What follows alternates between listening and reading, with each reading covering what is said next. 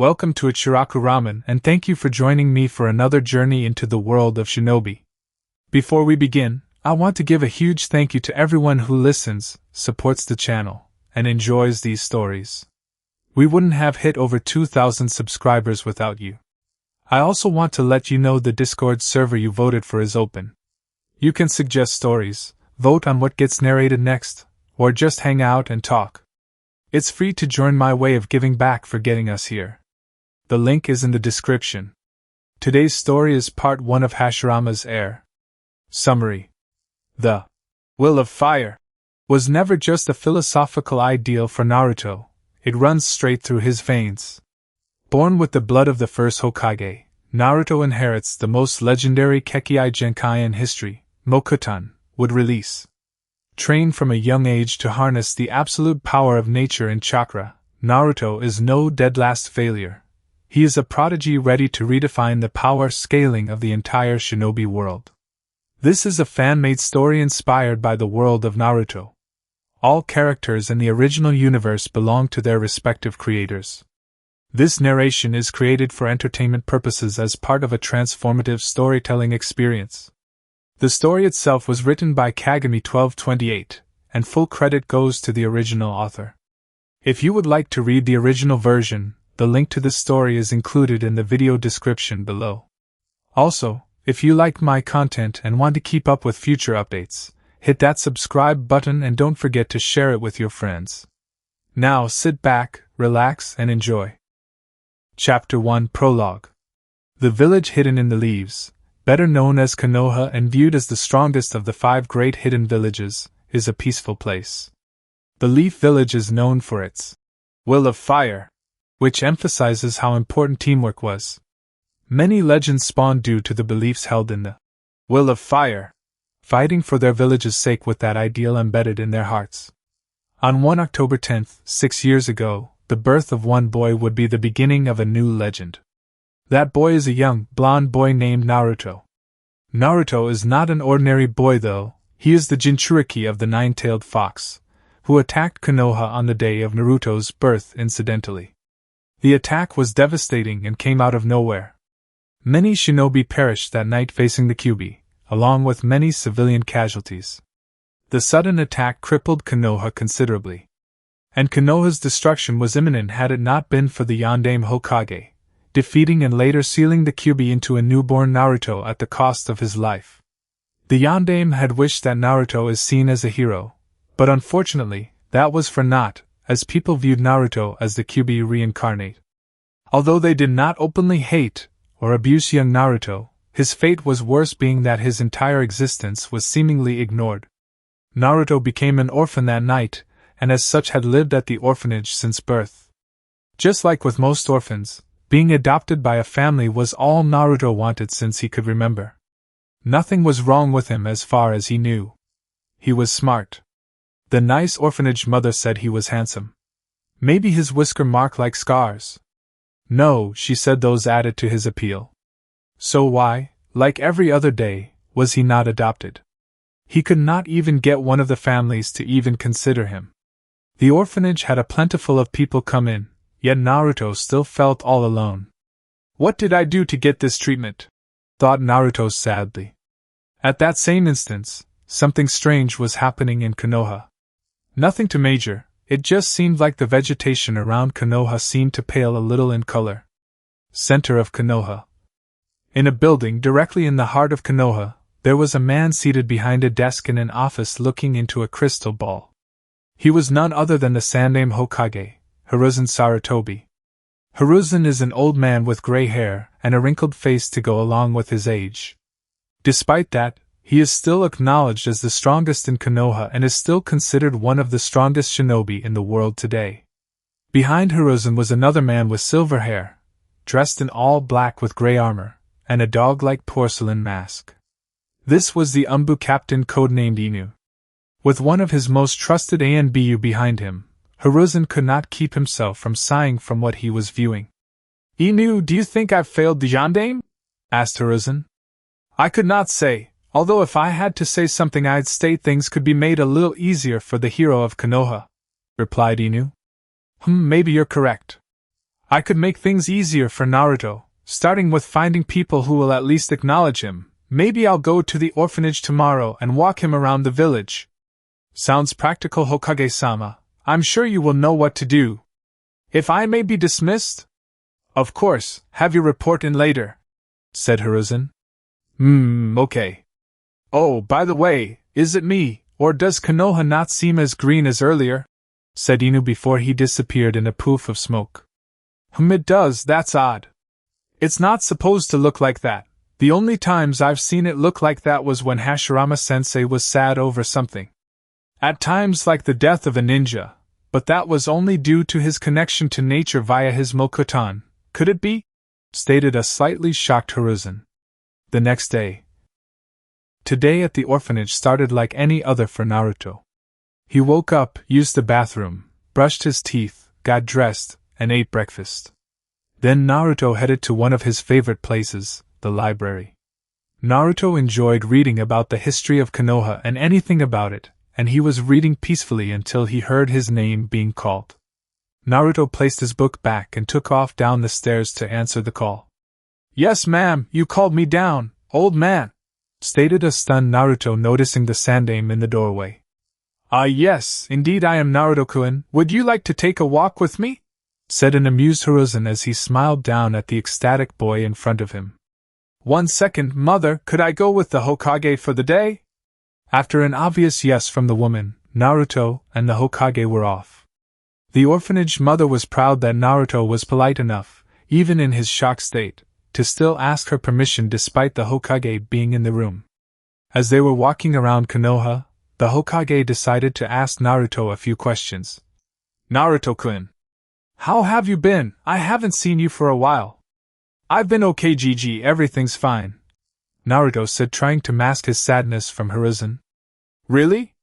Are you sure you're okay? You haven't been feeling a little down as of late, feeling lonely over how people seem to ignore you? Naruto stared bug-eyed at the Hokage. How did you know? I am the Hokage. I make it a point to know. How about you tell me over some lunch, Have you heard of a place called Ichiraku's? Sure, why not, and what's an Ichiraku's? Several minutes later, Ichiraku's. This is the food of gods, stated Naruto as he happily devoured his third bowl of the heavenly food called ramen. Not feeling at all depressed anymore from his earlier story to the Hokage of his lack of attention from the Konoha populace. Indeed it is, Naruto. Ichiraku's has the best ramen in all the land of fire, possibly the world. And you are always welcome here, said Tuchi, the owner of Ichiraku's. Ikenji-san? Always, asked Naruto, who stopped eating awaiting a response. Before Tuchi could answer though, his young 10-year-old daughter, I answered first as she came around from behind the counter. Of course, Naruto-kun, I'll always be here for you. We could be best friends, huh? As she hugged Naruto around the neck. Naruto became shocked. The girl he just met wanted to become his friend, his best friend. Then he almost had a heart attack when she hugged him. It was his first hug from someone other than the Hokage, and he couldn't remember being happier. His first friend his age, Naruto felt immediate happiness. At that point, the Hokage, who was happy at the scene, decided to ask another question. Hey Naruto-kun, do you still want to become a ninja? While ending his hug with Naruto replied with, Of course. I want to get as strong as you so I could protect my friends and the village. That way everyone will have to acknowledge me. Maybe I'll become Hokage so you can go back to your retirement home. After a round of chuckling from everyone, the Hokage said, We'll see about getting you some training. We'll even get you an apartment close to my office so you can come to see me anytime.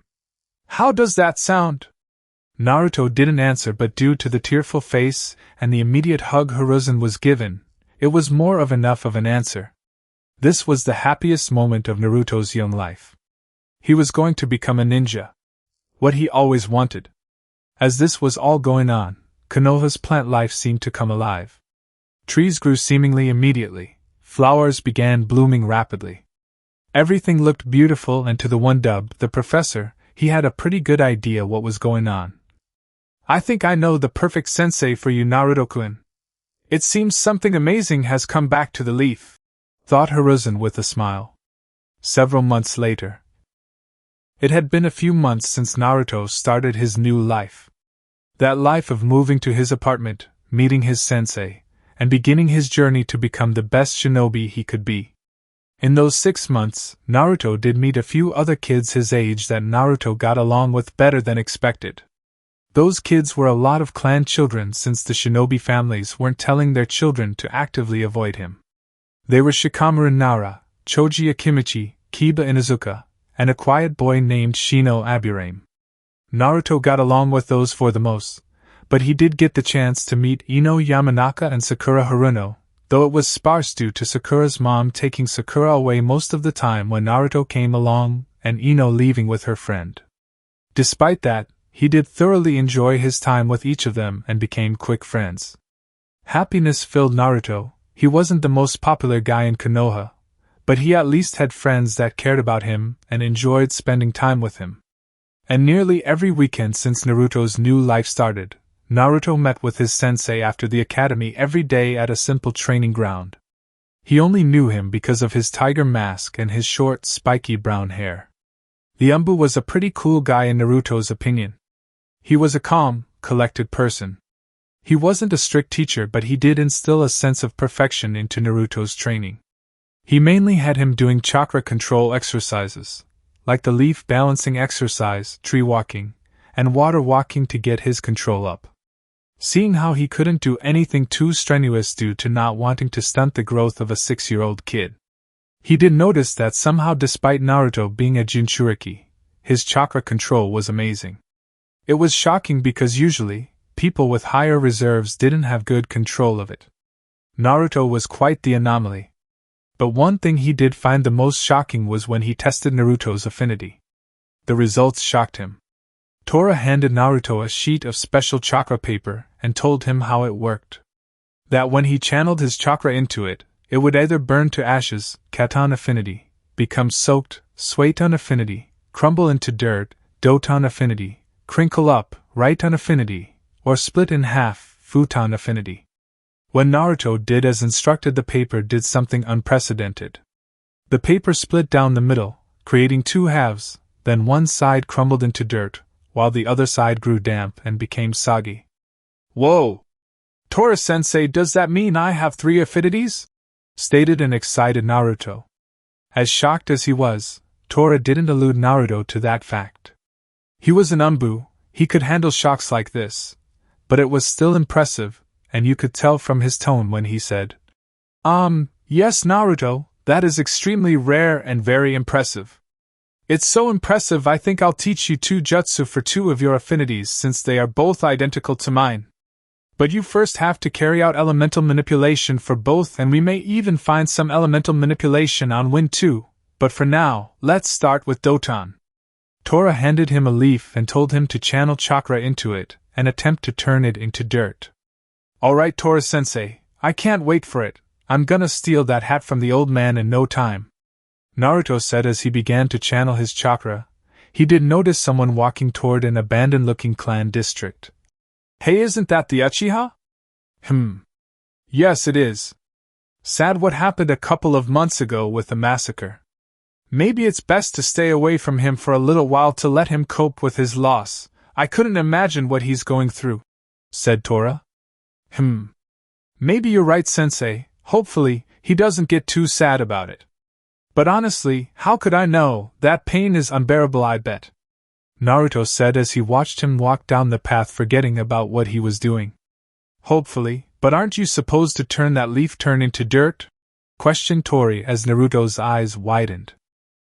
Hai-sensei! Naruto said as he began to concentrate once again. He continued doing this for a few hours, making minimal progress, but progressed nonetheless until his sensei told him he had to leave. He did leave him with instructions to continue with his chakra control exercises and to keep at the leaf in his spare time. With that, he disappeared in a shunshin. That left Naruto to his own devices. Deciding that it was still too early to head home, Naruto went to the park to see if his friends were there. Hokage's office. While Naruto was hanging at the park, Tora arrived at the Hokage's office to give his report on Naruto's progress. Tora began with, Naruto still surprises me. Despite having enormous chakra reserves, he still maintains amazing control over his chakra. It's quite unbelievable. But that wasn't the biggest surprise of the day. Normally these reports had little merit since Naruto was just beginning his journey, and did not do anything of too much substance since he was still underage. But due to the last thing his Anbu said, he was interested in hearing it. "Please tell me what it is," asked Hiruzen. It was hard to keep the smirk off his face as he stated. "I tested Naruto's elemental affinity today with chakra paper. I found out that Naruto has 3 chakra natures." Upon noticing the Hokage's dropped jaw, thrilled that he was able to tell him that info, he continued with, "Those 3 are wind, water, and earth." After a few moments of still being stunned, the Hokage stated, "It seems Naruto-kun is blessed with amazing abilities. You remember when we found out he was a censor?" Flashback. "Now Naruto-kun, are you ready to meet your sensei and begin your training?" asked the Hokage. Naruto closed the door to his apartment as he said excitedly, "Yes, I can't wait to become the best." With that, Naruto and the Hokage headed to a training ground located 15 minutes away from his apartment. They sat and talked for a few moments until Naruto abruptly stopped mid-sentence and looked to his left. A few seconds later, an Anbu in a tiger mask appeared in a swirl of leaves. The Hokage noticed this and asked Naruto how he knew the Anbu would arrive right there. What Naruto said shocked him. "I don't know, Gigi. I just kind of felt him coming and that was the direction he was coming from. I've always been able to do that, it's kinda weird. I also know what people are feeling too," said Naruto, unaware of what that meant exactly. "That's the same as Mito-sama's negative emotion sensing," thought the Hokage. "Well, Naruto, what are we both feeling at the moment then?" asked the Hokage. Gigi, you feel proud and tired. And the man with the tiger mask is feeling a little anxious and kind of excited," said Naruto. A quick nod from the Anbu, the Hokage said, "Naruto, it seems you're a censor with abilities I've seen in only one person." With a look of excitement, Naruto questioned, Who? And is it that good?" "Mito Uzumaki, she was the wife of the Shodaime Hokage. Before you ask, I'm not sure if you're related, I think your last names are just coincidental. And yes, Naruto, it is one of the most powerful censor abilities recorded, and with that, you're bound to be an amazing shinobi. No one would be able to deceive you, quite powerful indeed." "Yada! I'll be the best shinobi in the world," said an overjoyed Naruto. Present Konoha Park. While Tora was giving his report, Naruto had found his friends at the park. The whole gang was there, Shikamaru, Choji, Kiba, and Shino. They were all just doing nothing really when Naruto walked up and said hello. "Hey Naruto, how are you, man?" said an excited Kiba with a bark of greeting from Akamaru as well. "I've been great, it must be cool coming from clans like all of you do," said Naruto. "What do you mean and how do you know we are from clans?" said a curious Shikamaru, as they never brought it up before. Naruto was too young to know about clans, right? Well, while at the orphanage, I did a lot of reading about the history of Konoha and it gave a detailed explanation of the more prominent clans of Konoha. Like the Nara clan that you come from, Shikamaru, known for its use of shadows, producing geniuses, and it is part of the Ino-Shikacho combination. That Choji here is also a part of. He is from the Akimichi clan, whose physical prowess is unmatched with their expansion jutsu. I also heard they own a few restaurants around Konoha. Kiba here is from the Inuzuka clan, known for their tracking ability and amazing taijutsu abilities. Also for the tag team of them and their partners like Akamaru there. And finally Shino from the Aburame clan, who specializes in tracking and the capturing of their enemies. They use bugs in almost all of their jutsus, and they are quite formidable in battle due to those bugs and their logic in formulating plans," explained Naruto. At the end of his explanation, the group of 4 had varied reactions. Choji was happy that Naruto didn't talk about his weight, Kiba was happy that Naruto knew the Inuzukas were amazing, Shino gave a quiet nod of agreement, while Shikamaru was trying to figure out the enigmatic Naruto.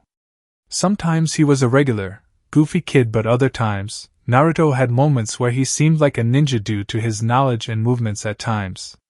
But before he could say anything to find out more, Naruto had seemed to take off with Kiba in a race during his moment of thinking. Oh well, he had ample time to figure him out, why worry about it now, plus those clouds look appealing to him. Hokage's office. Well, at least Naruto's life has become better, wouldn't you say? Asked Hiruzen to no one in particular, as he watched the scene from his crystal ball. From the window, the dog Maskambu appeared. Yes, he seems happier and I'm glad for it. Am I still going to be his sensei when he graduates? Responded Inu. If all goes as planned, he'll be on the same team as Uchiha Sasuke so that you can teach them both. Minato, your sensei's legacy, and the last remaining loyal heir of the Uchiha clan.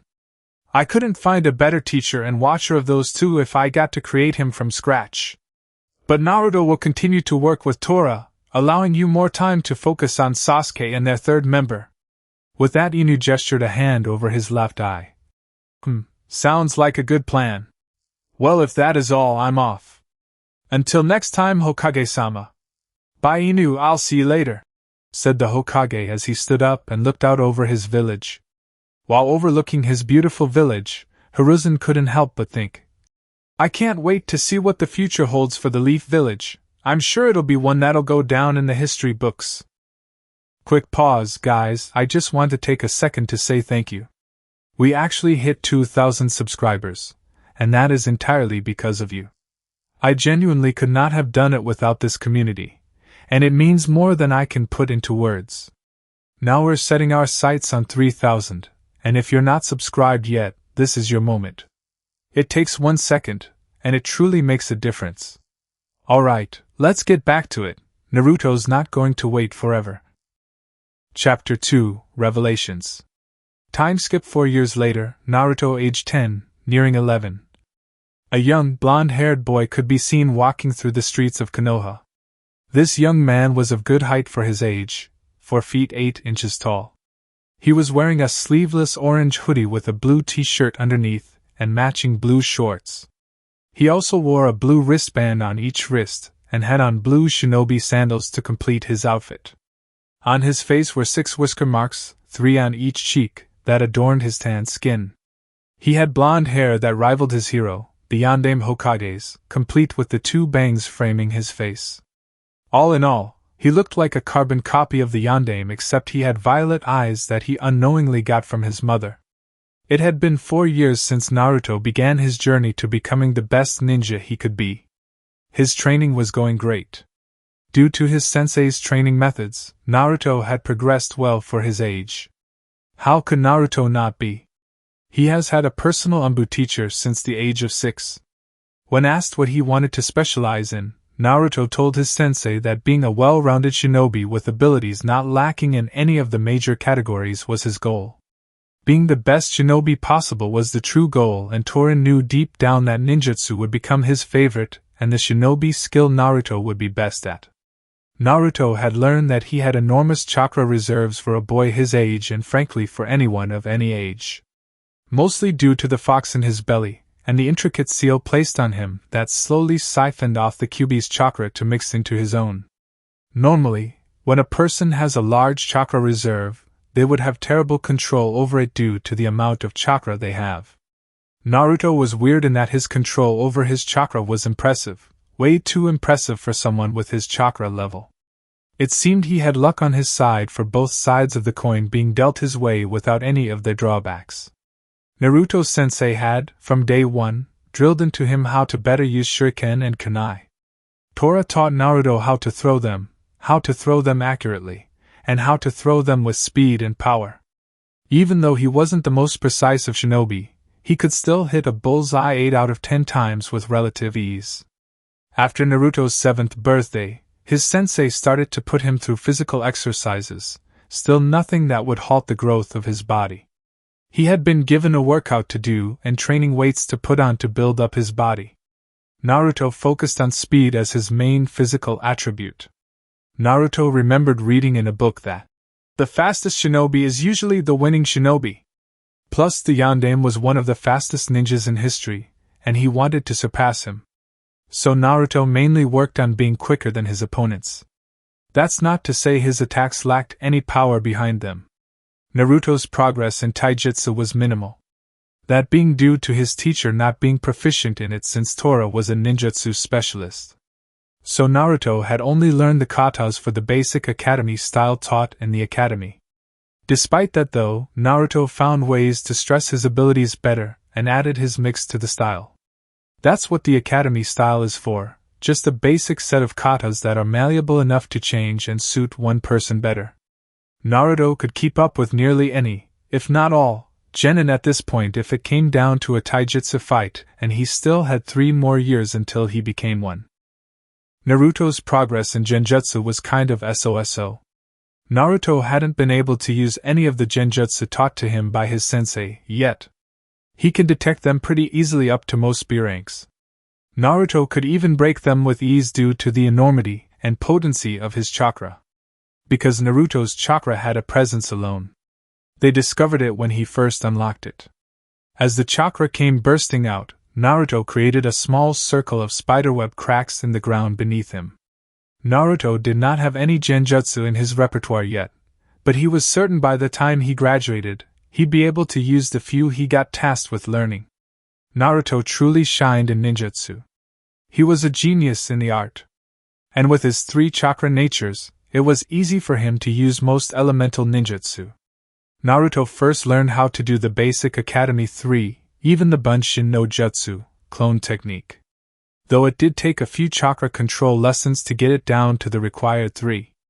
Naruto had gotten so good at the Kawarimi no Jutsu, body replacement technique, that he didn't need to use hand seals anymore. Tora even taught Naruto the Shunshin no Jutsu, body flicker technique, and it was by far his favorite. Naruto was even trying to find a way to make it battle available by improving the speed of it.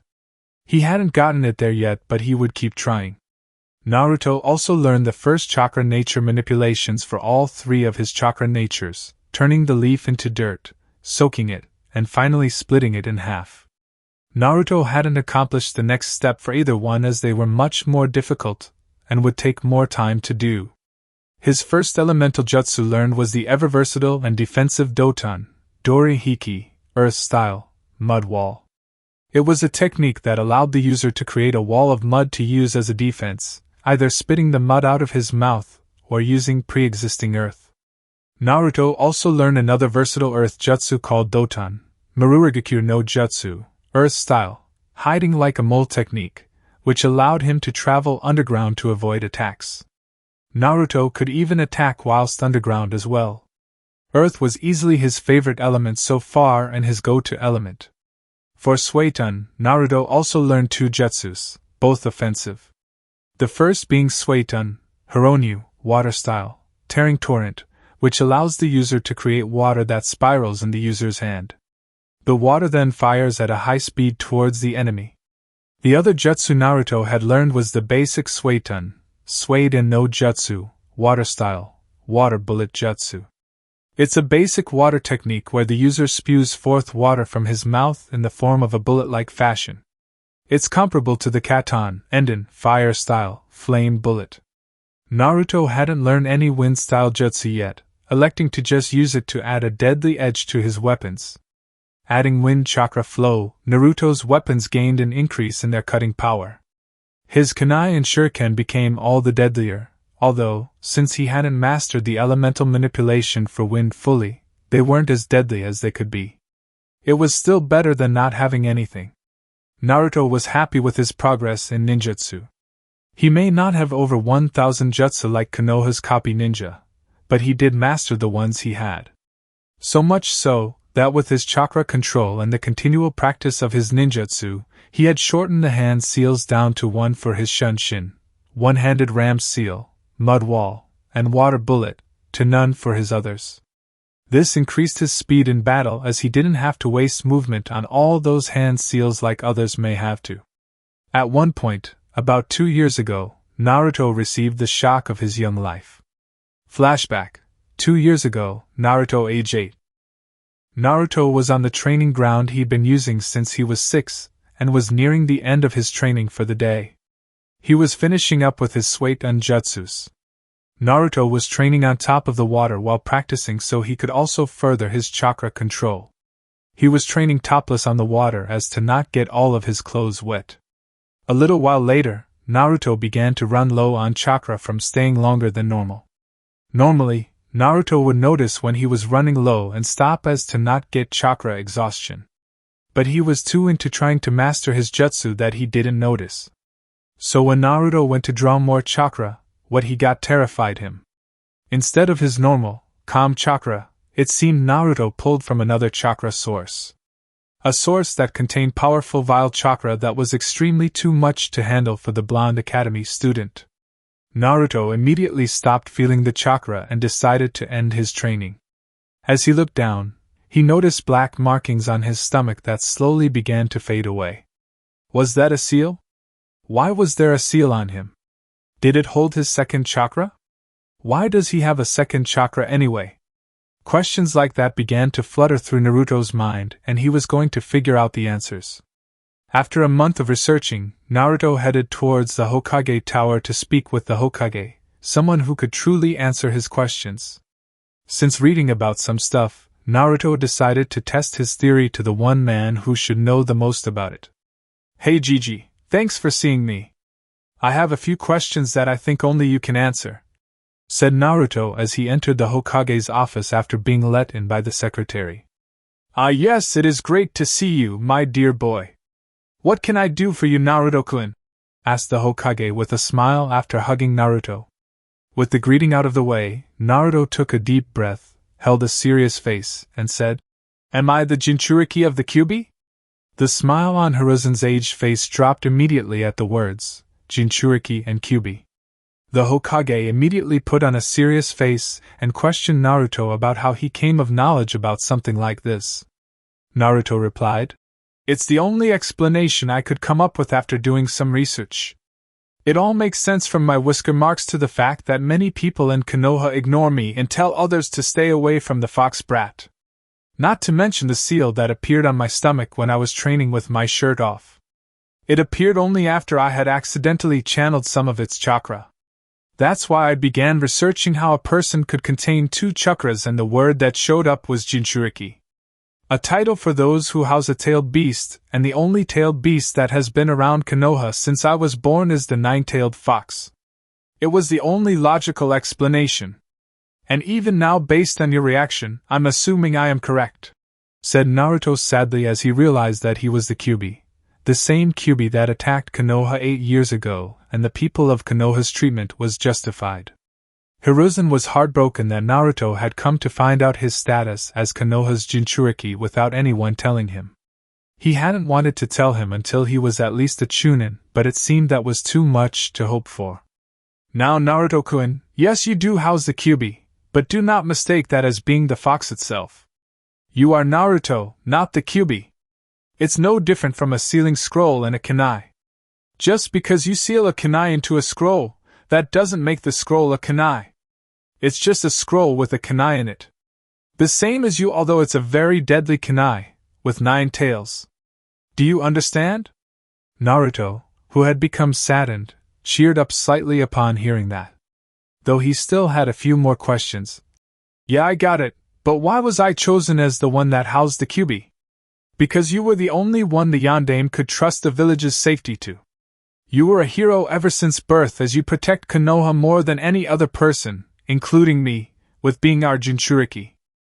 "Who were my parents? Did they just hand me over to the Yondaime for that purpose and leave me alone to handle this by myself? Can you tell me about them yet?" questioned Naruto with a teary and hopeful face. "Naruto-kun, do not think like that. I know personally that your parents were great ninjas and even better people. Whether they handed you over to the Yondaime to become the Jinchuriki of the Kyuubi, I cannot say, as it's an S-rank secret, just like the knowledge of your parents. You are a precious Jinchuriki, and knowledge of your heritage could be harmful to Konoha in the long run. So it's being kept secret from everyone, even you. However, I can tell you that they fought valiantly in keeping the fox from assaulting the village, and that they gave their lives protecting it. They were both exemplary shinobi and even better friends. And like I said before, I can't give you information about them. Your parents had a lot of enemies and it would be unwise to have it somehow get out.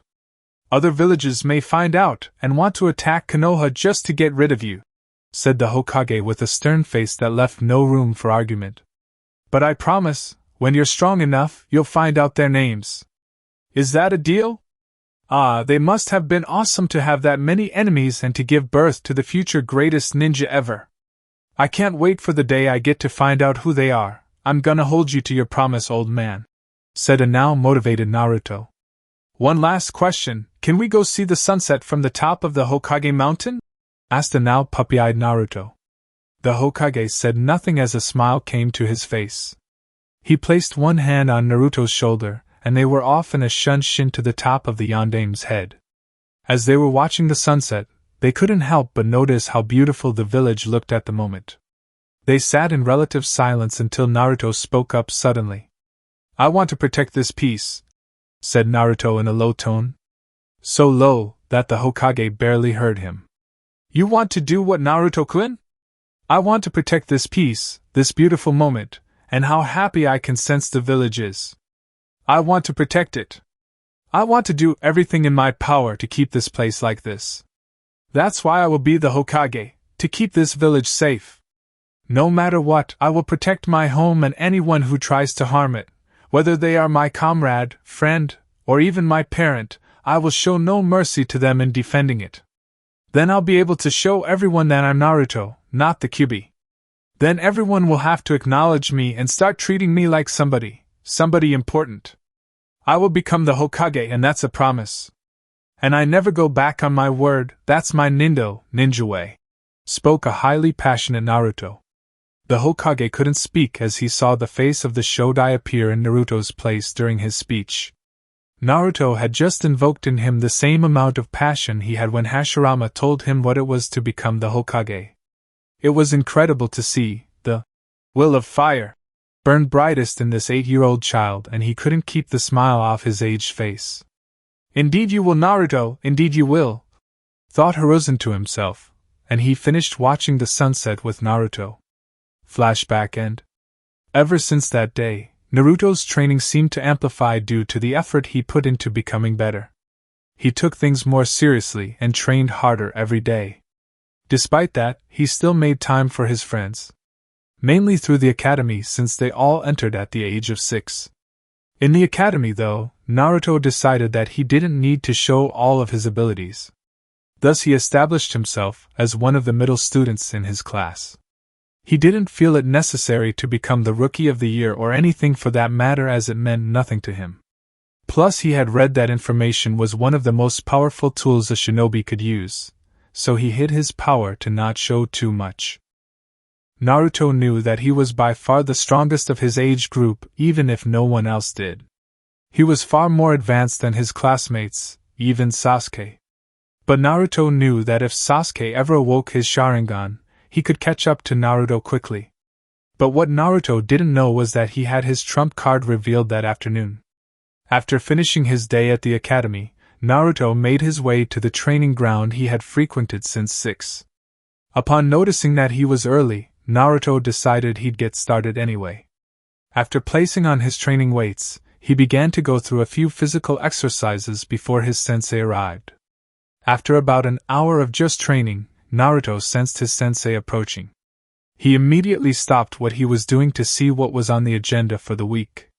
"Hello Naruto, how are you today?" said Tora upon arriving. After Naruto greeted back in kind, he continued with, "Now Naruto, your training has come out fantastic, and as your sensei, I couldn't be prouder. With that being said, I have a new jutsu for you to learn and I think you'll be able to use it."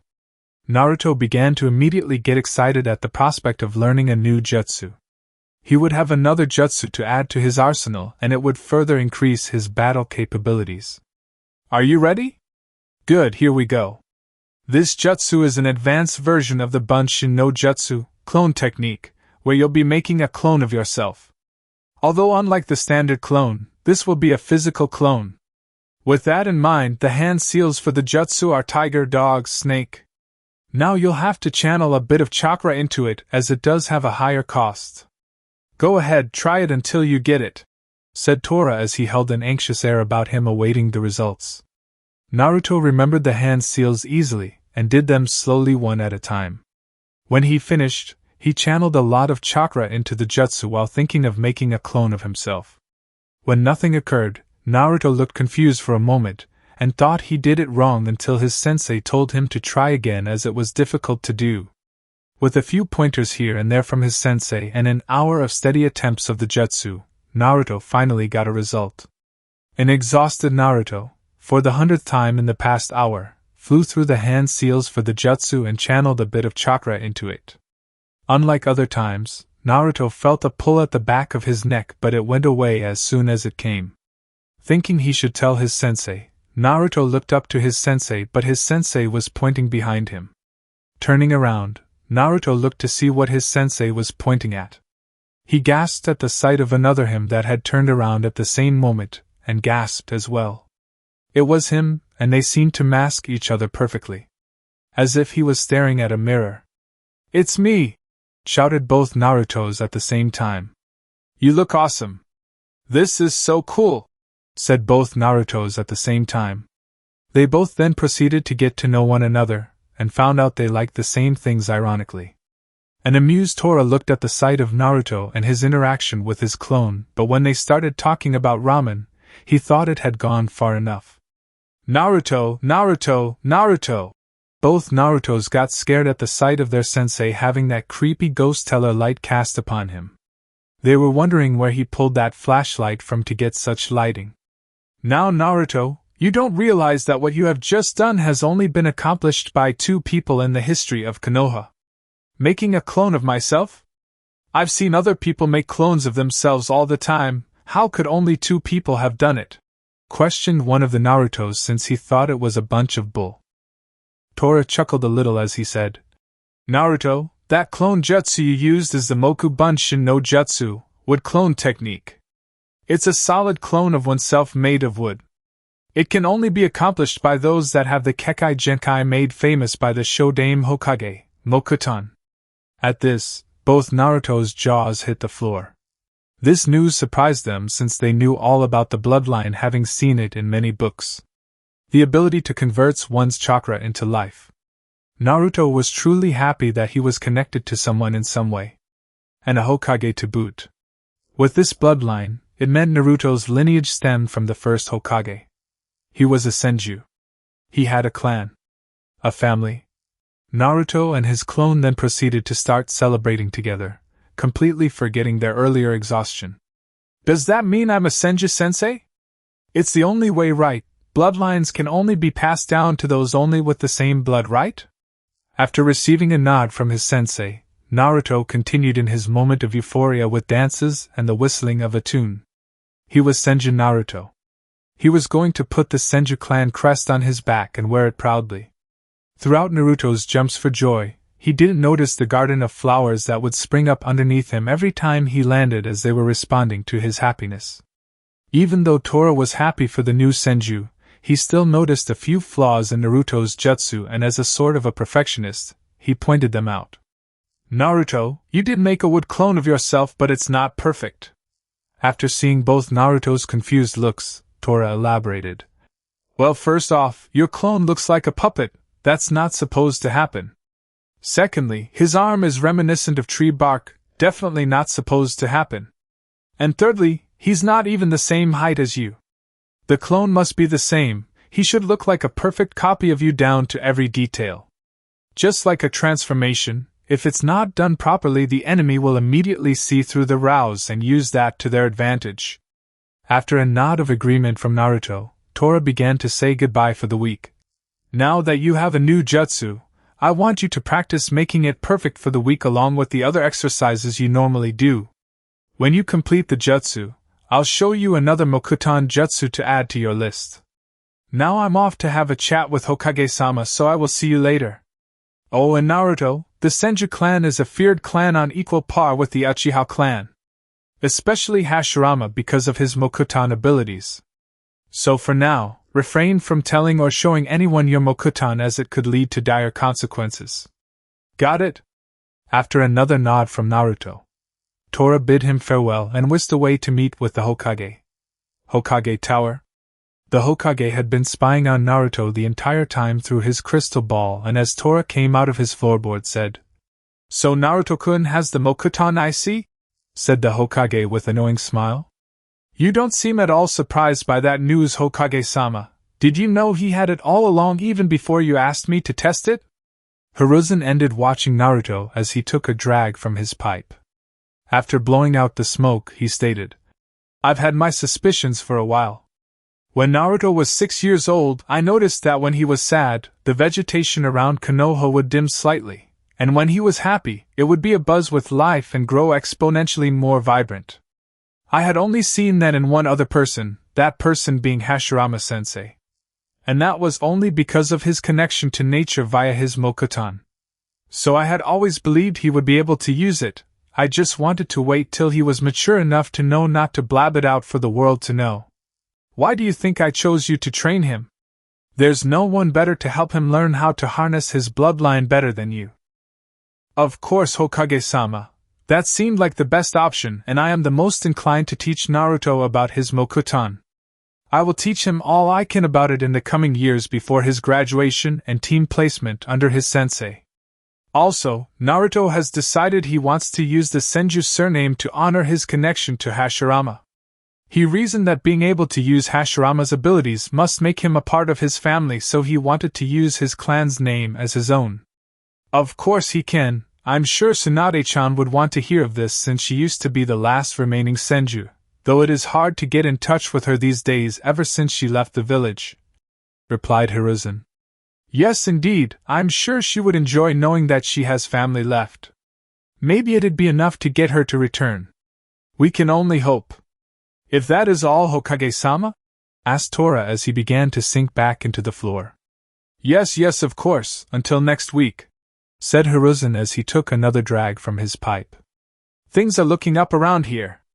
I hope it's not bad, allowing Naruto usage of that last name. I'll be able to handle anything.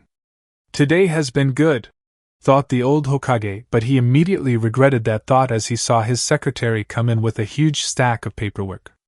"I just had to think that, bring it on paperwork." The next day. On another beautiful day in Konoha, we find Naruto headed to the academy. Naruto was running a little late as had a long day yesterday. From revealing his bloodline to Tora, to his name change, to even the long process of putting the Senju clan emblem on the back of his hooded jacket. He soon arrived and knocked on the door to his class. After a moment, a voice was heard saying, "Come in." Naruto then strolled into class. As he walked in, he saw his teacher, Ichiraku Umino, staring at him intently. Ichiraku was a man of average height and build. He had black hair that he kept in a ponytail and a horizontal scar across his nose. He wore the standard Chunin outfit of Konoha, complete with a blue headband tied around his forehead. Ichiraku is a kind-hearted man. Despite that, though, upon first seeing Naruto, treated him with indifference like most. But after a while, Ichiraku became more friendly towards Naruto after seeing his interactions with his friends and talking to him himself. Despite Naruto becoming his favorite student, Ichiraku still took no favoritism as he was ready to scold Naruto for his tardy. "Naruto, why are you 15 minutes late to class today?" "Sorry, Ichiraku-sensei, I had a crazy day yesterday. I found out I'm from a clan," said Naruto. Naruto was not the most popular kid in school. But everyone that got to know the gentle boy knew how amazing a person he was. They also knew that Naruto was a clanless orphan. So when he stated that he was from a clan, everyone's attention glued onto him as to find out which one. Upon noticing the looks from everyone, Naruto decided to elaborate as he turned around to show off his clan crest before speaking. "I'm a member of the Senju clan. From now on, just call me Naruto Senju." Normally such an announcement would be ludicrous, but the sealed note from the Hokage with approval lessened the doubts to nil. Ichiraku read the note, and told the class that the Hokage himself acknowledged Naruto's belonging to the clan. Immediately when Ichiraku said Naruto was a Senju, the classroom was abuzz with commotion. The Senju clan was the strongest in Konoha. Naruto's a Senju? Damn, he just got hotter. Troublesome. Amid all the commotion, Ichiraku fainted upon hearing the shocking news from Naruto. Sasuke becomes slightly interested in Naruto. Sasuke knows all about the history of his clan and the Senju clan and the rivalry between Hashirama and Madara. Once Ichiraku got up from his dazed state and settled down the class, it was time for taijutsu sparring. After a few fights and a give-up from Shikamaru, it came as no surprise that Naruto would be challenged by Sasuke, which he accepted. Thus we have it, Uchiha vs Senju. Of course, everyone's eyes became glued to the spar. Sasuke got into the Uchiha clan's interceptor fist as Naruto took up his slightly modified academy stance. With a quick shout of Hajime, the battle was on. Despite the signal to start, neither Sasuke nor Naruto moved for about a minute. That changed when a leaf landed on the mat, and both fighters took that as the signal to begin and sprinted at each other. Sasuke started with a few quick jabs attacking Naruto in different places but grew surprised when Naruto seemed to dodge them effortlessly. Upon seeing this, Sasuke decided to kick it up a notch and throw in kicks with his punches to catch Naruto off guard. But despite all those strikes, in the end, Naruto backflipped away from a kick without taking one hit. Sasuke couldn't believe it. With the spectators, Shikamaru Nara muttered, troublesome. Upon being questioned by Ino for why he said it, he decided to explain. I knew Naruto was better than he let on. I had my suspicions since I first met him 4 years ago at the park. Plus, in all his other spars he would rarely get hit as well. It sometimes looked as if he let himself be hit. Even with that, they were only light grazes at best. He's way too good for any of us, including Sasuke at the moment. How can that be? I thought Sasuke was the best in our class, asked a confused Ino. Naruto is stronger than what he let be known. Why is he showing us his power now? Because he has a clan to represent, spoke Shino logically. How can Naruto be stronger than Sasuke-kun? Sasuke-kun is the best, yelled Sakura, who got cheers of agreement from a few fangirls nearby. Are you sure Naruto's that strong? He could just be getting lucky, asked a confused Kiba, who was slowly watching himself become third best in taijutsu. It's too much work to explain it, said Shikamaru as he proceeded to lay down and close his eyes. Lazy ass, thought everyone.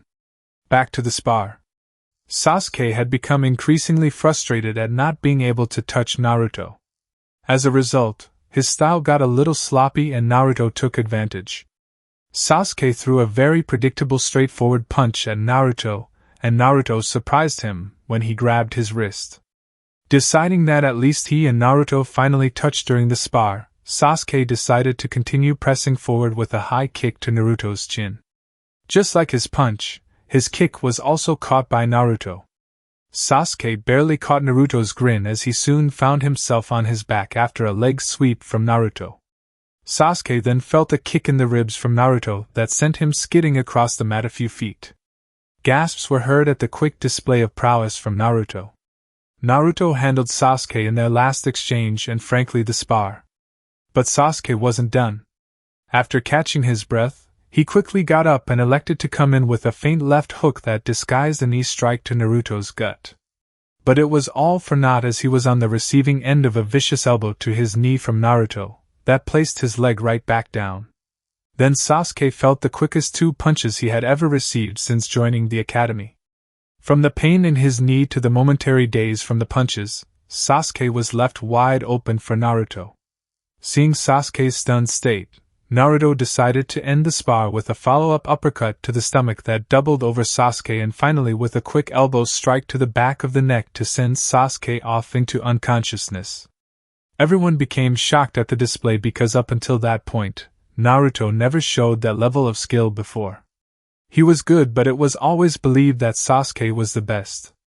Not after that brutal and quick defeat. Naruto was incredible and was now being shown in a new light. It seemed there was more to the kind boy they had come to know. What Naruto didn't know was that the ass-kicking he handed Sasuke just now would be the spark he needed to activate his Sharingan. Sasuke had his Sharingan since he was 6 years old from the massacre of his clan.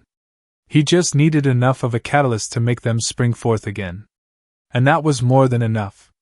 Now Sasuke would train harder than ever. Not to kill Itachi, but to get on the same level as Senju Naruto. And with his Sharingan now activated, he was going to try to close that gap. Later that day, when the academy closed that day, since it was one of Naruto's off days for training, he decided to head to his favorite restaurant, Ichiraku's. He wanted to catch up with his first friends outside of the Hokage and devour his weekly ramen. As Naruto pushed back the flap of the restaurant, he yelled, "Hey old man! One large miso ramen please!" "Ah, Naruto, how is my favorite customer doing these days? You look well," said Teuchi as he began to make Naruto's dish. "Old man, I feel great. I learned something about myself the other day. Something big." As Teuchi finished Naruto's ramen, he handed it off to Iam, who asked, "And what would that be, Naruto-kun?" "First off, Iam-chan, did I ever tell you that having a beautiful girl, like yourself, bring me ramen is probably the most amazing thing I've ever seen? It's like a dream, really," said Naruto as he began to slurp his noodles, unaware of Iam's blushing face. "Hee, thank you, Naruto-kun. Now tell us about your big news," said Iam as she fought down her blush. "Oh right," said Naruto as he had somehow gotten to his second bowl of ramen. "Where did he get that second bowl from?" "Yesterday, I found out that I am a part of a clan, the Senju clan. Can you believe it? Naruto Senju, future Hokage of Konoha and ramen connoisseur. Believe it?" Both Iam and Teuchi froze at Naruto's declaration. Senju, as in Hashirama and Tobirama, the first two Hokages, Senju? They're Naruto, the same Naruto they had met only 4 years ago. They were so into their thoughts that they didn't register when Naruto said goodbye to them after finishing his third bowl of ramen. Wait, his third bowl? When did he get 3 bowls of ramen? Iam only brought 1. Sometime later.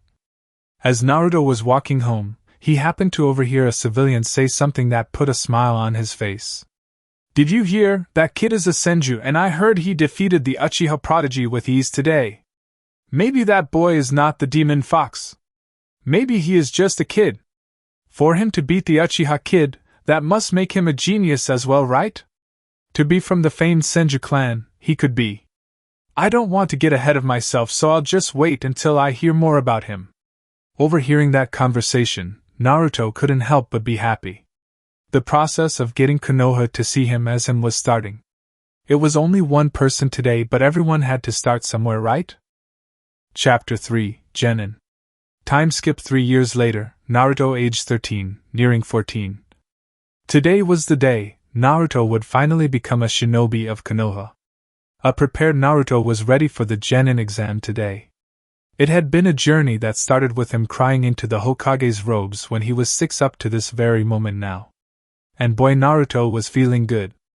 Naruto had grown to a nice height of 5 feet 4 inches tall. He even changed his wardrobe due to him becoming an actual shinobi today. Naruto wore a black, unzipped tracksuit with 3 orange stripes on each sleeve with a mesh shirt on underneath. To finish his outfit, he wore black pants and black sandals. His hair was still identical to the yandame's, and his face matured more to show his age. Naruto had many good things going for him at this point. He was handsome, smart, and quite powerful for his age. His training was still progressing at a great rate. Naruto yielded incredible results over the years under the tutelage of Tora, his Anbu-sensei. Naruto felt on top of the world and was ready for whatever the shinobi world had in store for him. Naruto's chakra reserves only increased at this point. He could easily throw around jutsu after jutsu without feeling the usual effects of exhaustion like other ninjas. Naruto was a chakra monster, and it didn't help that his chakra control had only gotten better. It wasn't high enough to use something like Iryo ninjutsu, medical ninja techniques, which require precise chakra control, but it wasn't far off from it either. Naruto also found time to delve into Fuinjutsu, sealing techniques. The Sandame was messing around with Naruto after Naruto claimed to want to surpass the Yandame. Hiruzen told him that since the Yandame was a sealing master, and if Naruto wanted to truly surpass him, he'd have to become one as well. He didn't expect Naruto to ask him for lessons right after, but was sort of happy he did. They met twice a month since the Hokage was a busy man, but Naruto had done well. His handwriting had become perfect, well, at least good enough by Fuinjutsu standards. There were 10 levels of Fuinjutsu and Naruto was on level 2, which dealt with storage seals, and the efficiency of making them as a storage seal was one of the simplest seals. He had gotten it down to 45 seconds when making one and couldn't progress to the next level until he got it below 30 seconds. Due to his sensei's training regimen, Naruto honed the shinobi basics until he got them down to near perfection. His accuracy with using and throwing shurikens/kunai became second nature to him. He was now just as accurate on the run, blindfolded, or in midair as he was standing still. It was a perfect 10 of 10 on the bullseye. Naruto's taijutsu blossomed well along with his shuriken skills. Despite still only using his modified academy style, he was still formidable in it. His speed nearly doubled with all the exercises he did and the heavier training weights he was now using. Naruto learned to even add chakra to his strikes to make them slightly more powerful. Now it wasn't to the extreme of one of the famed Tsunade Senju punches, but it bolstered his attack strength. Tora had said that in a flat-out taijutsu fight, Naruto could best most Chunin at his current level. Genjutsu progressed nicely for Naruto as well. He finally got down the 2 genjutsu his sensei taught him. One of those being Meigen, Jigakukoka no Jutsu, demonic illusion, descending hell technique, which creates the illusion of a huge fireball falling from the sky toward the target. It is only a C rank and pretty easy to spot and dispel. His second genjutsu was more effective than his first one, the Nien Shouja no Jutsu, Temple of Nirvana technique, which generates sleep-inducing, imaginary white feathers that upon being seen make the target fall into a tranquil state of slumber. When it comes to spotting genjutsu, Naruto had gotten better and his ability to break them had moved up to a few A ranks. He was fine with that at the moment. Like always, Naruto's ninjutsu progressed the most, so much so that he seemed like a specialist. Yet and still, Naruto managed to add a lot of new ninjutsu to his arsenal, though most were for his, still hidden, Mokuton. Naruto finally got his Shunshin no Jutsu, body flicker technique, battle ready. No leaves or smoke, just a simple afterimage. It couldn't catch keen-eyed or Chunin level opponents off guard, but it was still something at least. On to his element progression, for Doton, Naruto added only one new jutsu to his list. That jutsu being the powerful Doton, Doryuden, Earth style, Earth Dragon Bullet, which creates a mud dragon, which proceeds to rapid-fire mud bullets at a target. Naruto still favored Doton over Suiton and Futon and as such, used them the most. For Suiton, Naruto added another B rank like his Earth Dragon. The Suiton, Suigaden Water Fong Bullet, which creates a powerful liquid mass brought forth from the water as it becomes compacted and adds a spinning motion to increase damage. It was a great jutsu and one that attacked an opponent in a 360 around them with multiple rising fawn-like water attacks. In Futon, Naruto finally learned a jutsu for his third element. It was simple but a great technique that would grow as Naruto grew.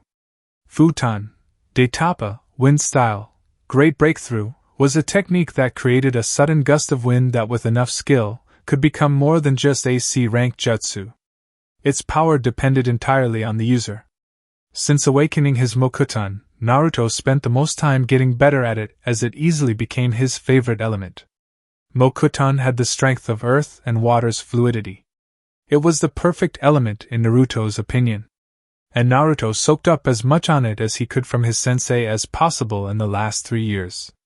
Naruto already knew the Moku Bunshin no Jutsu, wood clone technique, and had finally perfected it.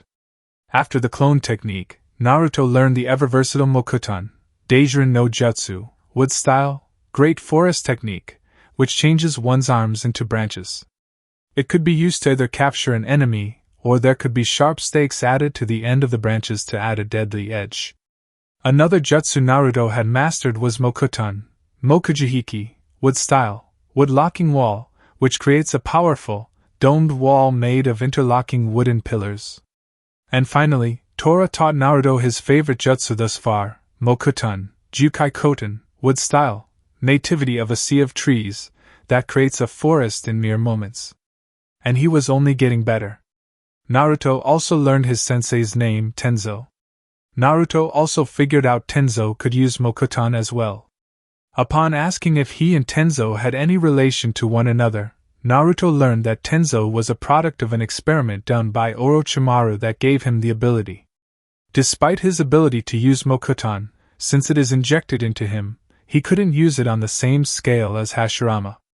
Naruto didn't have that problem. His Mokuton was genetically passed down, and it showed when his Mokuton was noticeably stronger than his sensei's despite just learning it. Naruto had room to grow and his power could match Hashirama's in Mokuton, given enough time. After Naruto's 12th birthday, Tenzo decided it was time for the meeting to take place between Jinchuriki and Bija. Flashback, almost 2 years ago, Naruto aged 12. "You want me to meet the Kyuubi?" asked an anxious Naruto. He was not scared or anything, more like excited to finally meet his Bija. Tenzo smiled at Naruto's eagerness and said, "Yes, Naruto, I think it's time you set up a relationship with the Kyuubi. There's no point in having all that ability and not using it." Naruto was ready. There was silence for a moment. "How do I meet the Kyuubi?" asked a sheepish-looking Naruto. Tenzo couldn't keep from chuckling at Naruto's expense. "It's been said that when a Jinchuriki meets, they can consciously enter their mindscape to interact with their Bija, so that's what you're going to do. Have at it." So Naruto did as instructed and sat in the lotus position and clasped his hands together in a ram seal. After about 10 minutes of steady breathing, Naruto felt a tug in his mind. When he opened his eyes, Naruto noticed he was in a tunnel. Looking behind him, he saw a wall, so Naruto went down the only path, which was forward. After what seemed like an hour, which wasn't a whole second in the real world, Naruto met a cage. A huge cage. After not noticing another presence or any movement behind it, Naruto began to wonder if he went the correct way. "Hello?" After no response, Naruto thought he did something wrong and was about to leave until an eye opened. A giant red, slitted eye. Then another opened. And finally, the shadows covering a massive fox with 9 tails lifted. "So this is my Jinchuriki. Finally come to meet me, I see," said Kyuubi after staring at Naruto. "Yes, I am. My name is Senju Naruto and I am happy to finally meet you," said Naruto with a smile. Normally I'd tear you to shreds just because, but your chakra is very calming and it's soothing. Not to mention this cage and seal keeping me from doing so. So in the meantime, I'll humor you," replied the Kyuubi as it placed its head on its crossed arms. Naruto didn't show outwardly a reaction to the prospect of being torn to shreds, but he did gulp on the inside. "Well, I just wanted to get to know you better. You've been in here for 12 years and I still know nothing about you besides what legends say," said Naruto as he continued with, "Well, when I was researching the Bijou, I found out there are 8 other like you in the world. And one thing I noticed was that the Ichibi has a name, Shikaku. So it made me wonder, do all of you have names? If so, what's yours?" The Kyuubi became shocked. It had been able to hear what the boy's sensei had said this visit would be for, and thought his Jinchuriki would just come in here demanding power. So when the Kyuubi heard Naruto's question, you could hear the surprise in its voice. "You, a kid, are the first human to ask if I have a name for as long as I have existed in this world. For that I thank you," said the Kyuubi as he became more interested in his container. "Kurama, my name is Kurama." Naruto couldn't keep the smile off his face. This had started better than expected. "Well, Kurama, if I may, why did you attack Konoha?" said Naruto as he held a stern face. He had always wanted to know, since it never added up to him, that the Kyuubi would just attack out of nowhere. "To be honest, a man with a Sharingan manipulated me. Just because I'm near omnipotent, I don't go around destroying places just because I can. So while hypnotized by this masked man, he set me upon your village until your yandere managed to seal me into you. Well, it's good to know that you didn't attack Konoha of your own volition or that you're not a homicidal Bija hellbent on destruction. Can you explain why this place looks like this? I'd thought it'd be more complex like the seal on me," said Naruto as he thought it looked like a sewer. "It is not a sewer, Kit," said Kurama as Naruto looked shocked but then remembered, he was in his mind. so obviously his thoughts could be heard here. And for why it looks like this I cannot say. Though it is cozier in here with your Mokuton-infused chakra circulating throughout this place, permeating the air here. Well, as long as you're comfortable, then I'm okay with it. Now, down to the nitty-gritty of why I'm here. My sensei sent me in here to somehow find a way to gain access to your chakra. I figured we could become partners. You do realize that with your kekkei genkai, you could just steal my chakra at will, right? Yet you still ask me to use it? Asked a confused Kurama. I wouldn't like it if someone just stole my chakra. I'd want them to ask permission, and you know the golden rule. Do unto others as you would have others do unto you. So I decided to ask you if you'd lend it to me. What a surprising kid. From what I've seen of his life and his thoughts, I can tell he's different from the rest. Maybe I'll give this kid a chance. But mainly because it would be foolish for a Jinchuriki to not have access to his Biju's chakra. Thought Kurama before he said, Sure, Kit. But first, there are risks when using my chakra. My chakra is extremely powerful, too powerful for you to wield a lot of it at your current level. At most you may only be able to use a tail of it while still being able to control it without harming the wrong people.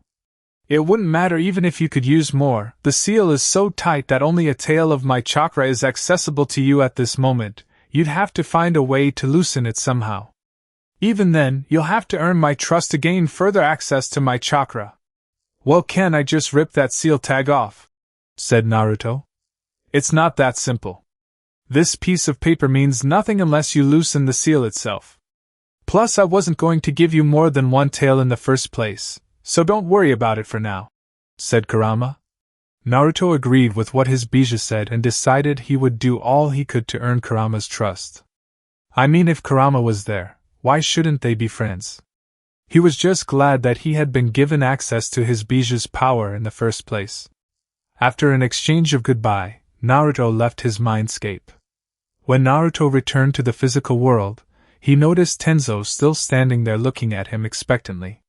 Catching the hint, Naruto channeled some of Kurama's chakra and entered his Jinchuriki state. Well, what do you think? Asked Naruto as he was now covered in a shroud of reddish-orange chakra. Tenzo became impressed. He didn't believe Naruto would be able to get access to his Bija's chakra, but... Looks great, Naruto. I can feel the oppressive chakra bearing down on me. But is that as far as you can go? If not, go as far as possible and then tell me how you feel. Naruto nodded his head as he channeled a little more of Kurama's chakra and entered a one-tail state. Instead of just a flame-like shroud, Naruto's cloak morphed into a bubbly, red chakra that took on a fox's shape, complete with a tail of chakra swishing behind him. I feel incredible. I feel faster and a lot stronger. This chakra. It's full of energy. Life energy, it feels like. Naruto performed the snake hand seal and thought. Mokuton, Jukai Koten, wood style, nativity of a sea of trees. Instantly trees sprouted from the ground all around Naruto at a much quicker pace than before and were even taller as well. Seemed Kurama's chakra has its perks. My Mokuton is stronger when using this chakra. I love it, said Naruto as he moved around a little to test out how he felt using it. Seems we should spar so you begin getting used to using your Biju's chakra. This will help so you're not attacking your teammates, said Tenzo as he readied for Naruto's assault. Let's go wild! Flashback end. Good times, said Kurama in Naruto's head. Naruto and Kurama were now on good terms throughout nearly 2 years of knowing each other. It was a weird relationship. But then again, what wasn't weird about a 13-year-old human boy and a fox-shaped collection of energy that was given consciousness being friends? As Naruto was heading to the academy, a kind woman outside her shop greeted him. Hello, Senju-san. It is good to see you this morning. Today's the day of the Genin exam, correct? After a smile and nod from Naruto, she continued. Well, good luck and do your best, I'll be rooting for you, said the woman as she waved goodbye with a smile. Naruto smiled and waved back as he continued toward the academy. Things changed since he became a senju. Though it did take a month, a few blood test results, and the verbal promise of authenticity from their longest-tenured Hokage for the Konoha populace to finally accept Naruto's stature as a senju. Even still, he still wasn't the most popular person in Konoha. A name meant nothing, even the Senju clan name, because he was still perceived as the Kyuubi that attacked on his birth. But a few people, such as the woman just now, had begun to open up to him. So into his thoughts about his training, Kurama, and Konoha, Naruto didn't realize he was stepping into his classroom. Once he noticed it, he immediately headed toward the open seat next to Sasuke. Sasuke had opened up to Naruto after that beatdown he received that day 3 years ago.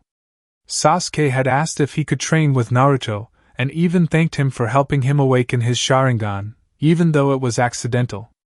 After a few times of training with Naruto and getting to know him, Naruto and Sasuke had become good friends, best friends. Sasuke improved greatly while training with Naruto. The first thing Naruto taught Sasuke was how to tree and water walk.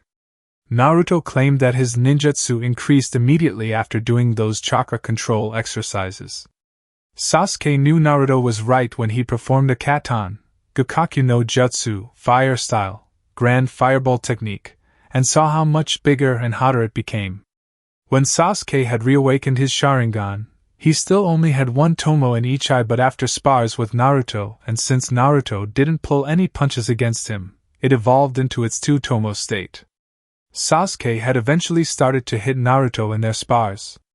Though there was still a gap between their skill levels, Naruto was far stronger and Sasuke wasn't afraid to admit it. But they were rivals, Sasuke had to catch up. So as Naruto came to sit down, the two shared a fist bump as they talked about the coming exam. "This is the day we start our journey as Konoha ninja, as Sasuke?" said Naruto to his friend. "HN," came the perfect response to anything from the Uchiha. "You ready? You won't freeze up again from having flashbacks?" asked Naruto as Sasuke had told him about the massacre. He was the first person who Sasuke shared his view of the story with since it happened. "Yeah, I'm fine. I'll be good. Can't have you trying to outshine me here. I'm the Rookie of the Year, can't let that stop me from becoming a Genin," said Sasuke with a confident smirk. "PSSSH, I could still kick your Rookie of the Year. As you know, titles like that mean nothing in the real world," said Naruto in a challenging tone. Sasuke turned his Sharingan on as he stared at Naruto. "You want to test that theory now?" said Sasuke. "Ooh, so you got pink eye with a pretty eye pattern. That doesn't scare me at all. Your body can't keep up with your eyes. I find that hilarious, to see a punch coming in super slow-mo and still know there's nothing you can do about stopping it." "HN," said the Uchiha as he began to get mentally prepared for the exam. Meanwhile, Naruto could hear Kurama chuckling in his mind with "pink eye" said repeatedly between laughs. Out of nowhere, a red and purple blur came bursting into the room at roughly the same time. "I win," came the shout of one Sakura Haruno as she stepped through the doorway with Ino by her side. "You wish? The only hope you had in winning was because your forehead gave you a reach advantage," came the snappy reply from Ino. "You're just mad because Sasuke wouldn't date pigs like you," rebutted Sakura. Before Ino could reply, one of the other civilian girls shouted, "Why would we want Sasuke when Naruto-kun is way cuter? Have you seen those adorable whisker marks?" As Ino mentally agreed and was glad that she didn't say the same thing. Ino had wanted Sakura to become better, and she knew the competition would help, so that's why she kept going along with this whole Sasuke feud, even though Ino crushed on Naruto. Ino liked Naruto ever since she was 9. One day, Naruto handed her the brightest purple lilac she had ever seen, and upon seeing it, noticed his eyes matched the lilac, which was her favorite color. She had found out that Naruto liked flowers and anything dealing with plants. She also got to spend time with him when he'd volunteer at her family's flower shop. The flowers always seemed to look better when he came by. Plus, he had the prettiest eyes ever, and they were her favorite color. "Did I already think that?" thought Ino as she looked at Naruto, chatting with Sasuke. Her thoughts ended the moment Ichiraku-sensei entered and ordered everyone to take a seat. After a long, arduous speech from him, the exam started. Ichiraku and his assistant, Mizuki, began handing out the written exams. Mizuki was a man of average height and build, similar to Ichiraku. He had white, neck-length hair and wore the standard Chunin outfit of Konoha. To complete his outfit, he wore his forehead protector bandana style around his head. Naruto had always been able to sense the bad vibes coming from Mizuki. Naruto never told anyone about it due to him just believing he was prejudiced about his Jinchuriki status.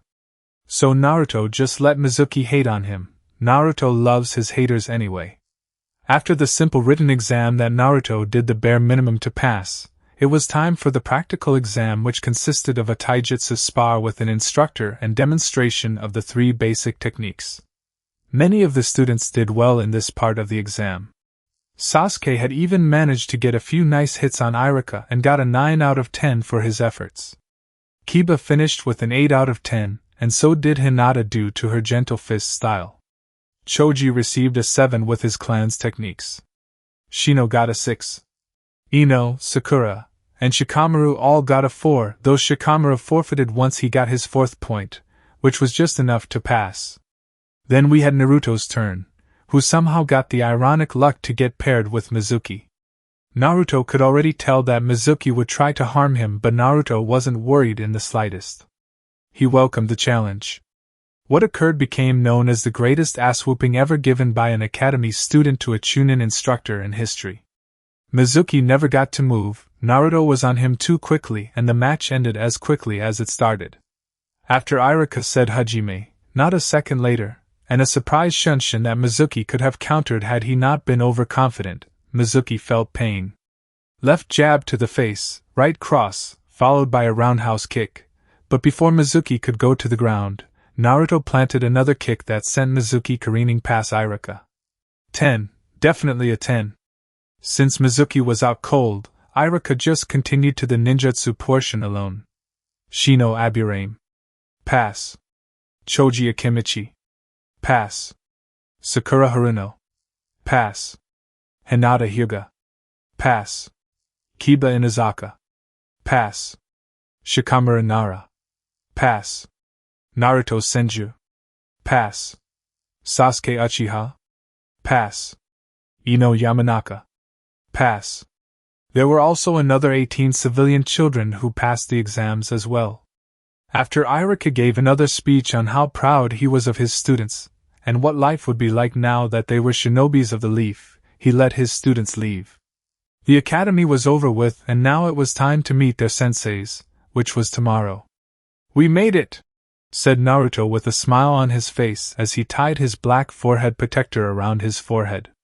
A smile that everyone in the group of 9 reciprocated. Well, with Shino, you couldn't see, but Naruto could sense he was happy. "We should go to celebrate. Anyone want barbecue?" said a happy Choji. "Troublesome, but I'm in," said Shikamaru with a smirk. After a chorus of agreements, the entire gang that would later one be dubbed the Rookie 9 headed to one of Choji's family-owned restaurants. They all shared a great time at the restaurant. They knew that this would be the last time they'd all be together for a while once they separated into teams with their senseis. Eventually, they all went their different ways. Choji and Shikamaru headed to Shikamaru's house. Kiba, Shino, and Sasuke went back to their respective houses. Ino and Sakura disappeared to Sakura's home. And Hinata had politely excused herself back to her clan compound. Several hours later. A few hours had passed and Naruto began to wander around Konoha aimlessly, determining what to do. It seemed the sun was going down soon, so he'd be able to watch the sunset from Hokage Mountain. With a shunshin, Naruto sat atop of the yandame's head. Naruto felt at peace. He felt good and nothing would change that at all. After the sun went down, Naruto decided to head home to get some rest before tomorrow. On his way, a shinobi went flying past him and nearly crashed into him. Naruto was turning around to say sorry when he noticed the ninja had kept going. "Wait a minute, that's Mizuki-sensei. Wonder what he's in a rush for. Ah, well, wait, is that a scroll on his back? It looks familiar, where have I seen that scroll before?" asked Naruto in his head. Then it hit him, that was the Hokage's scroll of seals. A scroll that contained many dangerous techniques that are mostly kinjutsu, forbidden techniques. But why did Mizuki have it? Why would Mizuki head outside of the village with that scroll? A scroll that only the Hokage could touch? Oh, he's stealing it and you're still sitting here trying to figure out what he's doing. It's obvious, said an irritated Kurama. Naruto had the decency to look sheepish. He made sure no one was watching him as he created a Mokubunshin, wood clone, and gave it instructions to alert the Hokage. After taking care of that, Naruto immediately pursued Mizuki to stop him. Forest nearing edge of Konoha. Mizuki had never been happier in his lifetime. The Forbidden Scroll, he had finally gotten a hold of it. Now all Mizuki had to do was hand it to Orochimaru, and he would get the power he sought. Mizuki started to get excited at how he was so close to his dreams. However, he halted when he saw the Kyuubi brat appear in front of him. "Mizuki," said Naruto with a serious face. "This night just got better," said Mizuki with a sadistic laugh. "The gods must love me to have you, of all people, show up here right before I leave. I can finally drop the act and kill you after all these years, fox boy. Didn't I just thrash him earlier today? Is he crazy?" thought Naruto with a deadpan. "It would seem so," said Kurama with a chuckle. "Don't give me that look, demon. You know why the people of this village hate you," said Mizuki with an evil glare. "It doesn't matter," said Naruto, whose face hadn't changed since first arriving. "It's because you're the Kyuubi. You're that piece of shit fox who assaulted Konoha years ago. And now, you pathetic demon, I'm going to kill you," said Mizuki dangerously as he pulled an oversized shuriken off his back. "Naruto, I don't care how you do it, kill this guy. Who does he think he's talking about here?" said an agitated Kurama, who was aggressively trying to send chakra into Naruto to get him to tear Mizuki apart. "I can't kill him, but I'm sure Gigi will know what to do with him to appease your needs," said Naruto in his head as he denied Kurama's chakra. "Are you done?" asked Naruto in a bored tone. "What?" asked a slightly confused Mizuki, as he thought that the boy would have a mental breakdown at the news. "I already know what's sealed into me, but I am Konoha Genin, Naruto Senju, and nothing will change that.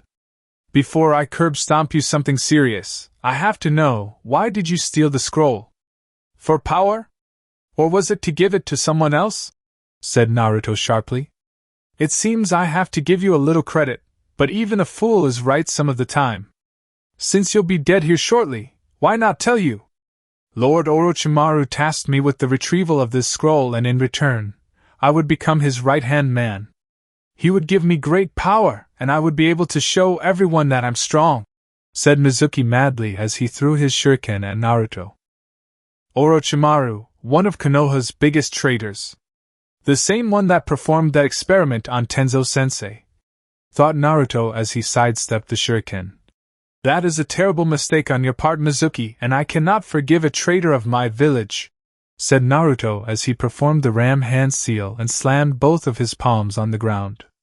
"Doton Dorihiki, Earth Style, Mud Wall," thought Naruto as a huge wall sprung up behind Mizuki.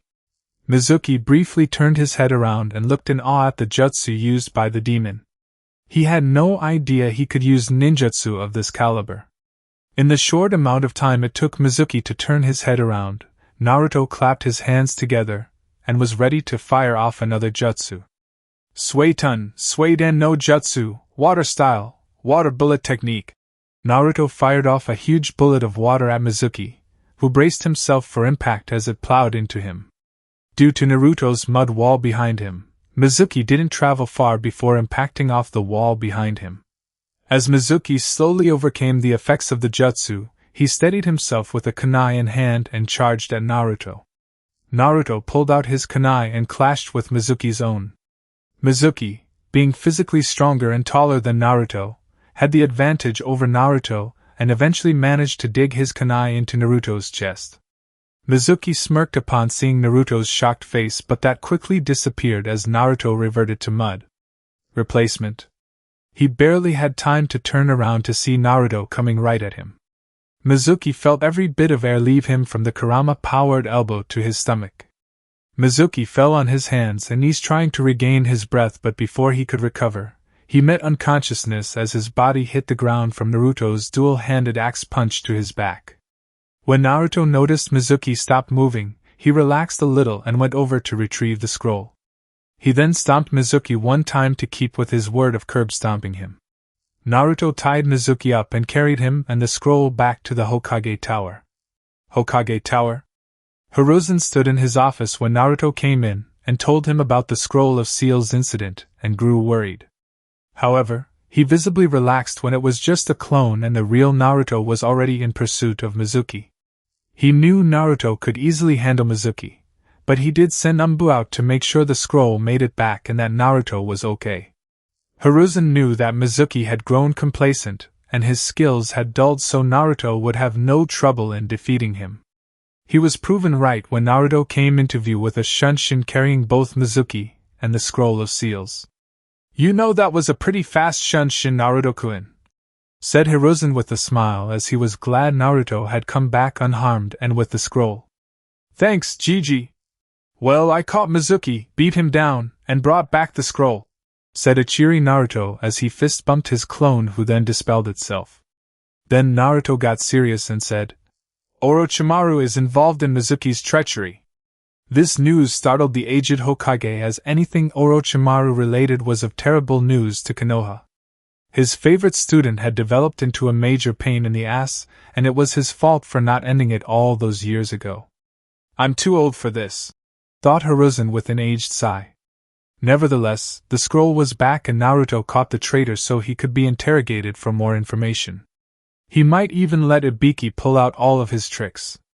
Hiruzen shivered at the thought. He didn't know how Ibiki become as sadistic as he is, but he was glad that he was not on the other side of an Ibiki interrogation. That man was brutal. "You didn't peek in the scroll, did you?" said the Hokage with authority.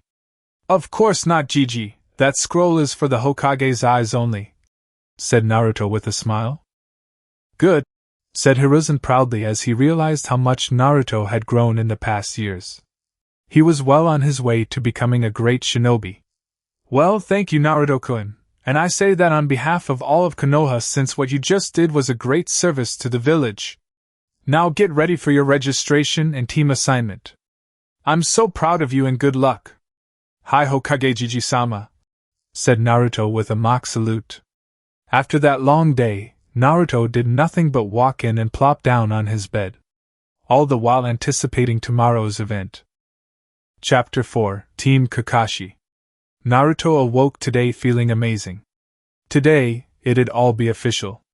Naruto would register, then head to the academy to meet his Jonin sensei. After getting ready, Naruto trekked off to get his registration taken care of. After the short walk and getting his ninja face on for his photograph, Naruto headed in to give his papers to the Hokage. "Hey Gigi!" said a happy Naruto after spotting Hiruzen decked out in his Hokage attire as usual. Hiruzen smiled upon Naruto's arrival. Naruto seemed to always brighten people's days, or at least his. "Hello Naruto-kun, I see you have your ninja registration," he said as he held out his hand to grab Naruto's papers. Well, Konoha Genin, Naruto Senju, ninja registration number 012607, you are official and looking good there, my boy," said Hiruzen with a warm smile. Before Naruto could reply, he sensed someone coming toward the door. After a few seconds, that person came flying through the door wielding a paper shuriken. The assailant had short, spiky brown hair. He wore a yellow shirt with Konoha's symbol on it in red, gray shorts, and a long blue scarf. He was a kid, who couldn't be older than 8. "Today's the day, old man!" shouted the kid as he charged at Hiruzen. However, 2 steps in, he tripped on his oversized scarf and fell flat on his face. The Saname sighed as he stated, "Naruto, this is Konohamaru. He wants to defeat me in a battle to earn the Hokage title. That was the most pathetic attempt at beating someone I have ever seen," said Kurama watching the scene in amusement. Naruto mentally nodded at Kurama's claim. And eventually, after that moment of shame, Konohamaru had gotten up and pointed an accusing finger at Naruto. "You tripped me! I was this close to beating the old man, but you had to ruin it," said Konohamaru in a murderous tone. Eh? You tripped on your scarf. I had nothing to do with your failure just now, said Naruto, confused about how he got into this predicament. Another person entered the room, cutting Naruto from his musings. Honorable grandson, came the voice from a man named Ebisu. Ebisu is a Tokubetsu Jonin, special Jonin, of the Leaf who wears the standard outfit of Konoha shinobi without the flak jacket.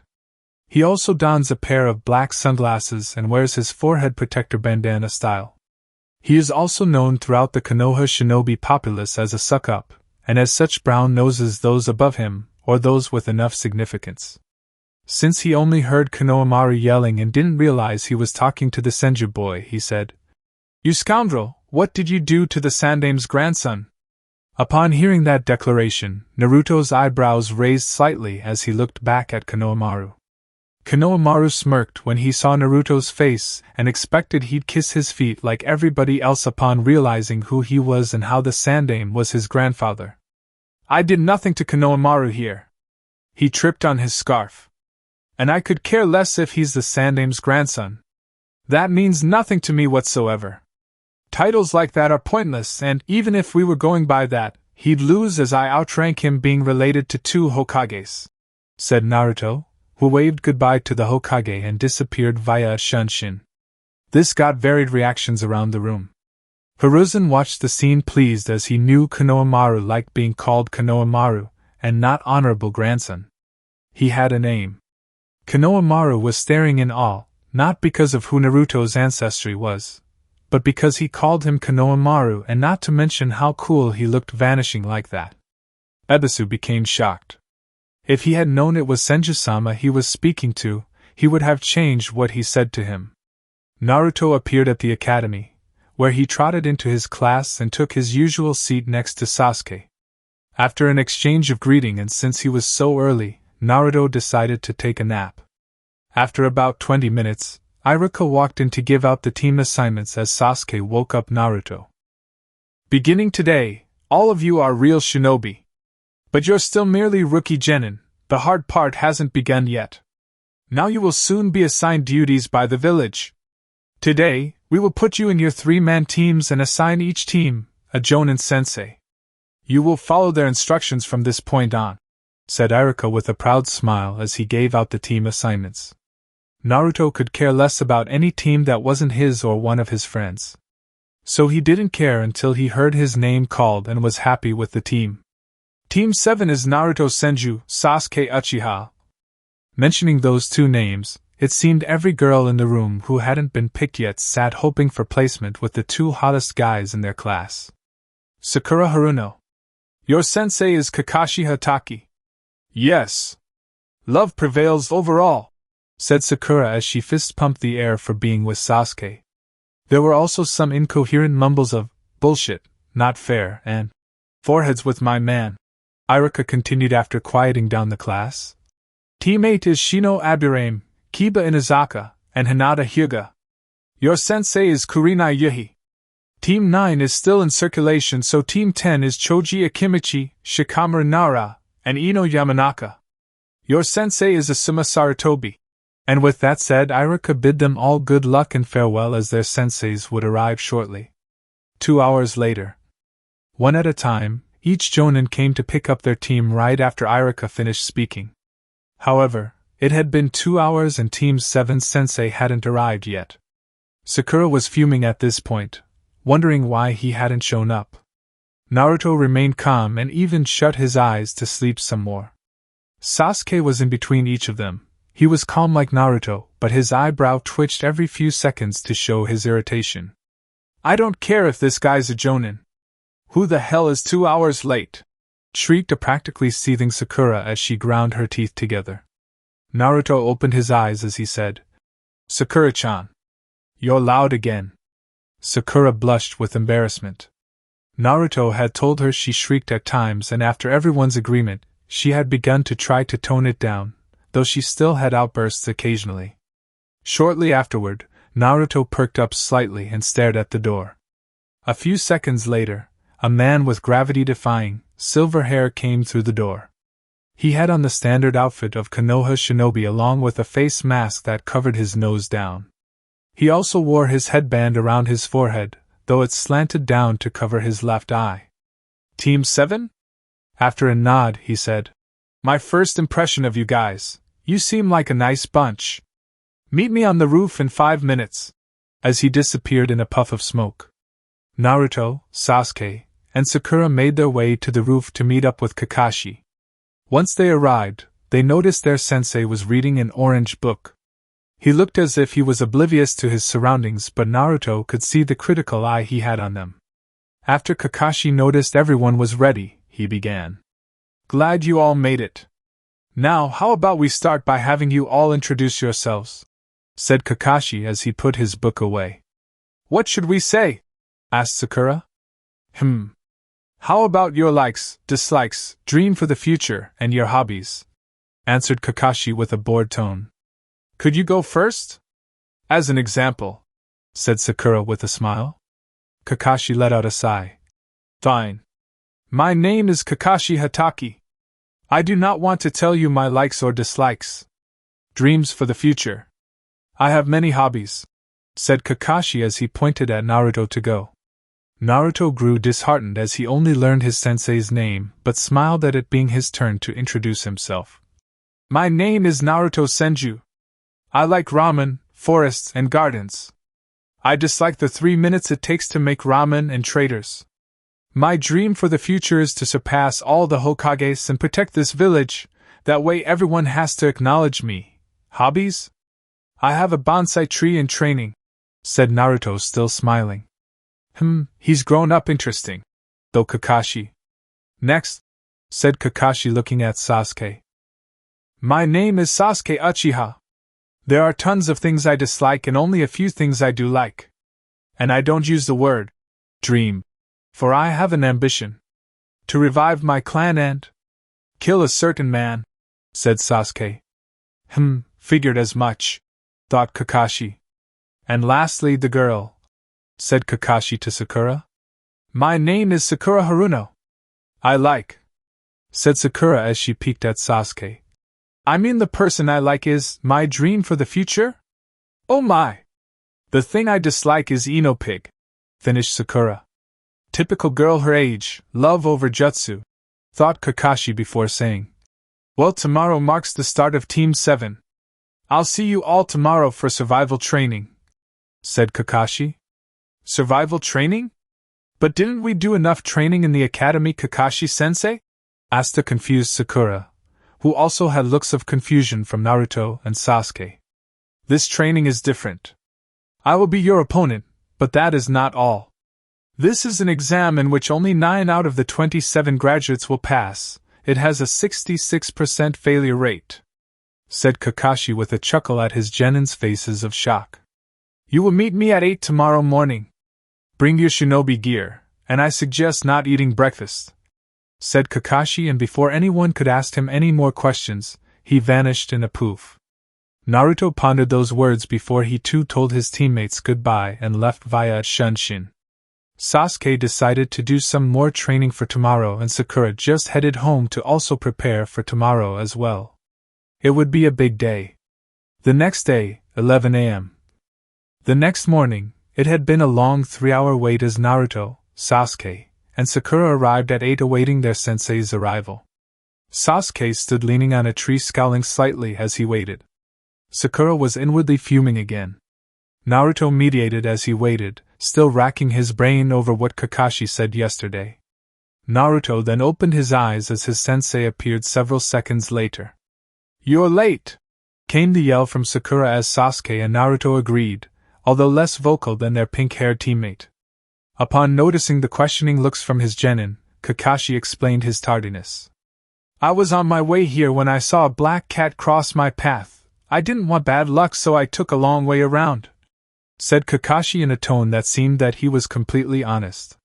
Sasuke and Sakura immediately recognized the horrible lie. However, Naruto immediately understood he wouldn't want bad luck either and probably would have walked around as well. "Okay, it's set to noon," said Kakashi as he pulled a clock out and sat it on one of the training posts. He then took out 2 bells and said, "Here are 2 bells. Your task is to take one of these bells before noon. Those who cannot get a bell, get no lunch. Not only will I tie you to a stump, I'll eat your lunch in front of you," continued Kakashi as his 3 students' stomachs rumbled. "That's why he said not to eat," thought Naruto as he was slowly concluding today's training. "You only need 1 bell. And since there are only 2, I will tie whoever does not get a bell to this stump here. Also, that person fails and will go back to the academy. Meaning at least one of you will be going back no matter what. You may use any ninja tools you have. I recommend coming at me with the intent to kill, otherwise you won't get a bell," said Kakashi as all of his genin got ready. After Kakashi said to start, all 3 of them immediately scattered. After a few moments of nothing, he pulled out his book and proceeded to read. Several minutes passed by and Kakashi just shrugged as he continued to read his book. They'd have to come for him anyway. Sasuke was hiding in some trees watching Kakashi with a scrutinizing eye, trying to find the best time to strike Kakashi. He then felt a presence behind him. "Naruto, what are you doing here?" whispered Sasuke. "We need to find Sakura. I have something I need to tell you both," said a completely serious Naruto as he took off to find Sakura. Sasuke would have argued had he not seen the seriousness from Naruto, and promptly followed him. After a few minutes, Naruto and Sasuke landed near the underbrush where Sakura was hiding. After making her come over to them, Naruto started. "This test is bullshit," said Naruto, completely confusing Sakura and Sasuke. "What do you mean, Naruto? And hurry up. You're wasting my time. I need to get one of those bells," said Sasuke, irritated that Naruto still hadn't got to the point yet. "Sakura-chan, what is the standard genin team in Konoha?" asked Naruto. After a prompt, 3 genin, 1 jonin, answer from Sakura, Naruto continued. "Thank you, with that in mind. That makes this test even more bull. We are never going to take on a jonin in a battle coming freshly out of the academy. Gigi wouldn't allow it in the real world. It just doesn't happen, so why now? The only way our chances would rise is if we work together, and even then the chances are still near 0, said Naruto as Sasuke and Sakura listened intently to their friend speak. As it was rare when he did speak like this, but usually his analyses were pinpoint. Kakashi said this test had a 66% failure rate, meaning only 9 of us will pass.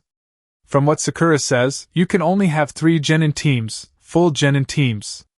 That means this test is about teamwork, not getting the bells, said Naruto, completely confident in his deduction of this test. So we need to work together.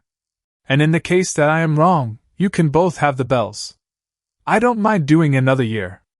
Sasuke and Sakura merely nodded their heads.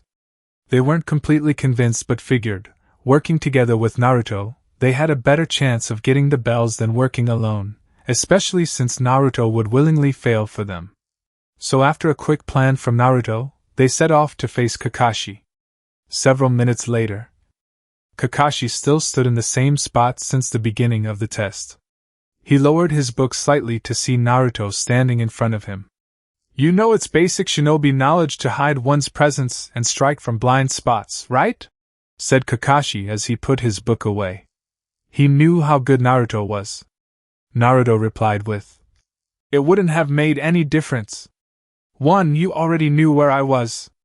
2. You have one of your eyes covered, so you likely have found a way to cover your blind spots as you create a huge one with only one eye. And 3. I figured out your test, it's teamwork but there is a major flaw in it, said Naruto. Kakashi grew impressed with Naruto's analysis. He was right on each point, though he did wonder what the flaw in the test was. And what would the flaw be? Asked Kakashi as he readied for Naruto's assault. You can't expect 3 fresh genin to come in and show teamwork to that level. Teamwork happens over bonding with each other through missions, team meetings, and being with one another. Though it is a great test to find out if a team holds the will of fire, it's still difficult to do all of that in just 1 hour, said Naruto as he placed a hand in the half-ram seal. Naruto performed a shunshin to begin his assault on Kakashi. Kakashi nodded at Naruto's explanation. He then turned around and blocked the kick to his head from Naruto. The speed behind his kick is immense, that's why it hits so hard due to the momentum built up. thought Kakashi as he continued to block each of Naruto's strikes. He then saw Naruto do a low sweep kick and jumped over it. He grew surprised when Naruto immediately stood up faster than before with a kunai in hand and went to cut the strings holding the bells to his waist. He cut the string slightly before Kakashi batted the kunai out of his hands, and they jumped back from one another. To think he'd be able to get that close to the bells.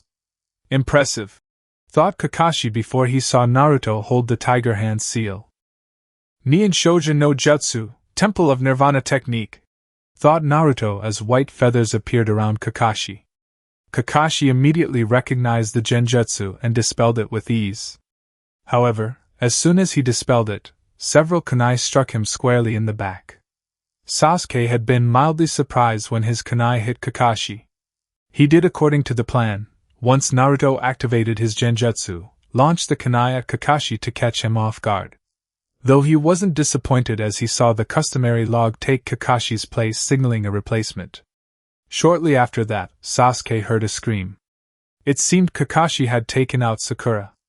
Damn, guess we go to Plan B, thought Sasuke as he activated his Sharingan when he noticed Kakashi behind him and engaged the Jonin in taijutsu. Kakashi wasn't surprised to see Sasuke's Sharingan. He had read about it in Sasuke's file. However, he was in for another shock as after a few blocked hits and Sasuke's impressive agility, Sasuke managed to touch one of the bells. Upon noticing it, Kakashi immediately disengaged and slid a few feet away from Sasuke. However, he didn't notice the 3 lines of mud on the ground around him. The lines were in a perfect square surrounding Kakashi, with the only uncovered side being the one facing Sasuke, who was going through several hand seals as Naruto landed beside him with his palms placed on the ground. Doton Dorihiki, Earth Style, Mud Wall, thought Naruto as the mud around Kakashi rose on all 3 sides, creating a sort of tunnel facing his 2 students. At roughly the same time, Sasuke finished his hand seals and placed the hand near his mouth. Katan, Gokakyu no Jutsu, Fire Style, Grand Fireball Technique, said Sasuke as he unleashed a huge fireball from his mouth that flew toward Kakashi. Kakashi was about to jump up to avoid the jutsu when he noticed an equally big water ball flying down towards him. Naruto must have created that before landing next to Sasuke to activate his mud wall. Damn, that's a good combo, thought Kakashi as the area inside the mud walls exploded with steam from the fireball and water ball combination. Steam continued to rise from the impact area, obstructing the 2 genins' view. Once it cleared, they noticed there was no trace of Kakashi anywhere. Underground, thought Naruto, but it was too late as a hand grabbed him and Sasuke and proceeded to drag them both underground. Kakashi soon popped up a few feet away and smiled at the 2 heads with his lone visible eye. Doton, Shinjuzanchu no Jutsu, Earth Style, Double Suicide Decapitation Technique. That was nice teamwork from you 2, a great combination. You almost had me there, but you didn't. Too bad you didn't get a bell. As I'm sure you would have been great to have on my team, said Kakashi as he then noticed Sakura charging at him. Seems Naruto must have woken her up while I was in that taijutsu battle with Sasuke, thought Kakashi. Sadly, Sakura was way too weak to face Kakashi. However, before she got to him, Kakashi found himself in a full Nelson from Naruto. Due to the shock of Naruto's unexpected arrival, he didn't notice the kunai from Sasuke cut off the bells. Sakura made a dive for the bells since Kakashi was still stuck in Naruto's grip. It was all for naught as the timer went off right as Sakura made it to the bells. So close, thought Naruto as he let go of Kakashi, and they all made their way to the stumps. They passed with flying colors, but why not find out to what extent? Thought Kakashi as he tied Naruto to one of the stumps. Kakashi asked how Naruto got out of the ground so fast, and with the answer of Doton, Marurigakyu no Jutsu, Earth Style, Hiding like a Mole Technique, he nodded at the statement. At which point Kakashi told them that they failed the test since none of them could get a bell, but since they used teamwork, he'd give them another chance. Since Naruto attacked him first, then he wouldn't be allowed lunch. So after handing Sasuke and Sakura a bento and leaving instructions to not feed Naruto, he vanished in a poof of smoke. We were so close, said Sakura as she opened her bento and began eating. HN, said Sasuke as he agreed and couldn't wait for another shot at the Jonin. We'll get him next time, said Naruto as he was wondering if he was wrong in his judgment of the true meaning of the test. They should have passed, right? Yet they didn't. Was he wrong? Eventually, his thoughts were cut short as his stomach quaked upon seeing Sasuke and Sakura eating their food. When that happened, he was in for a shock as Sasuke offered him his bento. We need you, said Sasuke begrudgingly. Had it not been for you, we would have not been so close in the first place. So here, eat up. You will not be at full strength if you are handicapped by hunger. Naruto was even more surprised when Sakura also offered her bento. Sasuke-kun is right. You need to eat something and you can eat from mine since I don't eat as much as Sasuke-kun, said Sakura as she placed a bit of food on her chopsticks, and was inches away from feeding Naruto when… boom! A huge plume of smoke appeared and out stepped an irate-looking Kakashi. You dare defy my rules! I told you not to feed Naruto, yet you disobey my orders and do it anyway. What do you have to say for yourselves before I give out divine punishment? Said Kakashi as he held the ram's seal and the sky darkened considerably and lightning danced around it. Freaked out by the sudden appearance of Kakashi, Naruto shouted. Because we're a team! And teammates look out for one another. That's what Konoha's built upon, teamwork. Well, if that's all you have to say, then you, said Kakashi as all the genin closed their eyes awaiting their punishment. Pass, said Kakashi with a nice smile as the sky cleared back up. What? Came the intelligent response from Sakura. Kakashi merely pointed to the memorial stone and stated, Naruto was correct. This test was to find out your teamwork and willingness to work together. I gave you all a near impossible task with rules created to make you split up and work for yourselves. Had you forsaken your teammates and worked alone, you would have failed, even if you did get a bell. You all did the opposite, and that is why we are now officially Team 7. Remember these words, those who break the rules are scum, but those who abandon their friends are even worse than scum, finished Kakashi. The three genins looked on with various expressions. Sakura fist pumped at officially being a team. Sasuke merely smirked in his cool way, though you could see his excitement. Naruto, however, was crying tears of passion at the line that would forever be engraved in his heart. They were Team 7 and nothing would change that. Now tomorrow, we will begin missions and training to work more efficiently as a team. I expect to see you guys back here tomorrow at 9 a.m., until then, said Kakashi as he disappeared again in a puff of smoke. When Kakashi left, Naruto escaped the ropes that bound him to the stump as he asked, So you guys want to train since we still have a whole day left? We all need more work, especially you, Sakura. Sasuke and I are more advanced than you, and we need all the links of our team to be better if we want to be the best team possible, finished Naruto as Sasuke nodded and looked at Sakura expectantly. After a moment, Sakura agreed. She would get to spend more time with her Sasuke-kun and become a better ninja in the process since her lack of help against Kakashi-sensei was eye-opening. Time skipped 6 weeks later. D-rank missions, chores if you asked Naruto, were horrible. Team 7 had done 48 D-rank missions in the past 6 weeks, from walking dogs and painting fences to catching the elusive Tora, pet cat of the Fire Daimyo's wife. In those 6 weeks, though, Team 7 held many training sessions together. Usually, 3, sometimes 4 times a week outside of missions and teamwork training with Kakashi. Naruto stayed relatively the same, steadily trying to increase the speed of his shunshin and master his ninjutsu arsenal. Kakashi even showed Naruto another clone technique, as he knew about Naruto's Mokuton and Moku Bunshins, wood clones, and that he still didn't want to show it. It was the simple Iwa Bunshin no Jutsu, rock clone technique. Naruto also moved to level 3 a few Injutsu, sealing techniques, involving exploding seals. He began to attach them to his earth clones to add a deadly surprise to the simple clone technique. Sasuke added a few more fire jutsus. One of them being Katan Hozenka no Jutsu, fire style, Phoenix Sage Flower technique, which emitted a volley of fist-sized fireballs from the user's mouth in an unpredictable way. He also added the powerful Katan, Ryuka no Jutsu, fire style, fire dragon technique, which creates a powerful stream of fire from the user's mouth that takes on a dragon's appearance. Also during that time, he managed to learn several Sharingan genjutsu from his clan's library. For some reason, Kakashi even gave him tips. How Kakashi knew so much about the Sharingan was above him, but he accepted it with no questions asked. The person who progressed the most was Sakura. She began with physical exercises that at first were brutal on her due to her not getting the correct nutrition into her body. However, after hearing Naruto and Sasuke tell her to quit her diet since it'd make her body more capable of handling this type of training, it began to bear results.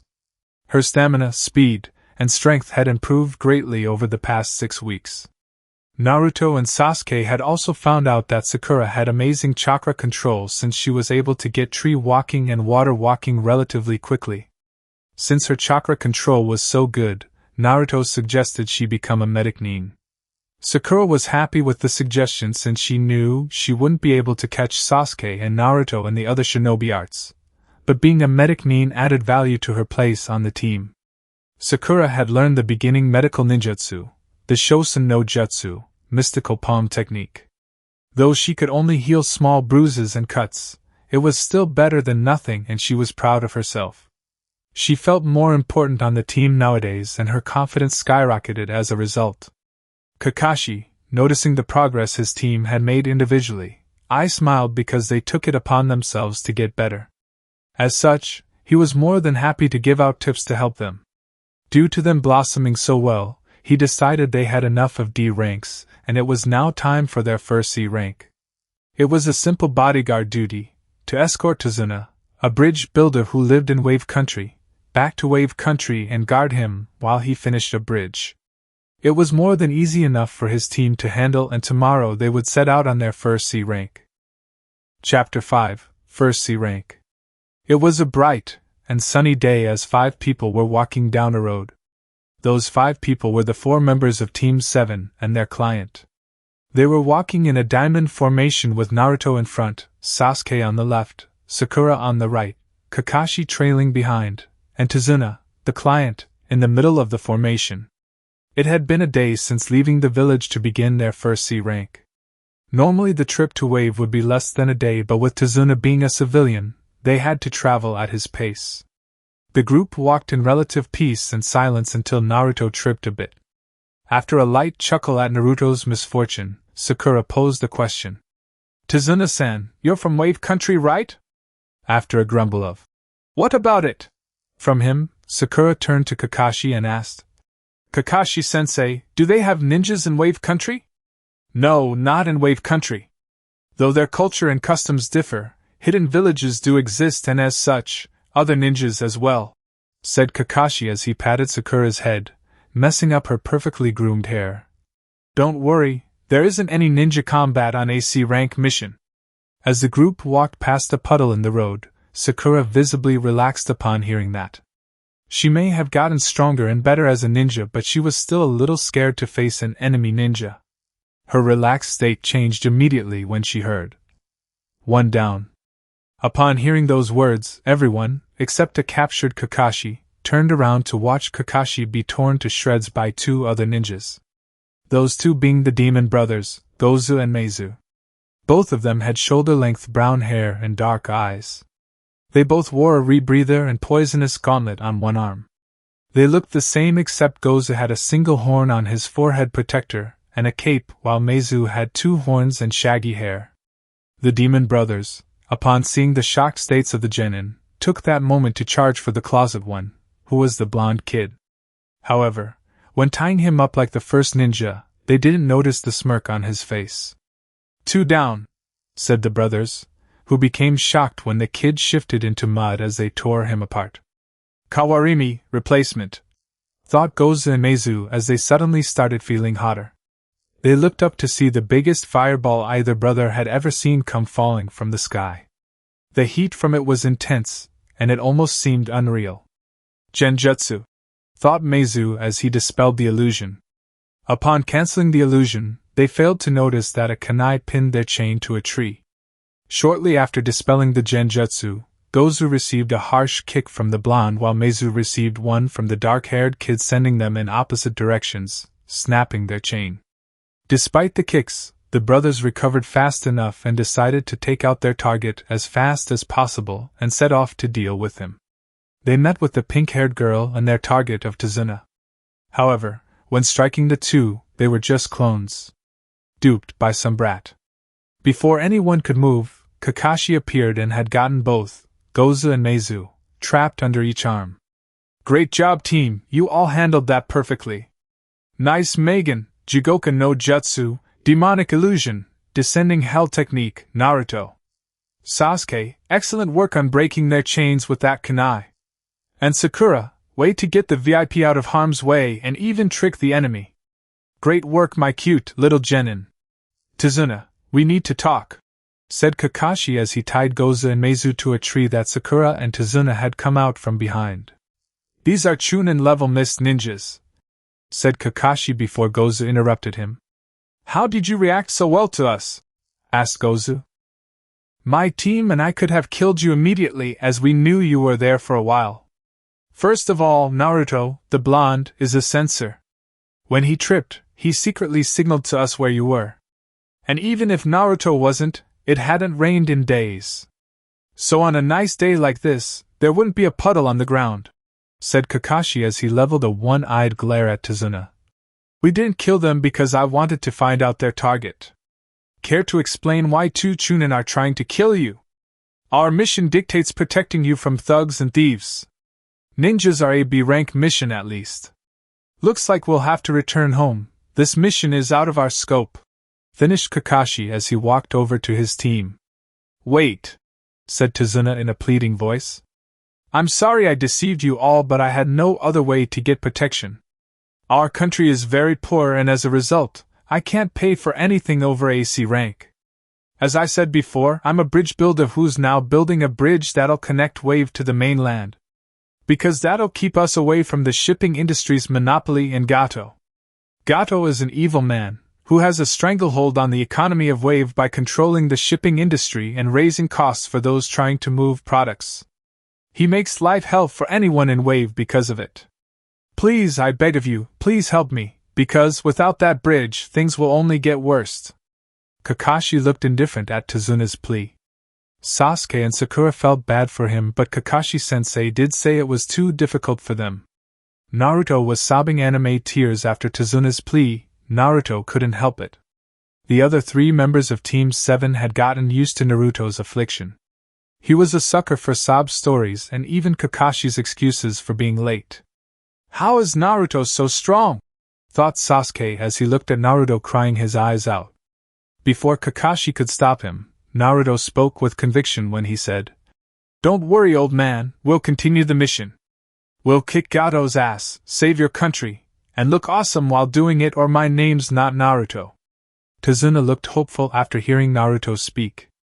Kakashi just let out a sigh. They could have gone home and done something else.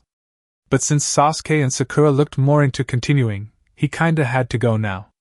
Well, it seems we are going, but I expect full payment when you get the necessary funds for whatever the mission ends up being, understood? Said Kakashi to Tazuna. After a thank you and a yes from Tazuna, Team 7 continued their now B-rank mission. Several hours later, Team 7 and Tazuna had finally hit the home stretch of their journey. After crossing a huge body of water and Tazuna's slightly built bridge, they were nearing Tazuna's house. However, Naruto sensed a presence to the left and immediately flung a kunai directed toward it. Kakashi, who had felt the same thing, went to investigate. Upon noticing a snow rabbit, Sakura hounded Naruto for almost killing the cutest rabbit ever. Naruto immediately fell into a depression from Sakura's scolding. While that was going on, Kakashi realized that the bunny was a replacement, and was on high alert. Get down! Said Kakashi as Naruto grabbed Sakura before ducking. Sasuke grabbed Tazuna and brought him to the ground as Kakashi ducked his head. Had they have been a second late, a large, spinning sword would have cut them in half. The sword continued over their heads as it smashed into a tree. Suddenly, a man appeared standing on the handle of the sword, looking down on the group. This man was tall and had a muscular frame with pale skin. He had short, spiky black hair, brown eyes, and small eyebrows. Bandages covered the lower half of his face like a mask. He wore his forehead protector sideways around his head and was shirtless with only a belt around his chest that held his sword on his back. He also was wearing baggy pants with the striped pattern typical of Kirigaku and pneumatic wrist warmers extending up to his elbows, with matching leg warmers.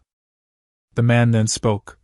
No wonder the demon brothers failed. They were facing the copy ninja, Kakashi Hatake, also known as Sharingan no Kakashi. Sharingan no Kakashi? Does that mean? Thought Sasuke as he saw Kakashi stand up. Zabuza Momochi, also known as the Kirigaku no Kijin, demon of the hidden mist, said Kakashi as if he was uninterested in him. Well, I have to ask, what do you want? Nothing too big, just the old man's head. If you give him up, I won't kill you all, said Zabuza with an equally as carefree tone. Kakashi rose a hand to his forehead protector as he said, Protect the bridge builder with your lives. Form a manji formation around him and don't join this fight as it's out of your league. He's a Jonin just like me. Finished Kakashi as he team did as instructed with Naruto in front, Sasuke on his left, and Sakura on the right. I believe I'll need to use this against you, said Kakashi as he lifted his forehead protector to show a 3-tomo Sharingan in his left eye. This got varied reactions. Sakura was wondering if Kakashi was an Uchiha. Naruto's deduced that Kakashi had it all along since he could give tips to Sasuke about it, and wasn't shocked at the revelation. Sasuke was an internal wreck. How did Kakashi acquire a Sharingan? He was no Uchiha. He shouldn't have that eye, it's a birthright. Sasuke had some questions for Kakashi. Oh, the Sharingan so soon, I'm honored.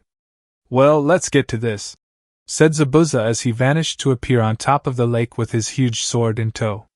He landed with his left hand extended upwards while holding a half-ram seal with his right hand. Kirigaku no Jutsu, hidden in the mist technique, said Zabuza as a heavy mist blanketed the area. The mist was so thick that it hid Kakashi from his genin. 8 choices: liver, lungs, spine, jugular vein, carotid artery, brain, kidneys, or heart. Which do you want to die by? Said Zabuza with a disembodied voice that seemed to come from every direction. Everyone in the area immediately reacted to Zabuza's killing intent as it placated the area. Tazuna nearly crapped himself. He was Zabuza's direct target, and only a civilian, not trained to handle fear like a ninja, would be able to. Sakura grew scared out of her mind but believed that Kakashi-sensei would save them. Naruto seemed calm on the outside, but inwardly he was sweating slightly. Sasuke seemed the most panicked.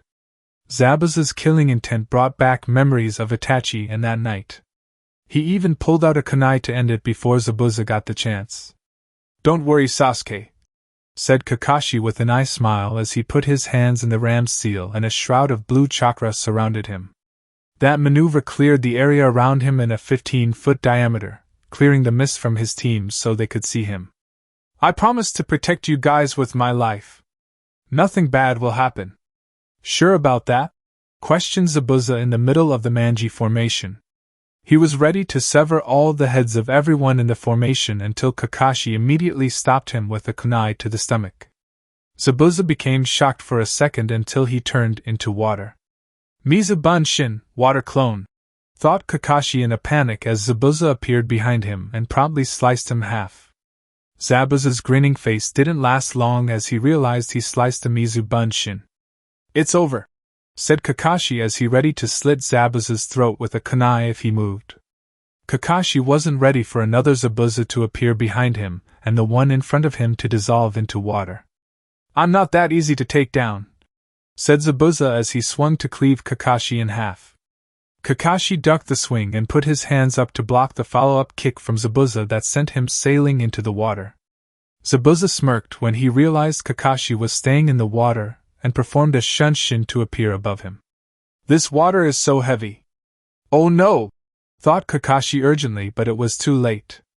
Zabuza had already completed the hand seals for his jutsu and Kakashi found himself trapped in a sphere of water. Suetun Suiro no Jutsu, water style, water prison technique, said Zabuza, creating a dome of water that immobilized Kakashi completely. Zabuza then created another water clone as he looked at the remaining people. Kakashi, I'm going to allow you to watch me kill your students and client before I kill you, stated Zabuza as his clone stalked toward the Genin slowly. Run! Get out of here!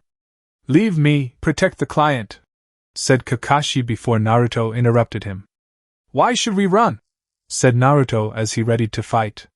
First of all, the first thing you taught was to never abandon your comrades. I am not worse than scum. And secondly, if we ran, what's to say a Jonin wouldn't find us, so we'd have to deal with him anyway. So why not fight him now? Sakura, stay with Tazuna. Sasuke, you ready to do this? Said Naruto as Sasuke activated his Sharingan, signaling he was ready. Naruto started by flinging several shurikens at the real Zabuza that his clone in front blocked. Any shuriken that passed the clone Zabuza blocked himself with his free hand. It seems that he can't remove his hand from his jutsu or move for that matter, as it would probably disrupt it and cause it to disperse. We'll aim for that, we need Kakashi, thought Naruto quickly as he and Sasuke charged in to engage Zabuza in taijutsu. Zabuza's clone began to chuckle as he was easily defending against the two brats. After a minute, he got bored with defending and violently kicked Sasuke away and ready to slice the other one, but saw him backpedaling rapidly. He noticed that he was going through a few hand seals. Doton Doryuden, Earth Style, Earth Dragon Bullet, thought Naruto as he spat out some mud that quickly rose to form a huge dragon's head. The dragon proceeded to fire off several bullets of mud at the Zabuza clone, which he blocked with his huge sword. However, upon blocking the last bullet, he noticed that the blonde had disappeared and the Uchiha brat was standing in front of him wielding a Fuma shuriken. Sasuke held the shuriken in his hand and opened it up fully and ready to fling it. As Sasuke let it go, Zabuza's clone noticed that it wasn't headed for him, but rather Zabuza in the back. Zabuza chuckled as he easily caught the shuriken. His chuckle disappeared as he noticed another shuriken headed toward him that had been hidden in the shadow of the first. Zabuza jumped over the shuriken in an impressive display of agility. Too easy, said Zabuza in a snobbish tone. He wasn't ready for the shuriken to poof and turn into the blonde-haired kid, who flung a kunai at him. The kunai was perfectly aimed as it required him to move his arm out of the way lest he take a high-speed kunai to the arm. Despite moving, the kunai still nicked his cheek. Naruto got behind Zabuza as he had used the henge transformation to change into that second shuriken that Sasuke tossed to outwit Zabuza. Naruto was standing on the water when he noticed Zabuza become enraged and look at him with a murderous glare. As he was ready to fire the still-held Fuma shuriken back at Naruto, an incredibly serious Kakashi blocked that attempt. Great job, Naruto and Sasuke. That was an ingenious plan and I couldn't be prouder, said Kakashi as he still held his glare towards Zabuza. Heh, I got distracted and let go of my jutsu, big deal, said Zabuza trying to downplay that two genin outwitted him. Don't flatter yourself, you were forced to drop it, said Kakashi as he batted away the shuriken in Zabuza's hand. Zabuza jumped away from Kakashi, who mirrored him, and went through a plethora of hand seals that Kakashi was executing at the same time and speed of him. They even shouted, Suetun, Tsuryudan no Jutsu, Water Style, Water Dragon Bullet Technique, at the same time as two huge water dragons appeared and cancelled each other out when they clashed. How did that happen? The Sharingan allows the user to copy and recreate what the other is doing, but we finished at the same time. What's going on? Thought Zabuza as he went through a few hand seals for another jutsu but stopped when he noticed himself standing behind Kakashi. What? Thought Zabuza when he saw Kakashi go through hand seals for the jutsu he was about to use. Suetun Daibakufu no Jutsu, Water Style, Great Waterfall Technique, said Kakashi as a huge torrent of water crashed into Zabuza and sent him careening into a tree. As soon as he hit the tree, four kunai from Kakashi pinned Zabuza's arms and legs to the tree. How are you doing that? Can you dash? Said Zabuza before Kakashi interrupted him. See the future. Yes, and your future is death, said Kakashi as he walked over to Zabuza to finish the job, but two Saban needles struck Zabuza before Kakashi could get to him. You were right, came the voice of a hunter Nin that suddenly appeared. He is dead, and I thank you for weakening my target as I've chased him for a long time. The hunter Nin grabbed Zabuz's arm and placed it over his head. Allow me to dispose of this body elsewhere so your genins don't have to watch. Finished the hunter Nin as he disappeared in a swirl of mist. Well, anyway, said Kakashi back to his bored, uninterested tone as if he just didn't fight to the death just now. He covered his left eye back up and said, Tazuna, we're almost to your house, right? After a nod from Tazuna, Kakashi gave a nice smile and finished with, Great. Naruto, you're on carrying duty. Naruto looked confused at first until he saw his sensei collapse. Sakura ran over and performed a diagnostic jutsu. She determined that he was only experiencing chakra exhaustion and that he'd be fine in a couple of days. With that, Naruto picked up Kakashi piggyback style and they continued on their way to Tazuna's house. Eventually, right before they made it, Naruto voiced his concerns. Zabuz is still alive. Chapter 6, Wave. Arriving at Tazuna's house that night, Team 7's exhaustion was clear from today's events. Tazuna's house had him, his beautiful daughter, Tsunami, and his young grandson, Inari, all in the same tiny home. His home was very warm and inviting as they all rested for the night after their long day of traveling and fighting. The following morning, Kakashi was left at home to recover from his chakra exhaustion. Upon awaking, Kakashi confirmed Naruto's concerns about Zabuza being alive. Though Kakashi assured Naruto it would take Zabuza at least a week to recover from his injuries given during their fight. So for the day, the rest of Team 7 followed Tazuna to the bridge to protect him. It was an uneventful day until that night back at Tazuna's house during dinner. You're all going to die, you know, said Tazuna's grandson in a matter-of-fact tone. The comment came out of nowhere, and everyone in the room became surprised by his sudden announcement. Naruto was the first to respond. No, we're not. I'm too awesome to die before becoming Hokage, and so is my team. Gato's going to murder you all for trying to stop him. Just like Kaiza, shouted Inari as he teared up remembering Kaiza, the first to stand up to Gato and was killed for it. No, I doubt it very seriously. We'll protect your grandfather with our lives. Just you watch, kid, said Naruto with a smile, which also got a smile from Tazuna. Stop smiling. You don't know what pain is. You don't know suffering. You've probably lived a cozy life in that ninja village of yours, said Inari as he gasped seeing Naruto's happy demeanor do a 180. Listen, so what, your life is bad now? Get over it. People have had it worse. You still have a mother and grandfather who love and take care of you. A warm house to live in and a meal every night. You have no clue what it's like to suffer. The stark shift in Naruto was mind-boggling to everyone there. He was normally such a pleasure to be around but currently was cold and apathetic. I know a guy who lost his whole family in one night to his older brother, whom he admired. He was only 6. There's also a guy whom his entire village hated him for something out of his control, where his existence has been ignored since being born. But you know what, they didn't mope all day long. They got up and did something about it, so they can move forward in their lives. Naruto then put his utensils down as he stood up from the table. Sensei, I need to blow off some steam, I'll be in the forest training. Naruto vanished in a poof of smoke as he left the home. It was quiet for a few moments after he left until Sakura spoke up. Kakashi-sensei, the first person Naruto was talking about was Sasuke-kun, right? Who is the other one? The other one is Naruto. What? He always seemed so happy. How could he have had a terrible life like that? Indeed, he was Sakura. Naruto had a pretty rough life until the Hokage personally stepped in. He's done so much to gain the village's love, but it's hard to change people's viewpoints. Naruto can change a person's viewpoint easily, but people are a different story. Maybe one day that will change. Though it has gotten better in recent years, said Kakashi as he wanted his genin to wonder what it was. What could Naruto be hated for?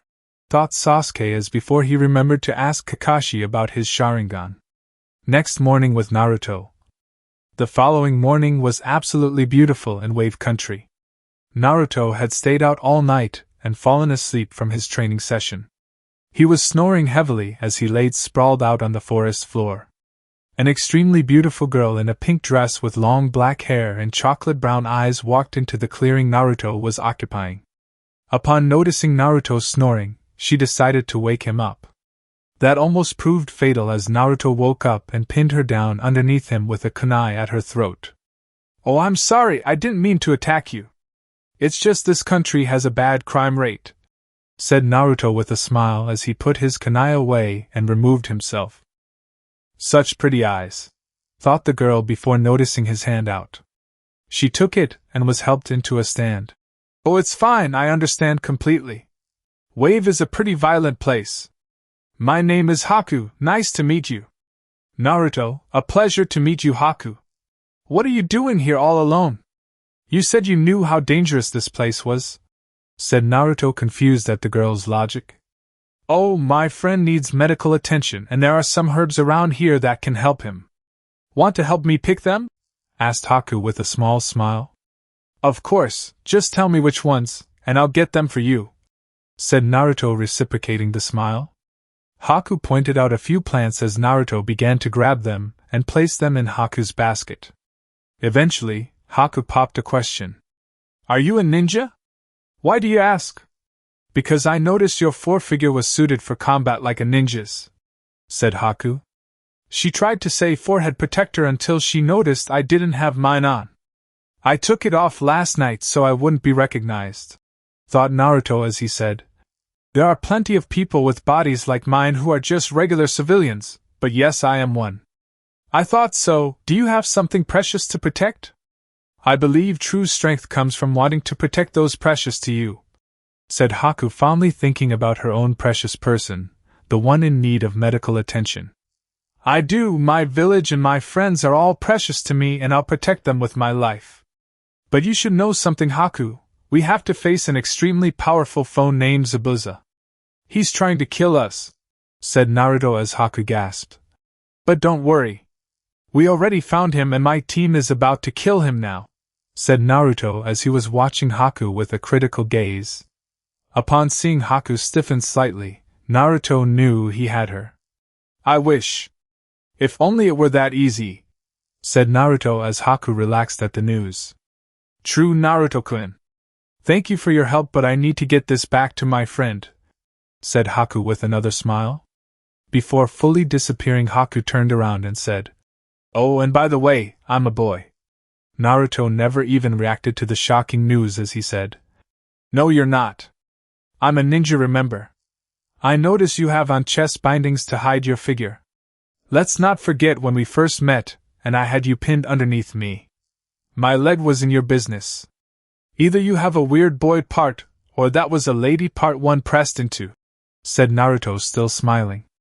Haku had the decency to blush upon realizing that they were that close at first. "Seems I can't fool you. Either way, I need to go now. I hope to see you in the future, Naruto-kun," said Haku as she began walking away again. "Tell Zabuza I said hi," said Naruto as Haku froze in place. "I know you're that hunter Nin. You fooled us all back there with that trick. I could have killed you earlier with that kunai and been done with it, but I didn't want to kill such a beautiful girl like yourself. Especially when I can't sense you want to kill me or my friends, even when I said we killed Zabuza. So please don't ruin this chance, don't come back for the old man and that'll be the end of it. We could even become friends, but," said Naruto as he took on a more serious face, "if you come to kill the old man or my friends again, you or Zabuza, I will not hesitate to beat you to a pulp," said Naruto as he walked away. Haku stood still. Naruto figured everything from just a few minutes. He had easily deduced who she was and everything. He could have killed her when he first pounced on her, and there was nothing she could have done about it. Figured out she was a girl, sensed her lack of wanting to kill someone. Her clever cover blown after a few seconds of meeting him. She had to tell Zabuza about this troubling news. 6 days later. The week had passed with no incidents. Kakashi had recovered a few days ago and began accompanying his genin to the bridge. Today would be the day that Zabuza would strike. However, Naruto wasn't there.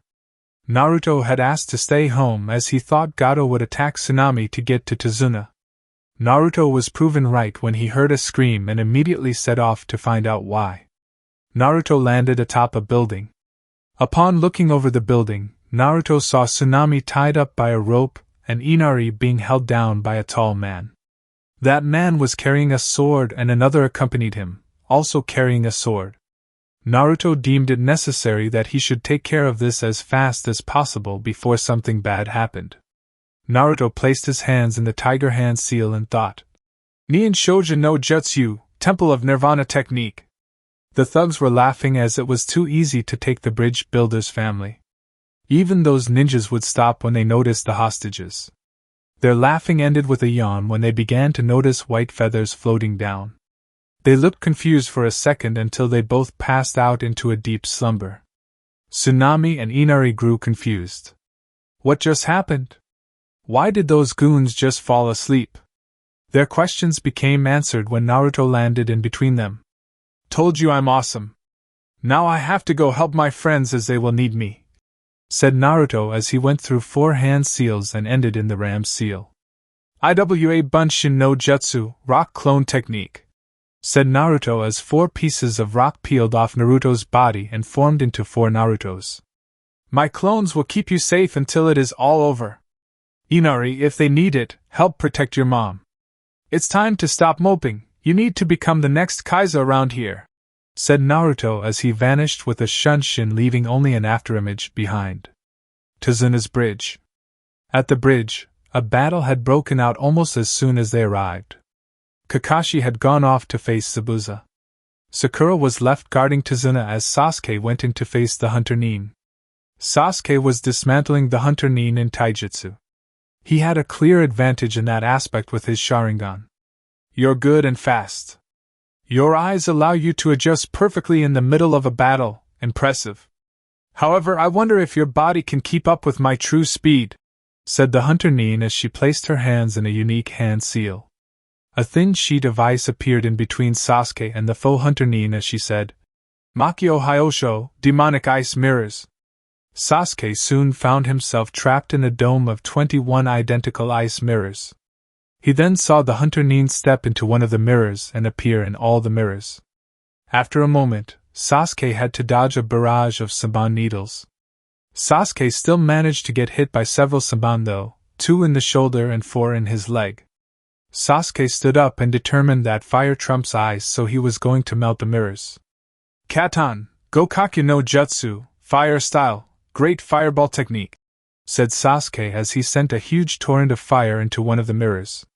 He became surprised when the mirror was only lightly melted at the corners though. The mirror then regenerated right before his eyes. That level of jutsu will do you no justice here, said the Hunter Nin as she pulled out more Saban to toss at Sasuke. I need to end this fight quickly. This jutsu is very chakra taxing and he already proved he can keep up by dodging that first attack. Before I get tired and slow down, I need to put him down, thought Haku as she was ready to end Sasuke. Haku fired an unavoidable amount of Saban at Sasuke that would surely finish him. I'm sorry Naruto-kun, but I follow Zabuza-sama's wishes, thought Haku sadly as she knew Sasuke would meet his end. That was all for naught as a flash of yellow appeared in her ice mirrors. Naruto appeared with his hands clasped together as he thought. Futon de Tapa, wind style, great breakthrough. A sudden gust of wind appeared and blew all the Saban away. You okay, Sasuke? Asked Naruto with his eyes locked on Haku. Or at least her reflection. HN, said Sasuke as he continued with, these mirrors are tough. My fire does not affect them. We might have been able to break one if you had stayed outside, but it's too late for that now. She's too fast to let you out of here without a fight. Hello, Naruto-kun. It seems your arrival is very untimely, but you're in my domain now, and here I reign supreme, said Haku as she continued to send out Saban after Saban. Naruto and Sasuke were dodging them with ease as Haku had to split up her targets. Eventually, Naruto got tired of dodging and decided to end the fight. Haku, it's over, said Naruto as he flared his chakra. The effect was instantaneous. The area inside of Haku's jutsu cracked as well as the mirrors. All the fighting stopped immediately at the display of raw power. Sakura was feeling the sheer power behind the chakra and hoped it was on her side as she couldn't see through the mist. Kakashi and Zabuza both stopped at the feeling of the chakra. Kakashi grew scared thinking the Kyuubi was breaking out. That turned into awe as he realized it was only Naruto. Zabuza grew concerned for Haku inwardly. He knew Haku wouldn't be able to handle such power. He was doubting if he could. Sasuke stared in disbelief at Naruto. He had never seen this from Naruto. After 3 years of training together and being friends, Naruto still had tricks. It was during that moment that Sasuke realized the gap between him and Naruto was still too big, if not bigger. Naruto was amazing. Haku stared shocked when she saw Naruto flare his chakra. It had cracked all of her mirrors from just chakra presence alone.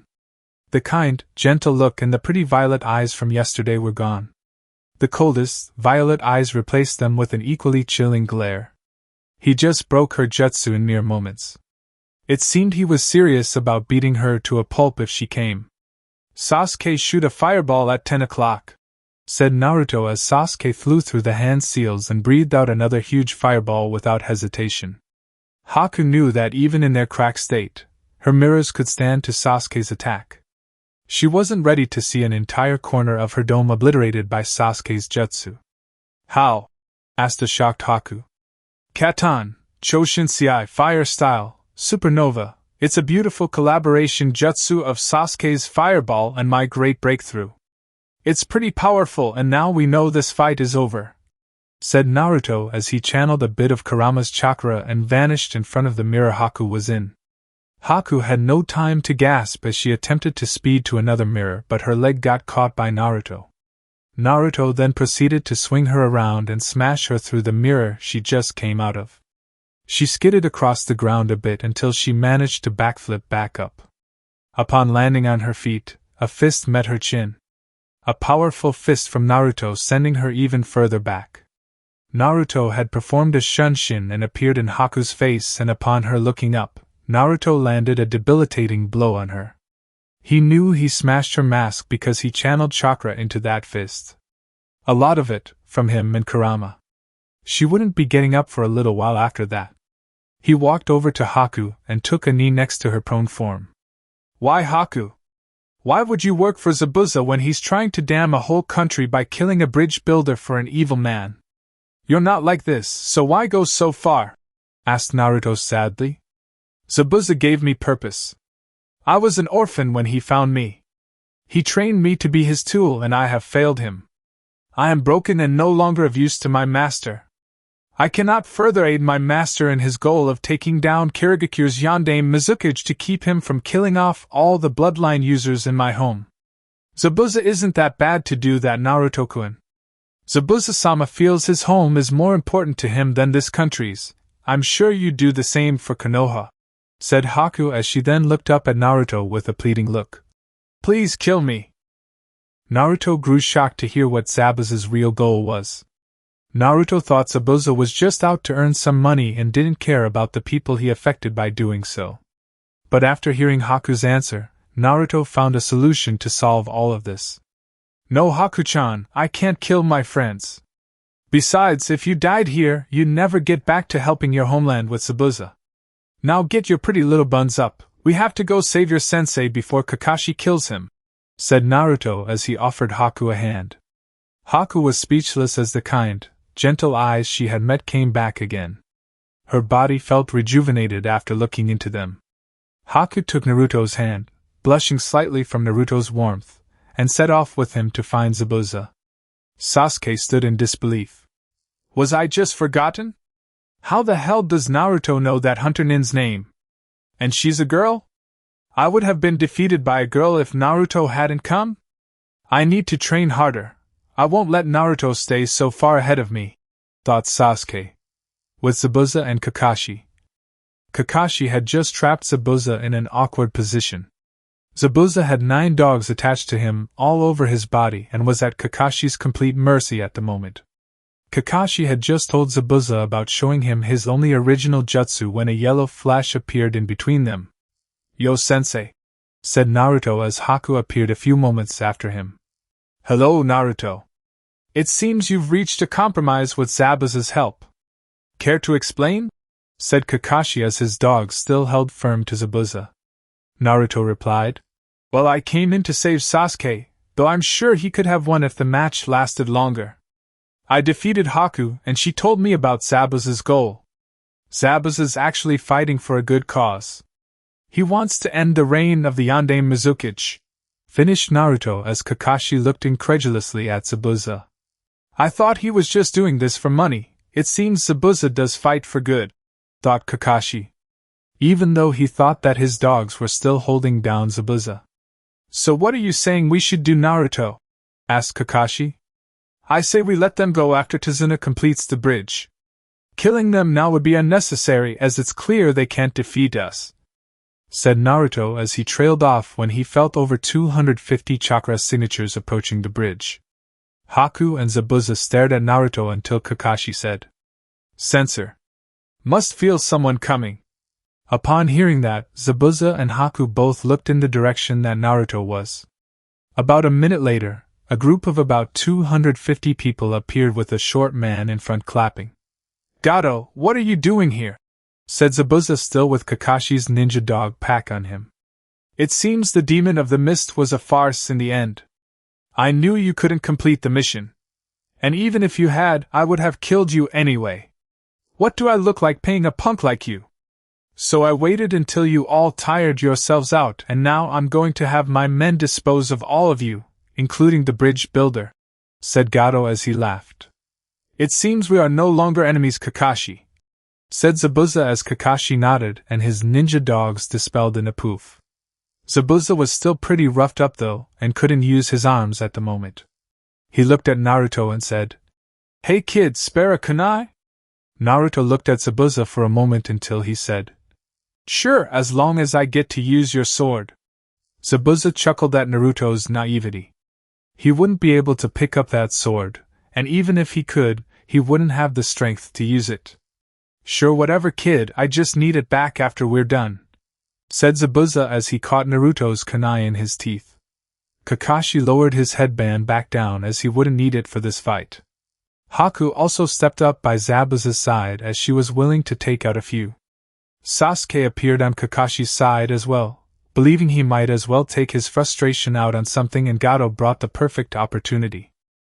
In the middle, wielding the Kubikuri Bocho, decapitating carving knife, was Naruto. Naruto had to channel some of Kurama's chakra to augment his strength just so he could wield it. It felt so good in his hands. Looking to his right and seeing Zabuza and Haku, then to his left to see Kakashi and Sasuke, Naruto smirked.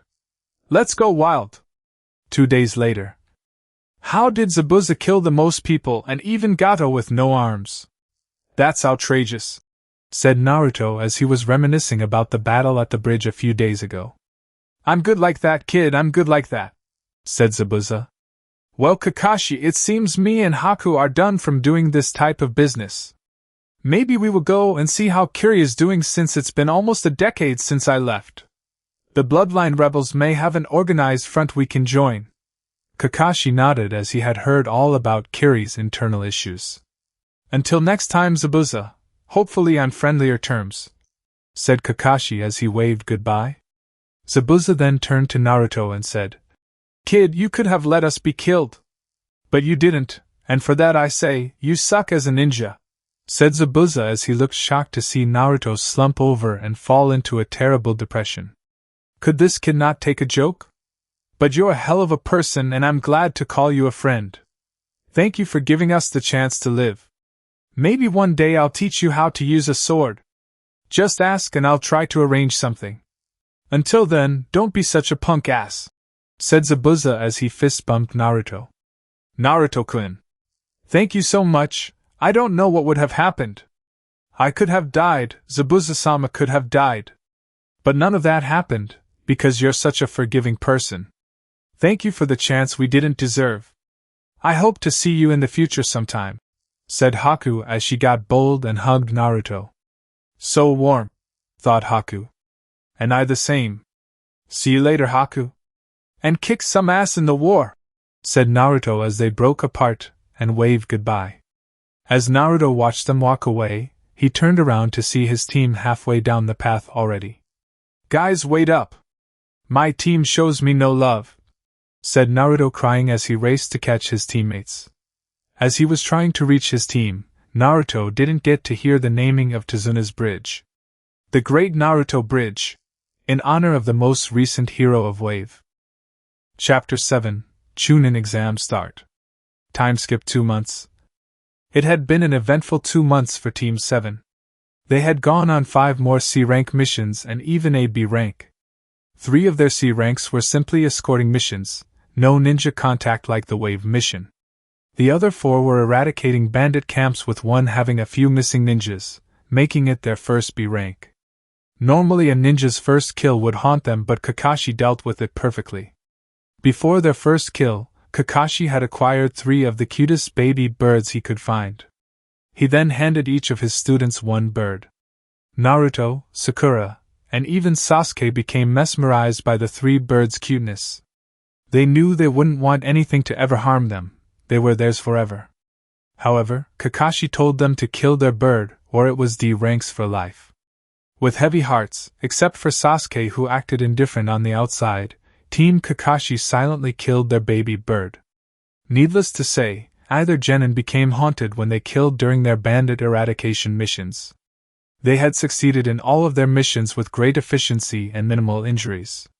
Team 7's Genin also progressed individually during that time span. Sakura had progressed mainly in medical ninjutsu.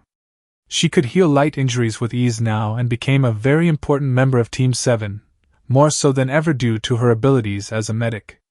Sasuke progressed as well. Sasuke had strengthened his taijutsu some more by getting faster because he still wanted and needed his body to catch up to his eyes, mainly because Naruto still exploited that fact in their spars. Sasuke had also honed his fire release and Sharingan genjutsu. He tried hard to gain the 3rd tomo in his eyes, but they hadn't come yet. Naruto had done amazing in the 2 months. Tenzo had finally made contact with him again since Team 7 became Team 7 right after his coming back from Wave. As a result, he taught Naruto the jutsu that made Hashirama so great, Kakuan Niten Sui Shu, 10th Edict of Enlightenment. The power to tame tailed beasts. The technique used the power of Mokuton to forcibly suppress a tailed beast's power. Tenzo showed Naruto the jutsu for when he ever came across another Jinchuriki or Bija. Naruto had learned the jutsu by the end of the first month and was only getting better at it. Not only had he learned that jutsu, but Naruto's speed at using the Shunshin had also finally reached an incomparable level. He had gotten it down to no need for hand seals and could use it against opponents in battle. Kakashi still could keep pace easily, but that was because he was an elite Jonin. Chunin and below would have trouble with Naruto's speed increase. Kakashi knew his team was easily Chunin exam material. Naruto was a sure-fired Chunin, maybe Jonin for that matter. Sasuke was at least a Chunin as well. It'd take some luck for Sakura, but he was positive his team could handle the exams. As a result, his team received his recommendation for the exams tomorrow. Several hours later, after receiving his form from Kakashi, Naruto decided to eat at his favorite restaurant. After his fill of ramen, Naruto began to walk out of Ichiraku's and head nowhere in particular. Naruto was walking alone, so he thought. He chuckled slightly when he noticed a rock was following him. A perfectly square rock, with 2 eye holes in it. Upon recognizing the chakra signature and sensing 2 more within it, Naruto decided to talk to his followers. "Come on, Konohamaru, I know you can do better than that," said Naruto. After he finished, the rock came flying off as a huge plume of smoke billowed out. As it cleared, it revealed Konohamaru and 2 other children his age. The kid to Konohamaru's right was a boy with short, brown hair and black eyes. He wore round glasses and had an ever-present drip of snot from his nose. He wore a simple blue t-shirt that zipped up the middle, a pair of brown pants, sandals, and a pair of blue wristbands to represent his membership in the Konohamaru Ninja Squad. The kid to Konohamaru's left was a girl with orange hair, tied up by 2 red elastic bands, into 2 very large pigtails and a perpetual blush on her cheeks. She also wears a red tank top over a pink t-shirt layered at the bottom. Her pants are gray and she wears the traditional ninja sandals. She also wears a pair of blue wristbands to honor Naruto as a member of the Konohamaru Ninja Squad. Naruto had given Konohamaru his blue wristbands one day when he visited him. Ever since, Konohamaru had donned them and seemed to acquire 2 more members. Impressive. Konohamaru spoke up upon the smoke dissipating. Told you he was amazing. Guys, this is Naruto. Boss, this is Udan and Moegi. We are the Konohamaru Ninja Squad. Finished Konohamaru with a pose of authority. Hi, I'm Moegi and it's nice to meet you, Naruto-san. Konohamaru has told us great things about you, said Moegi with a smile and a deeper blush as she noticed Naruto smiling back. He's hunky, thought Moegi, looking Naruto up and down. I'm Udan. It's nice to meet you. Oh no, I screwed up, said Udan, ashamed at his first time talking to Naruto. Boss, come play ninja with us. You haven't played with me since the Konohamaru Ninja Squad became a squad. Playing ninja, Naruto? I thought being a ninja stopped you from pretending to be a ninja, said Sakura as she had come over when she spotted Naruto. Oh hey, Sakura-chan. There's nothing wrong with playing ninja. Plus Konohamaru's better than most of my opponents, said Naruto when he noticed Konohamaru had his pinky held up. Boss, is that your girlfriend? Said Konohamaru. Naruto laughed when he realized what Konohamaru meant with that pinky. Oh, probably not. Since you're laughing, I'd laugh at that hair. I mean, who has pink hair? Does she dye it? What a weirdo! Finished Konohamaru as he was hit by a vicious killing intent. Konohamaru looked up to see Sakura seething. Naruto whispered in Konohamaru's ear. Run! Not needing to get told twice, he took off in a full sprint. Sakura was in hot pursuit as she rounded the corner Konohamaru just took. Upon doing so, she noticed Konohamaru bump into someone. Ouch, I'm sorry, sir. I was running and wasn't paying attention to where I was going, said Konohamaru as he then found himself picked up by his collar. Watch where you're going, punk, said the older boy, grabbing Konohamaru. He had black eyes and purple facial paint on. He was clad in a black, baggy, full bodysuit with a red and yellow circle on the front. He also wears a black hood that covered his head completely, and had cat-like ears and his forehead protector on his forehead. Stop it, Kankuro, he already said sorry. Leave him alone, said a teal-eyed girl with sandy, blonde hair and 4 ponytails. She was wearing a single light purple-colored, off-the-shoulder garment that extended to halfway down her thighs, with a scarlet sash tied around her waist.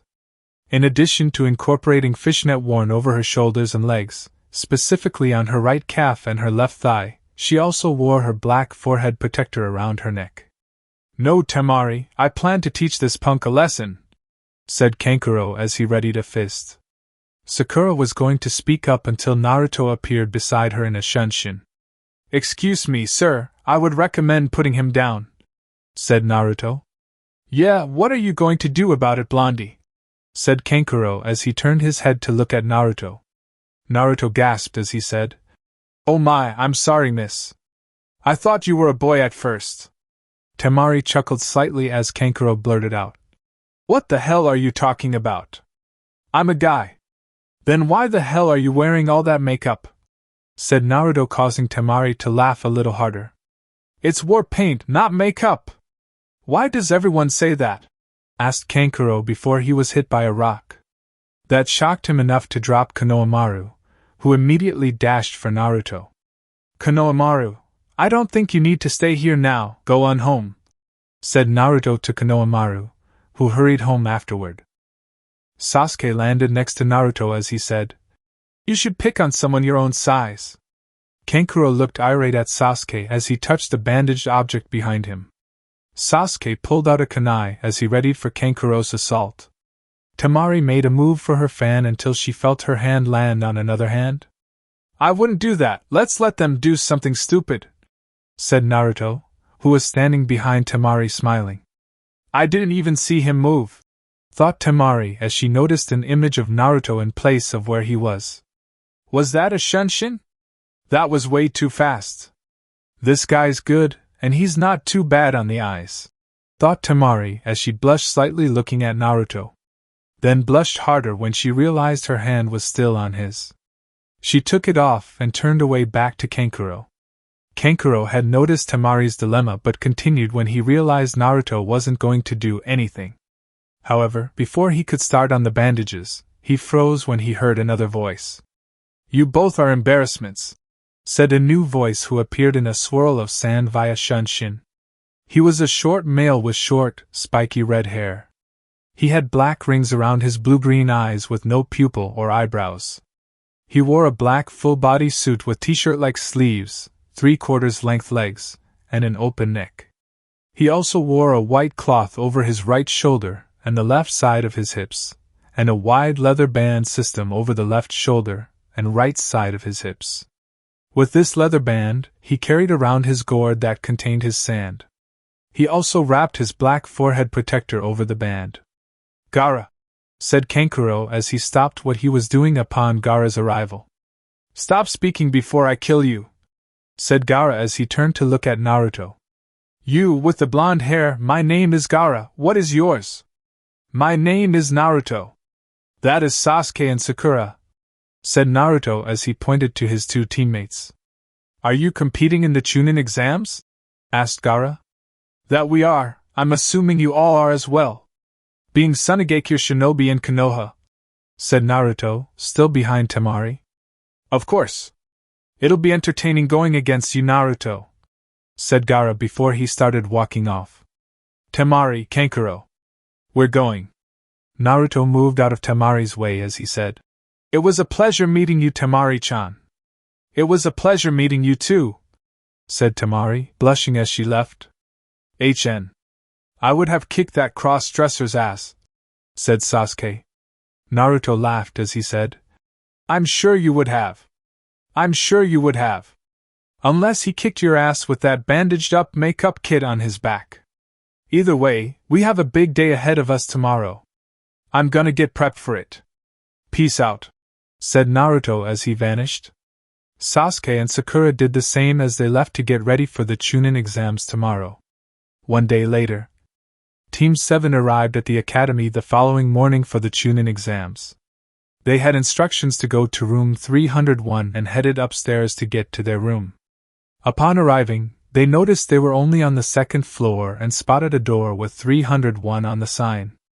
Immediately recognizing the genjutsu and henge, Naruto thought, must be a test. If Genin can't spot a simple genjutsu like that one, they don't deserve to be in the exams. We should just walk or dash. Sasuke cut him from that thought when he spoke. Drop the henjin genjutsu, you're not fooling any of us good ninjas with it, said Sasuke as both techniques dissolved. Naruto palmed his face as one of the now Chunin spoke up. Seems we have a cocky one Kotetsu. Kotetsu then said. Indeed we do, looks like I'll have to put him in his place, said Kotetsu as he kicked out at Sasuke. However, a kid in a green, spandex jumpsuit stopped the kick short. Hello, my name is Rock Lee, might I have your names? Said Rock Lee, the kid in the green jumpsuit, to Sasuke, letting Kotetsu's leg go. I'm Sasuke Uchiha, this is Sakura Haruno and Naruto Senju. We are Team Kakashi. Who are you all? Said Sasuke in reply. As I said, I am Rock Lee, this is Tenten and Niji Hyuga. We are Team Guy, said Rock Lee. Well, we hope to see you in the exams, said Sasuke as he and his teammates both walked off. Seems they are a strong team with the Uchiha and Senju. Wonder how good they are, thought Niji to himself. Damn. That Senju kid is smoking hot, but I'll beat his ass if we come across each other, thought Tenten as she and Niji noticed Rock Lee was gone. Team 7 was just about to turn the corner to room 301 when they heard a shout. Please stop, said Rock Lee as he landed behind Team 7. Sasuke Uchiha, I would like to challenge you to a spar. I am the best genin in the class this year and I would like to test my skills against you. You are a natural genius and I am a genius of hard work, and I would like to test myself against you, finished Rock Lee as he got into a beginning stance. Sasuke activated his Sharingan and was about to say yes until Naruto said, "Sasuke, I believe it's unwise to face him without knowing what he can do. He seemed extremely fast when he blocked that kick earlier, and if I'm not mistaken, that's the Goken fighting style. Very formidable taijutsu. You would suffer unnecessary injuries battling him. Let us continue without this, we'll face him later," said Naruto as Sasuke agreed. "My teammate is right. We don't have much time to get to the exam. We'll save that spar for later," said Sasuke. Before Rock Lee could respond, a grown-up version of Rock Lee appeared landing beside him. "Guy-sensei, why are you here?" asked Lee to Guy. "Lee, my beautiful student. I came to make sure you weren't starting trouble." "What are you doing to these fine, youthful ninjas?" asked Guy. "Nothing, Guy-sensei. I challenged Sasuke-kun to a spar here. But he reminded me that we had little time to get to the exams, so we scheduled it for later," replied Lee as he looked to see his sensei's face cringing up. "What a beautiful display of youth. To remind you of your pressing exam, so you wouldn't be late. It's so beautiful to think about it, isn't it, Lee?" said Guy, face full of tears. Lee immediately started crying, looking at Guy crying. "Lee! Guy-sensei! Lee! Guy-sensei!" Team 7 bore witness to a horrifying genjutsu. Rock Lee and his elder clone were hugging on a beach cliff, complete with waves crashing against it, and a beautiful sunset. Sasuke's Sharingan couldn't even dispel the genjutsu. Naruto tried to even use some of Kurama's chakra to forcibly dispel the illusion, but it was to no avail. Nothing worked. They stayed and watched the genjutsu until its end. Slightly disoriented at what they just watched, Team 7 finally made it into room 301. Upon arriving, Naruto was immediately pounced on by a purple blur. "Naruto-kun, how I've missed you," said Ino as she rubbed her cheek with Naruto's. "Hi, Ino-chan. It's nice to see you too." "Yo, Shika and Choji," said Naruto as the boys from Team 10 showed up after Ino. "Troublesome. Of course, Naruto's in this exam," said Shikamaru as he fist-bumped Naruto. Choji did likewise after wiping the chips off his hand. "Ino pig, what are you doing to Naruto? Did you finally give up hope on Sasuke-kun?" said Sakura with a smirk. Ino immediately stopped, and was going to respond until another person made his presence known. "What's up, everybody? Seems the gang's all here," started Kiba. "You know what, they should call us the Rookie 9. As we're the first rookies in the Chunin exams in the past few years," said Kiba loudly as he fist-bumped Naruto. Shino and Hinata were walking up beside him. Naruto was about to respond again, but an older boy appeared and spoke to the group. "You should talk more quietly. You're drawing a lot of attention to yourself," said the boy as Naruto noticed that everybody in the room was staring at them. Sasuke looked at the guy for a second. "Who are you? I've never seen you in the Leaf Village," said Sasuke as he noticed the boy's leaf forehead protector. The boy was older than the Rookie 9. He looked about 20 years old and had on a pair of round glasses. He had onyx eyes and ash-gray hair, which was in a ponytail that extended to his upper back, with bangs framing either side of his forehead. He wore a dark purple shirt with a high collar, a white undershirt, dark purple fingerless gloves with armored plates on the back of the hand, a white cloth waistband worn at an angle, dark purple pants, blue sandals, and a shuriken holster on his right leg. "I am Kabuto Yakushi. I haven't seen everyone in Konoha either, so it's not hard for me to not be seen either," said Kabuto before he continued with, "I've been in a lot of these exams, I figured I should help you guys." Shikamaru noticed he said a lot and wondered how many. "How many exams have you been in?" "It's a biannual event, and this is my 4th year trying. I'm on my 7th attempt," said Kabuto smiling. "Damn. You must suck," said Kiba in a brash tone. "What?" Everyone was thinking it. "Maybe you're right. But like I said, it is a pretty tough event. Since I've been in so many of these things, I've amassed a bit of knowledge. I could even share some if you'd like. I've got it all down on these cards," said Kabuto as he pulled out a stack of blank cards. Sasuke perked up slightly. He had a few names. Do you have info on Rock Lee, Gaara, and Naruto Senju? Said Sasuke as everyone gasped when he said Naruto. So you know their names, well that makes it easy, said Kabuto as he pulled out 3 cards and channeled a bit of chakra into them. Okay, first up Rock Lee. Konoha Genin with tremendous ability in taijutsu. Says his nin and genjutsu are nil. He is a member of Team 9 led by Might Guy as his sensei. Niji Hyuga and Tenten are his teammates. Says he has completed 42 D ranks and 35 C rank missions. Has been a Genin for a year, graduating a year before you guys, said Kabuto as he shifted to a different card. Gaara of the Desert. I have little on this guy being from a different village. Says he mainly uses sand in all of his attacks and is very formidable in battle with it. He has done 12 D rank missions, 52 C rank missions, and even 1 B rank mission. Whoa, it says here that he hasn't received an injury ever, said Kabuto as a few of the Genin got shocked faces at the news. Kabuto finally shifted to Naruto's card. Naruto Senju. From the famed Senju clan of the Thousand Skills. This is impressive, says he is proficient in all the shinobi arts, with ninjutsu being his favorite. His chakra levels are off the charts and it even says his control over it is just as impressive. Seems he is a chakra monster. He is a member of Team 7 led by Kakashi Hatake. His teammates are Sasuke Uchiha and Sakura Haruno. Says he has completed 48 D rank missions, 6 C rank missions, 1 B rank, and even an A rank. Has been dubbed the hero of Wave and he's only been a Genin for about 4 months. Quite impressive. He's probably the strongest person here, said Kabuto, a little loudly when he claimed Naruto was the strongest. A gasp was heard from everyone in the Rookie 9 besides Team 7 and Shikamaru. Naruto was that strong? His team had gone on an A rank mission? How did he become the hero of Wave? Troublesome, I already knew Naruto was that good. Now, this guy had to go off and say it. Now Naruto has all these people in here targeting him. Oh well, I hope he gets taken out before he comes our way. But how does this guy know so much? Thought Shikamaru to himself. Glad I threw the focus to Naruto while also gaining more information on my enemies, thought Sasuke. This guy knows too much to be a Genin. Plus I can feel the bad vibes coming off him. I need to find a way to tell Gigi.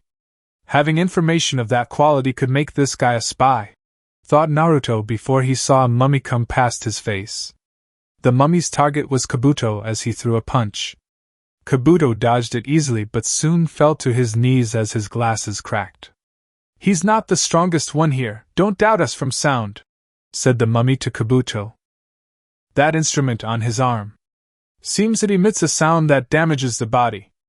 I'll have to look out for that, thought Naruto before a poof occurred in the room. Sit down and shut up.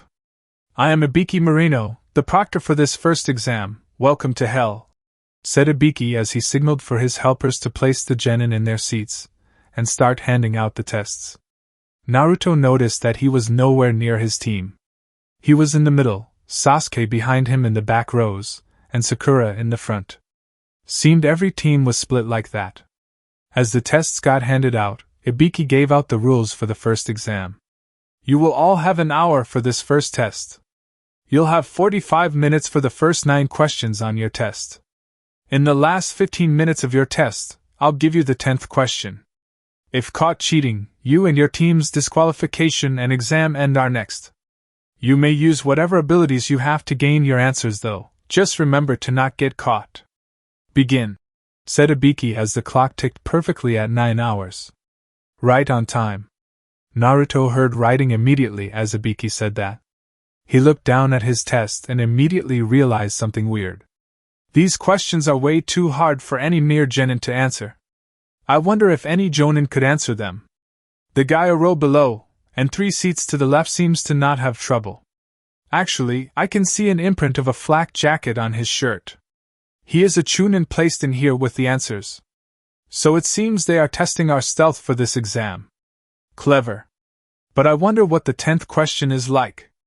Oh well, might as well get my 9 questions over, thought Naruto. Naruto waited for the Chunin to turn his paper over, signaling his finish. Naruto's foot merged with the wooden floor below him as he created a Moku Bunshin, wood clone, into the floor. The Bunshin traveled underground with Doton, Maruragakure no Jutsu, Earth style, hiding like a mole technique, to get underneath the Chunin's desk.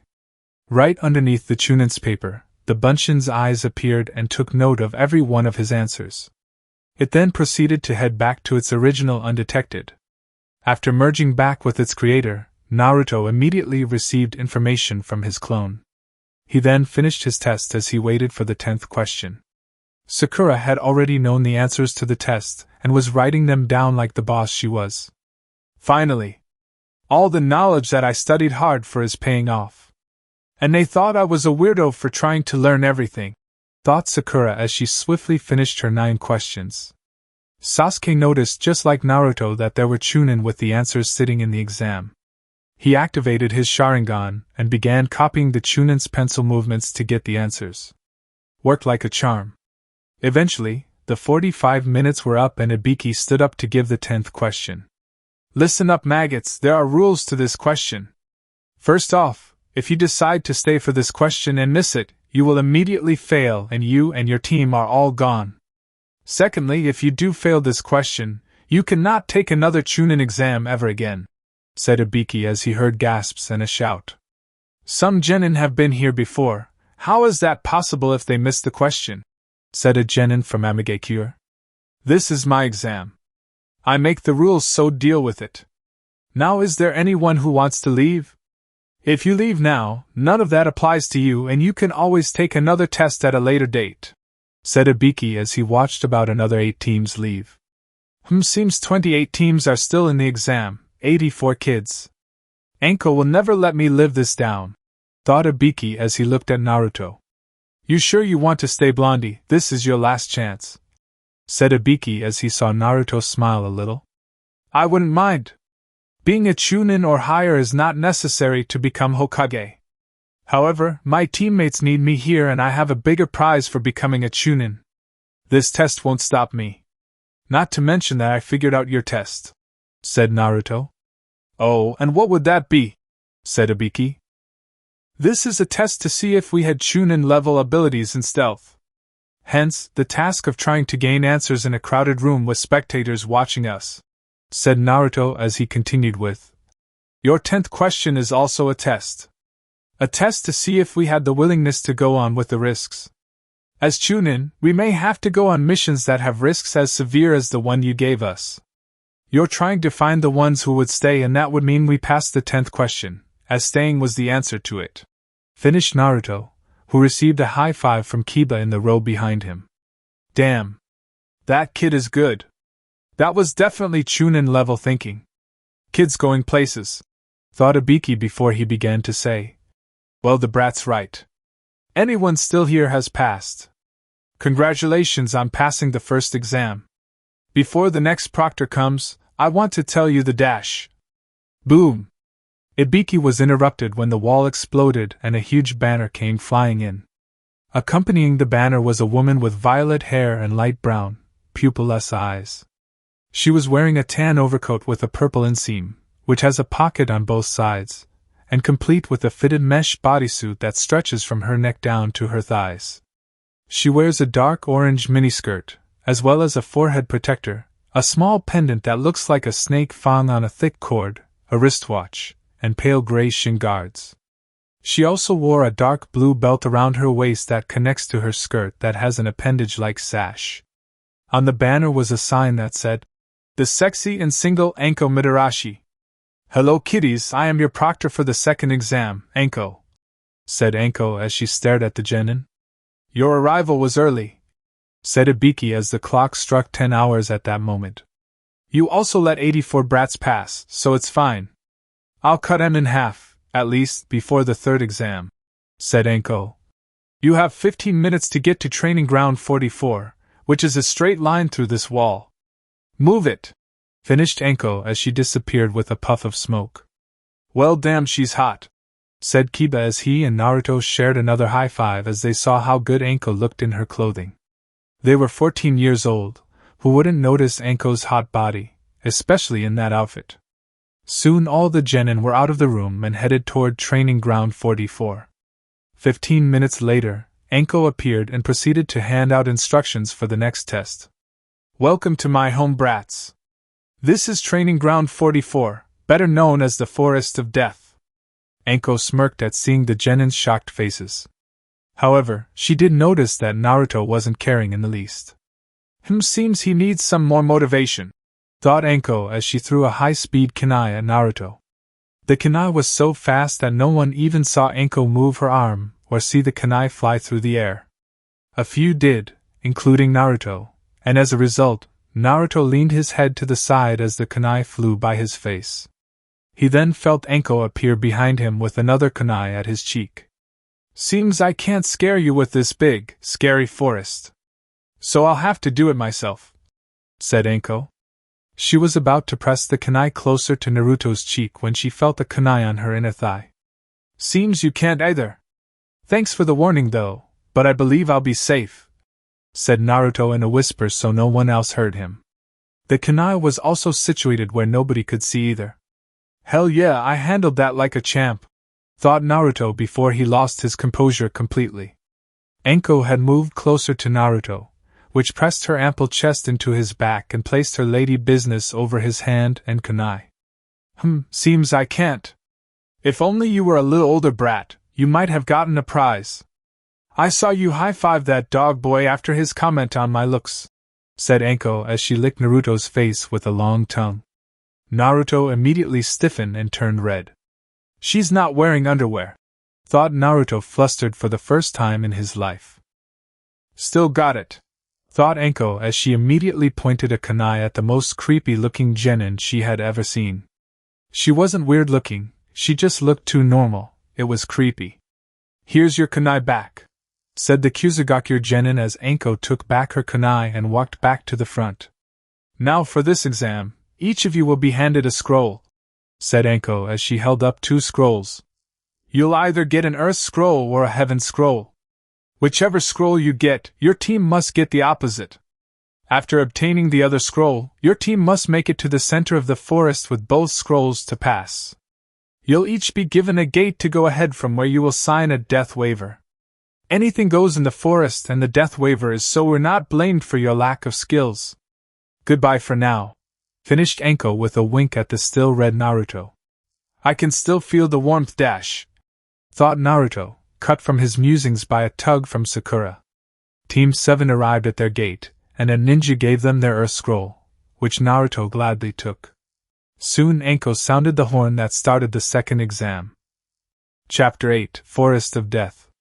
It had been about 3 hours since the start of the exam. Team 7 was leaping high above the ground, from treetop to treetop. Team 7 eventually came to a stop as Naruto landed in the middle of a clearing. Naruto, why did you stop? Asked Sasuke as he landed next to Naruto. Naruto put a hand behind his head and turned around with a sheepish look. I have to pee. I told you to go before we left, said Sasuke as he pinched his nose. Give me the scroll. Don't need you to get ambushed. Naruto handed Sasuke the team's Earth scroll. Naruto was about to take off until he heard Sakura voice her concerns. Why Sasuke-kun? Naruto's still the strongest. He'd have a better chance going against a whole team than me and you together, said Sakura before she saw Naruto shiver slightly. Naruto looked towards Sakura with a creeped-out look. Sakura-chan, I would freeze up. That's a fear of mine. Fighting someone with my junk out. Naruto shivered once more. I've never pissed the same since Kakashi-sensei brought that up. Naruto disappeared into the wilderness as Sasuke and Sakura conversed for a bit. About 4 minutes later, Naruto appeared back in the clearing. Yo guys, I'm back. Let's get to this, said Naruto as he landed. Sasuke nodded as Sakura said, Naruto, you didn't give me a kiss before you left. What? Am I not your girlfriend anymore? Said Sakura with a pout. Naruto looked shocked for a second until he said, Sorry, Sakura-chan. Slipped my mind. Naruto puckered up and leaned in for a kiss. Instead of lips, he met a foot. That foot was a part of Sasuke's leg. Whoa, what's going on, Sasuke?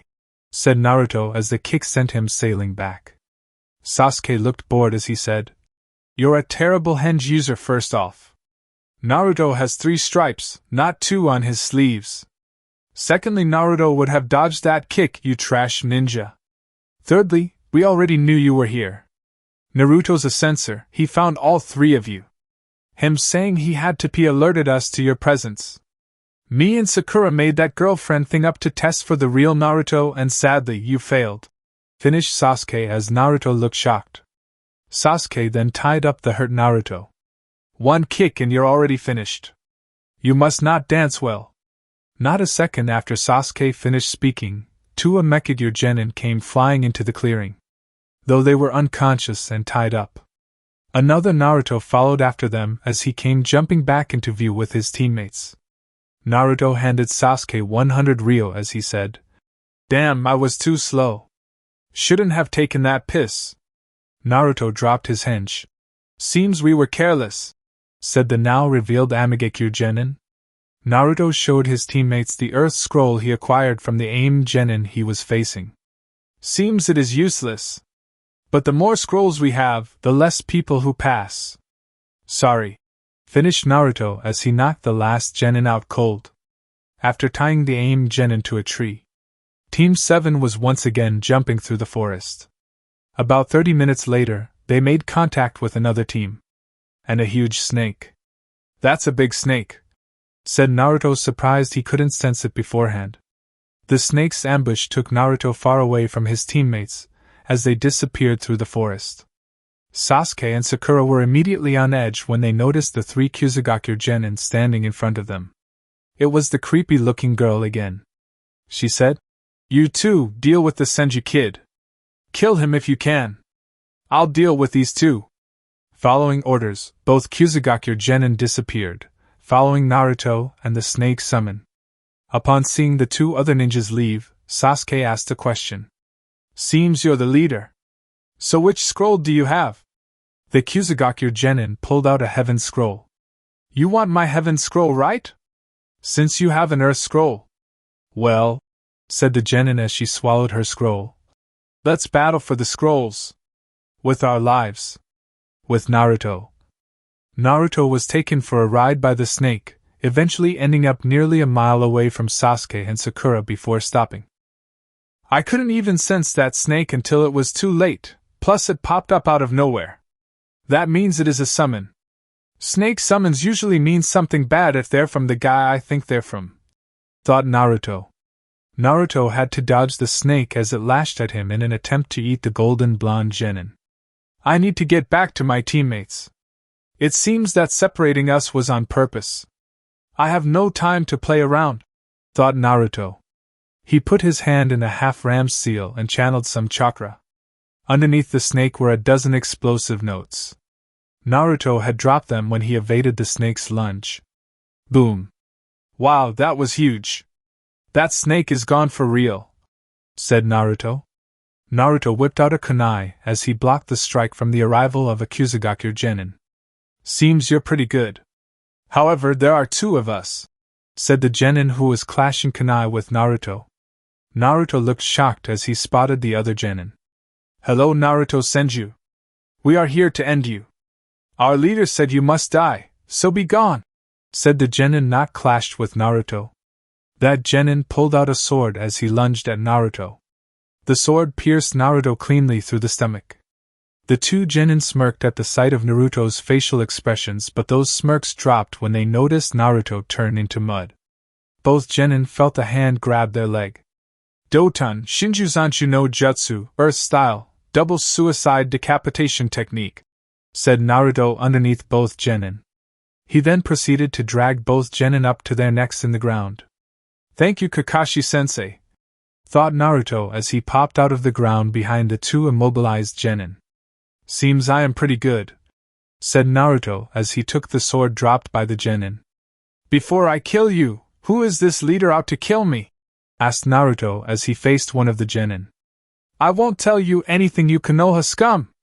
"You may as well started the Genin until Naruto cut him off by piercing him through the eye, killing him immediately.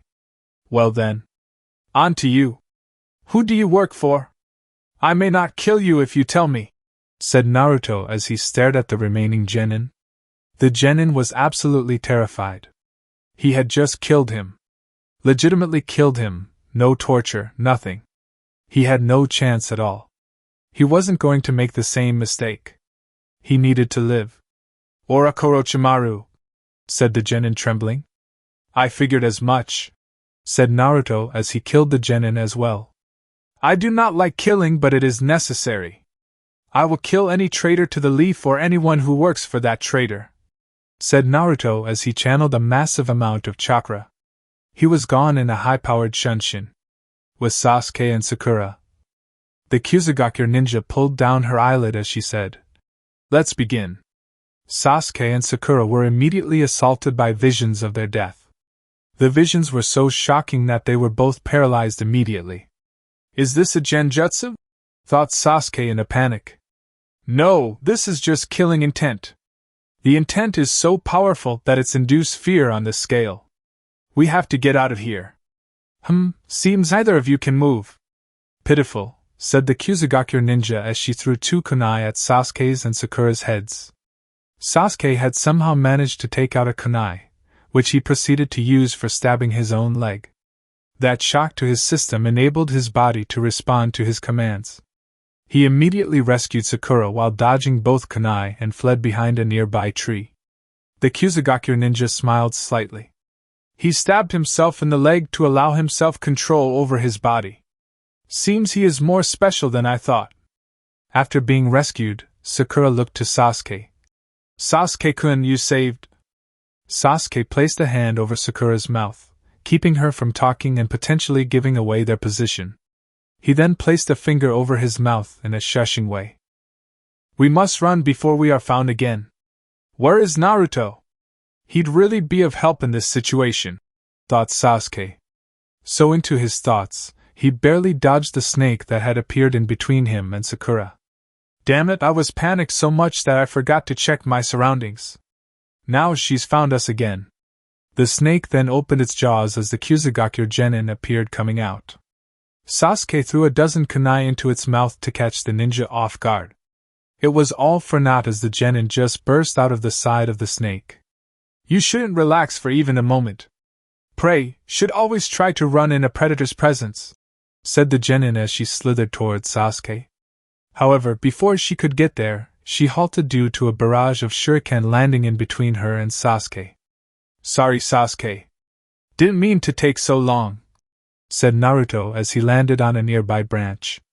Naruto, said Sakura, relieved at his arrival. That meant he had dealt with his opposition and he looked relatively unharmed. Must have been easy. Should have known he'd be here so soon. Those useless idiots stood no chance against him, thought the Chunin. Naruto. This ninja is way too advanced to just be a genin. She's on a totally different level than anything we've ever faced. We need to run away, said Sasuke. Hee. Looks like you successfully defeated that giant snake and my 2 teammates, Naruto-kun, said the Chunin. Yeah. She is Orochimaru, thought Naruto before he said. Seems you're picking on genin now, Orochimaru-san? What makes you think that I'm Orochimaru? Questioned the Chunin. The snake summoned at first.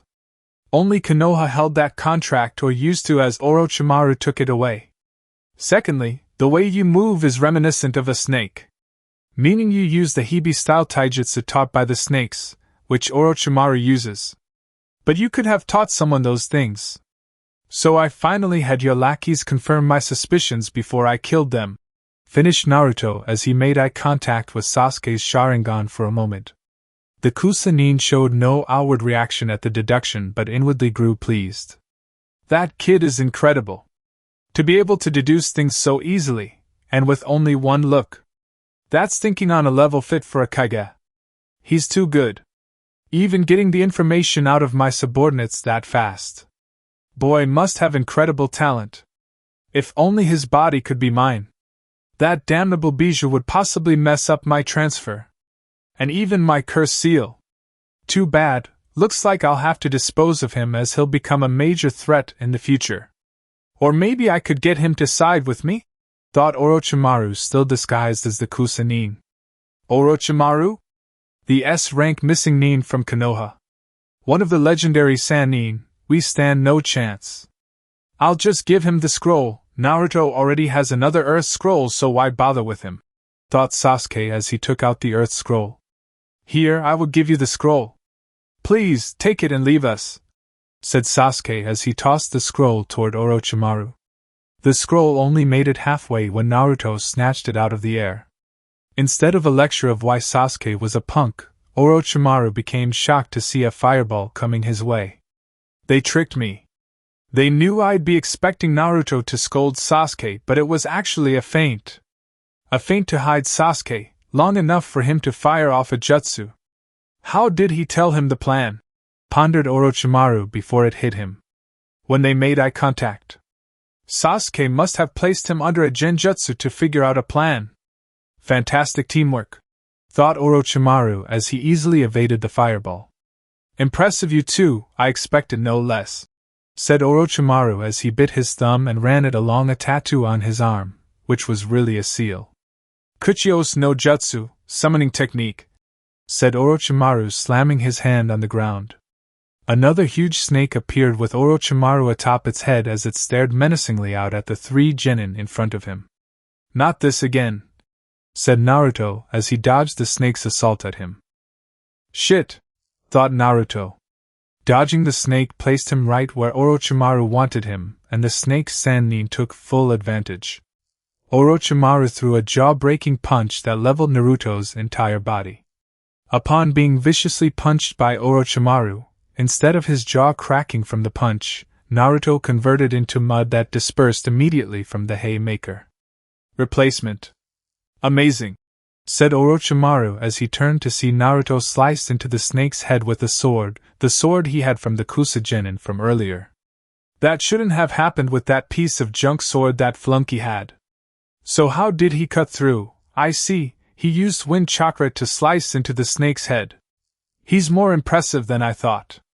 Orochimaru, upon seeing his snake being sliced into, took off for Sasuke. Let's see what you do, Sasuke-kun, thought Orochimaru as he approached Sasuke rapidly. That assault stopped upon a yellow flash appeared in his face.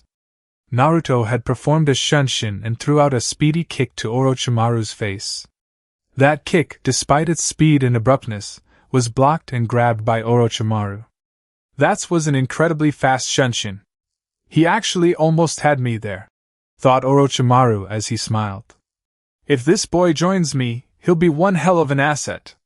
If he opposes, I'll kill him before he gets the chance to ruin my ambition. For now, I need him out of the way so I can get to Sasuke. Orochimaru then extended his tongue to restrain Naruto. Naruto grew shocked at the strength of the tongue as he found himself completely immobilized. Damn, that was a mistake trying to catch him off guard. He's a Sannin and at one point, was in the running for Hokage. This'll hurt, thought Naruto as Orochimaru slammed 5 fingers into his gut before Naruto had the chance to use the Kyuubi's chakra. Gojo Furin, 5 elements seal, thought Orochimaru. Naruto immediately fell into a deep sleep after its application. He was then cast away to the forest floor as Orochimaru turned to Sasuke and Sakura. Back to just 2, show me what you're made of, Sasuke-kun, said Orochimaru. Sasuke looked spooked that Naruto could be so easily beaten. If he could beat Naruto, then what chance did he have? Naruto always won their spars, so he was clearly no match for Orochimaru. Slap! Sasuke looked shocked to see Sakura slap him. What are you doing, Sasuke? Stop acting like a punk. What would Naruto do if he was in your situation? He wouldn't sit there doing nothing, thinking he was going to die. He'd fight to the end. He's not a coward like you. You're just trying to run and cling to your life. Now man up and kick his ass. I'm gonna check on Naruto, said Sakura as she fell down to the forest floor to check on Naruto. Sasuke was shocked from what he heard Sakura say. She had never spoken to him like that, let alone strike him. It finally snapped in Sasuke when she said he was running and clinging to his life. That was what Itachi told him to do on the day of the massacre. Maybe Itachi was right, he should run away. No, he wouldn't back down. He had to fight and protect his team. He wasn't going to die here, he still had so much to do. Sakura's right. I have acted like a coward. But no more, if I can't defeat you. How can I ever hope to defeat him? Said Sasuke as he closed his eyes.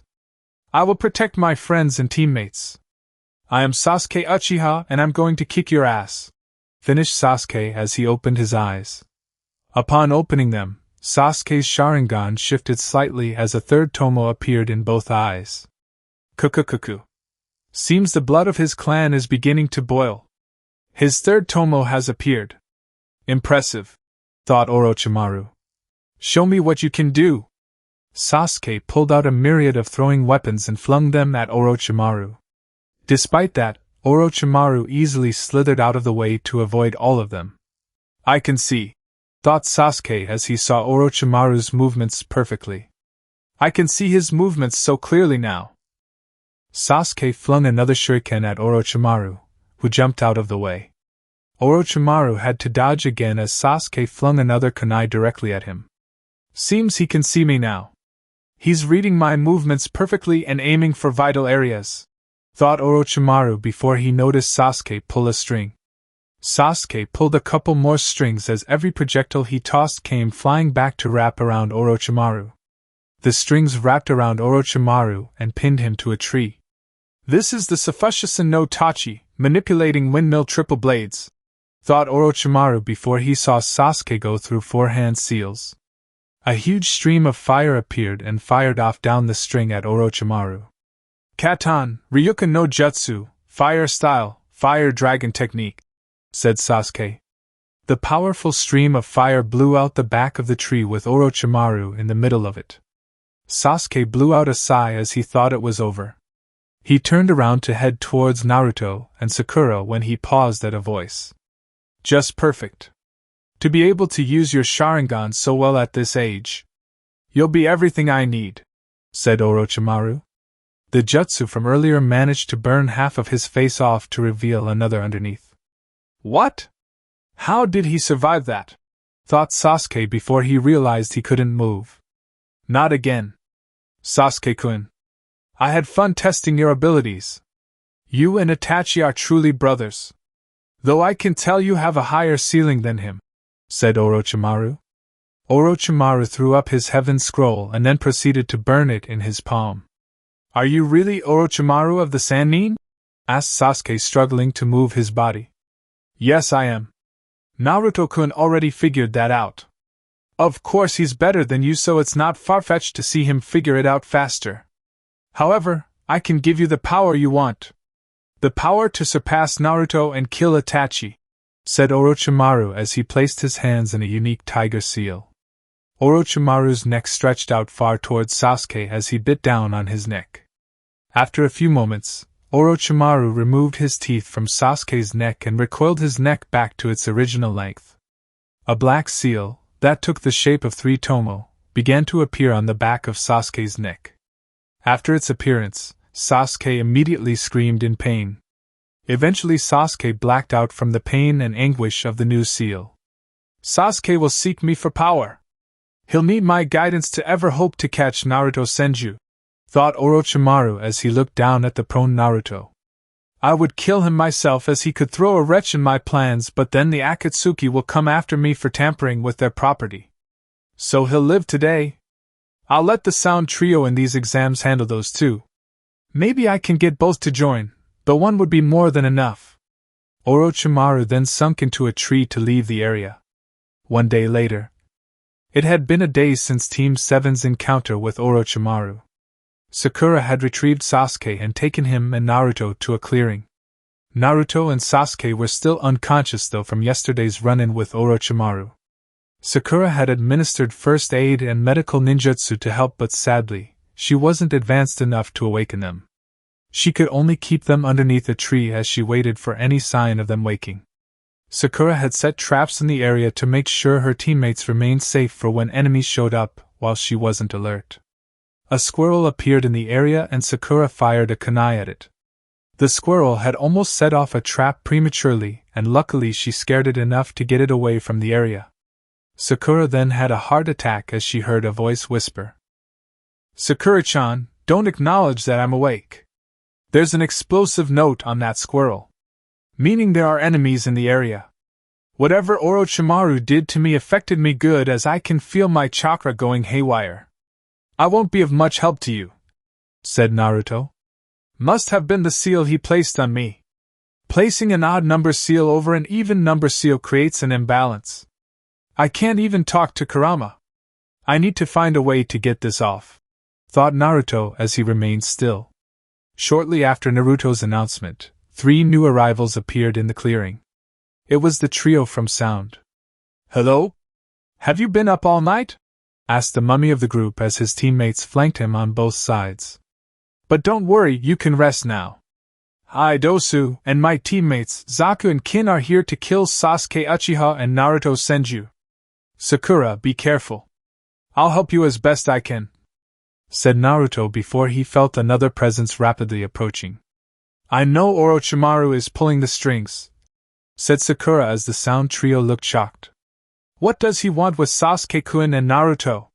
What is this mark on Sasuke-kun's neck?" asked Sakura as she pulled out a kunai. I wonder what he's thinking," said Dosu as he pondered Orochimaru's thought process. "You give the kid a curse seal. But want to kill him? Oh well, they were here to kill them, so that's what they'll do. It doesn't matter. We were given orders to kill those two, and I'm going to do it. I'll even kill this girl," said Zaku. He was about to run toward her when Dosu stopped him. "Wait, Zaku.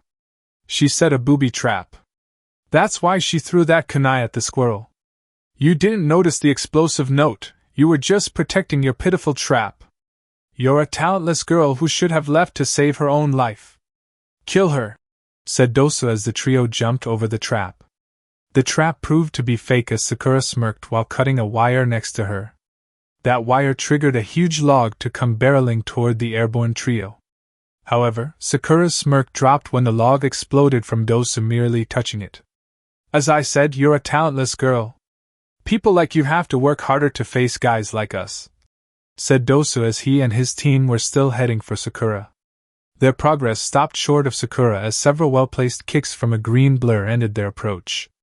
"Konoha Senpu, Leaf Whirlwind," came the voice and arrival of Rock Lee as he landed in front of Sakura. "I guess you guys should work harder as well," said Lee as he stood in the beginning stance of the Goken fighting style. "Who are you?" asked Dosu. "I am Konoha's beautiful green beast, Rock Lee," said Lee as he then addressed Sakura. "Do not fear, Sakura-chan. I will protect you with my life. I'll always be there when you're in trouble." Sakura became shocked when she realized Lee was assisting her. "Well, thank you for saving me and my team," said Sakura as Rock Lee nodded before turning back toward the Sound trio. "Zaku, you take out Sasuke and Naruto. They're both down, so it should not fail to get past the girl," said Dosu as he tossed the Heaven Scroll to Zaku. "I'll take the new guy." Rock Lee wanted to face all 3 of them at the same time. But due to Dosu's jutsu, his attention needed to be focused squarely on him. "Sorry, Guy-sensei, I'll have to use that move. I can't let Sakura-chan get hurt," thought Lee as he unwrapped his bandages slightly. Lee vanished to appear underneath Dosu and kicked him under his chin. The kick launched Dosu into the air where Lee appeared behind him. Dosu then found himself wrapped up in bandages and tilted headfirst toward the ground. "Omote Renge, Front Lotus," said Lee as he hugged Dosu and plummeted them toward the ground. When he smashed Dosu into the ground, though, it felt odd. Seems I made it just in time," said Zaku as he had his hands planted into the ground. He had pushed air into the dirt to create a softer landing for Dosu. "To think that technique was still that powerful, even on a sponge surface," said Dosu as he got up. "However, it's my turn," finished Dosu as he charged at Rock Lee. "This is bad. My bodies," thought Rock Lee as he dodged Dosu's punch. He was still stricken by his melody arm, the same as Kabuto. Rock Lee fell to a knee as the jutsu took effect. He looked up slightly in pain to see Dosu staring at him. "You may move at high speeds, but our abilities move at the speed of sound. Dosu raised his arm as he said, "I'll show you a wall that you can't surpass with hard work alone." Before Dosu could strike down Lee, a yellow flash appeared. Along with that flash was a high-speed kick that sent Dosu sailing past his team into the woods behind them. "Sorry for my tardiness," said Naruto as he placed his leg back down. "It took a while to gather the ability to use a technique. Thank you for protecting us, Lee. I'm grateful." Before anything else could start, a strong chakra burst into the clearing. Naruto turned to see Sasuke basked in a vile, purple chakra. Sasuke also had black flame-like patterns appear on his skin. That's what Sakura meant by the mark he received from Orochimaru. Seems it gave him a power boost, but there has to be a catch to all that power, thought Naruto as he saw Sasuke stand and look at his surroundings. "Sakura," said Sasuke as she looked happy to see him awake as well. However, Sasuke also noticed that Sakura looked to have been in a fight. And it was true, in the brief moment Lee was fighting with Dosu, Sakura had been going against the other two from sound. "Who did that to you?" asked Sasuke. Saku, wanting to goad Sasuke, responded with, "I did, chump. What are you going to do about it?" Saku placed his palms towards Sasuke and said, "Zankaha, decapitating airwaves." A powerful stream of air blew towards Sasuke, ripping up the ground as it bellowed toward him. Once the dust cleared, Sasuke's body was nowhere to be found. "Heh. He wasn't so tough. Now for the senju," said Zaku as he pointed his hands at Naruto. "Katan, Hozenka no Jutsu, fire style, Phoenix Sage flower technique," came the voice of Sasuke as a dozen fireballs flew toward Zaku. Zaku smirked and fired off another blast of wind that quelled the flames but did nothing to stop the shuriken hidden within. "What?" said a surprised Zaku as the shuriken pierced him several times across his body. Upon putting down his guard, he found both of his arms held behind him with a foot pressed squarely into his back. "This is for hurting Sakura. You seem to love these arms. So let's get rid of them," said Sasuke as he began to pull on Zaku's arms. Kin tried to help her teammate, but a swift chop to the back of her neck from Naruto sent her into unconsciousness. After hearing a sickening pop, Naruto had enough. "Sasuke. Stop," said Naruto as Sasuke looked toward him. "Naruto, this power. It's Orochimaru's. A traitor to the leaf gave you that power. Do you not think it comes without a price, Sasuke? You need to quit using it," said Naruto, completely serious. Sasuke was feeling amazing. The power coursing through his body made him feel unstoppable. But Naruto was right. This power was corrupted, he could feel it attacking his will. Sasuke forced the seal to recede just as Dosu came back into the clearing from Naruto's earlier kick. "If you let us live, you can have our heaven scroll," said Dosu. Naruto looked at Dosu for a second before he took the scroll from Zaku's injured form and flung him back over to Dosu. Dosu grew shocked that they were getting off scot-free and promptly disappeared with Kin and Zaku in tow. Sasuke looked at Naruto in disbelief. Naruto knew those guys worked for Orochimaru, so why did he just let them live? "Naruto! Why didn't we kill them? We know they work for Orochimaru. We could have done away with them right away. Why'd you agree?" said Sasuke before he heard an explosion. Naruto was holding a half-rammed seal as he said, "I never agreed." Sasuke smirked at Naruto's actions. He then activated his Sharingan when Naruto spoke again. "I know you're here, Neji and Tenten. So come out," said Naruto as he then pointed to the opposite side of the clearing. "You as well, Shikino-cho." Neji landed on a nearby tree branch along with Tenten. "You should hand over all of your scrolls. And maybe we'll let you leave peacefully," spoke Neji confidently. "You do realize that me, Sasuke, and Sakura-chan are fine, right? It's 3-on-2 and not to mention your teammate is wounded right here. What's to say I don't kill him now?" asked Naruto as Neji took the hint. He carefully walked over to Rock Lee and carried him out of the area with Tenten. Neji did check Lee for an explosive note first before departing. "Naruto-kun! You were so amazing just now!" said Ino as she was about to jump on Naruto when Shikamaru stopped her. Ino. At this moment, Naruto is the enemy. He could have harmed you and taken our scroll just now if you went toward him. Be careful. He plans to negotiate with us since he called us out. So what do you have to say? Asked Shikamaru, wary about Naruto and his intentions. Hee. Can we team up to get to the finish? We're rather handicapped at the moment and need help getting to the tower. We have an Earth Scroll if you need it, said Naruto sheepishly with a laugh. What? Asked Choji because Naruto had just threatened Neji. It was a bluff, Choji, and rather well played, said Shikamaru, as he thought over teaming with arguably the best team in their class. Fine, we'll team up. We do have a Heaven Scroll, so your extra Earth Scroll will get us into the tower as well. But now we have to watch our backs more since you two have hits out on you. Troublesome, finished Shikamaru as the group of 6 headed toward the tower. Several hours later. What do you mean you never liked Sasuke-kun? Yelled Sakura. Ino laughed and said, The only reason I pretended to like him was so you'd be more confident. With me as a rival you always did strive to be better, so that's why I did it. Plus Naruto is way better anyway, finished Ino with a smirk. She still could get Sakura's blood to boil.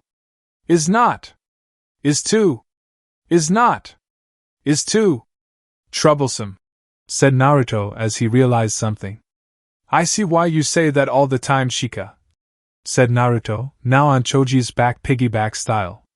Shikamaru had Sasuke on his back as he said, Yeah. Having to carry you guys here is already bad enough. Now we have to listen to Ino and Sakura, bitch.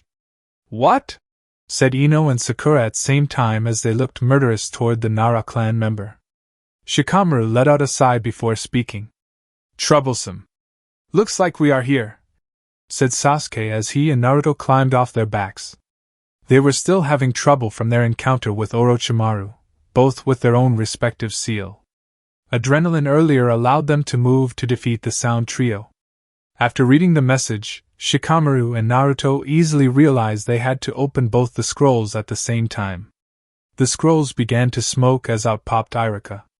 Why'd I get summoned twice? Said Ichiraku before he realized there were 2 teams before him. Oh, you guys work together, that's why. Well, congratulations you guys. You passed the 2nd exam. You still have 2 days left until the 3rd exam. So get some rest. You'll need it, finished Ichiraku with a smile. All 3 rookie Genin teams passed so far, amazing. Thank you, said Shikamaru as Team 10 walked off into the tower. Upon noticing Team 7 still standing there, Ichiraku voiced his question. Why are you guys still? He stopped when he saw them all have serious faces. We need Gigi. Orochimaru is here. Chapter 9 Prelims. The Sandaime Hokage had rushed to see Team 7 when he became knowledgeable of the events that occurred in the Forest of Death. After a telling of the story from Naruto and Sasuke's perspective, Hiruzen made sure it was all correct. So you were found by Orochimaru in the forest? Asked Hiruzen, to which Team 7 nodded. He defeated you all, placed a curse seal on Sasuke, and just left with orders to his team to kill you both? After another nod, Hiruzen blew out a sigh. Well, at least you all are still alive. Sasuke-kun, Kakashi has a plan to deal with your seal, said Hiruzen as Kakashi walked in with a yo. He's going to place a Fujihoin, evil sealing method, on you to suppress the influence of the seal. However, due to the power of the curse seal, it'll take your willpower to control how effective the Fujihoin is, finished Hiruzen as he saw Naruto smirk. So basically, Sasuke got a hickey from a pedophile. That hickey is imbued with the pedophile's power. Kakashi is going to suppress the hickey's power to keep Sasuke from using said hickey. Got it, said Naruto as Sasuke turned toward him with a glare. I'm not gonna use this curse seal. But it's nice to have an additional safeguard to keep the influence down. I don't need somebody else's power. I am an Uchiha, said Sasuke, turning toward Kakashi while also showing Naruto the Uchiha crest on his back. After Kakashi finished snickering at Naruto's hickey remark, he and Sasuke both exited the room to take care of his cursed seal. Sakura had left Naruto and Sasuke earlier to get some rest from staying up while they were incapacitated. It was just Naruto and Hiruzen left in the room. "Gigi," said Naruto as he lifted his mesh shirt and channeled some chakra to show off his seal. "Can you remove this seal? I didn't want to bring it up in front of my teammates because they don't know about my status yet, but Orochimaru placed it on me during our fight," finished Naruto as he was struck in the gut sharply by Hiruzen. "Gojo Kaiin, 5 elements unseal," said Hiruzen as Naruto fell asleep again. "Of course I can, Naruto-kun. Now get some rest before the finals. I want to see you impress me, my dear boy." Hiruzen then picked up Naruto and took him to his room. After laying him down in his bed, the Sandaime disappeared back to his office to prep for the 3rd exam. 2 days later. The 2 days since Team 7 finished the test was relatively uneventful for Kakashi's Genins. Sasuke had his seal suppressed and Naruto finally had control over his chakra again. Nothing else really happened besides that until today. Team 7 had been given instructions to go to an arena, where they were met by 5 other teams.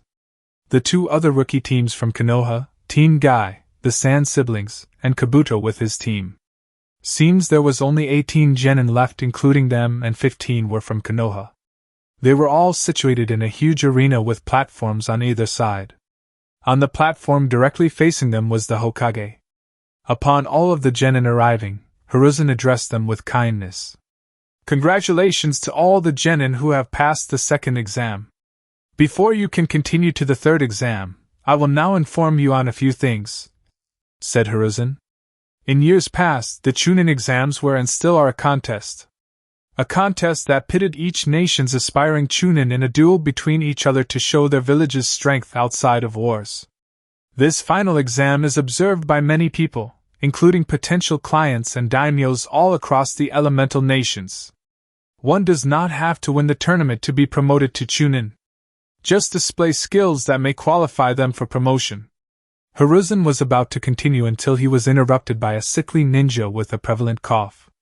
"Excuse me, Hokage-sama, if I may interject, I would like to take over from here," asked the ninja as Hiruzen nodded. "Hello all, I am Hate Gecko and I shall be your proctor for the 3rd exam," said Hate as he coughed a few times. "Due to the number of you all, there will be preliminary matches immediately to dwindle the numbers," finished Hate as he was met with a complaint. One of Kabuto's teammates spoke up. "We just got here 2 hours ago. Do we not get to rest first?" "No. Unfortunately, you will be handicapped, but those are the rules."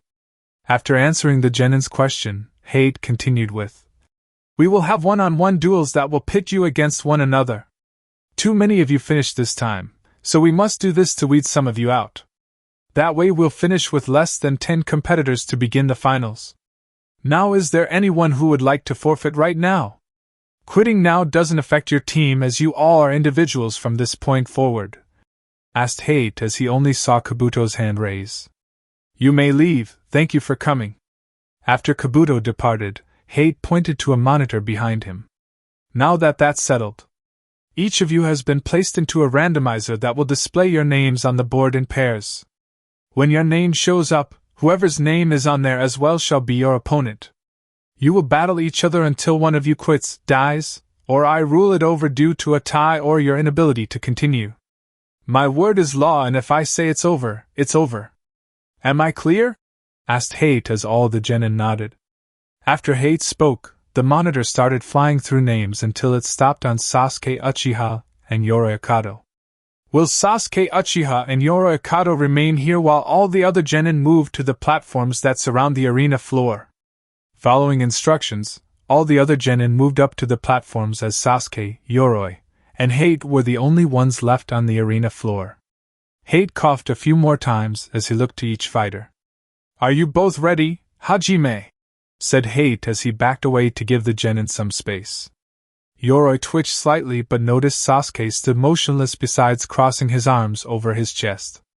Yoroi moved around a little but Sasuke still stood with his arms crossed and his Sharingan active. "I thought he wouldn't be able to use that without being affected by the curse seal. It doesn't matter, he won't be able to stop my technique," thought Yoroi.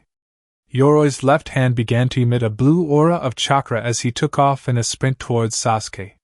Sasuke didn't make a move to defend the still approaching Yoroi. So Yoroi just slammed his hand onto Sasuke's forehead and smashed him into the ground with force. Sasuke's face changed to one of shock as he could feel his chakra leaving him. Yoroi smirked as he realized how easy this victory was. Yes, I have the ability to suck out a person's chakra through my jutsu. You never had a chance, said Yoroi as Sasuke started to struggle with less power. Yoroi thought he had it in the bag until he felt several kunai pierce his body. Yoroi screamed in pain as he looked up to see Sasuke still standing with his arms crossed. He was confused as he looked down to see that Sasuke turned into dust. What is going on? I know I hit you with my technique.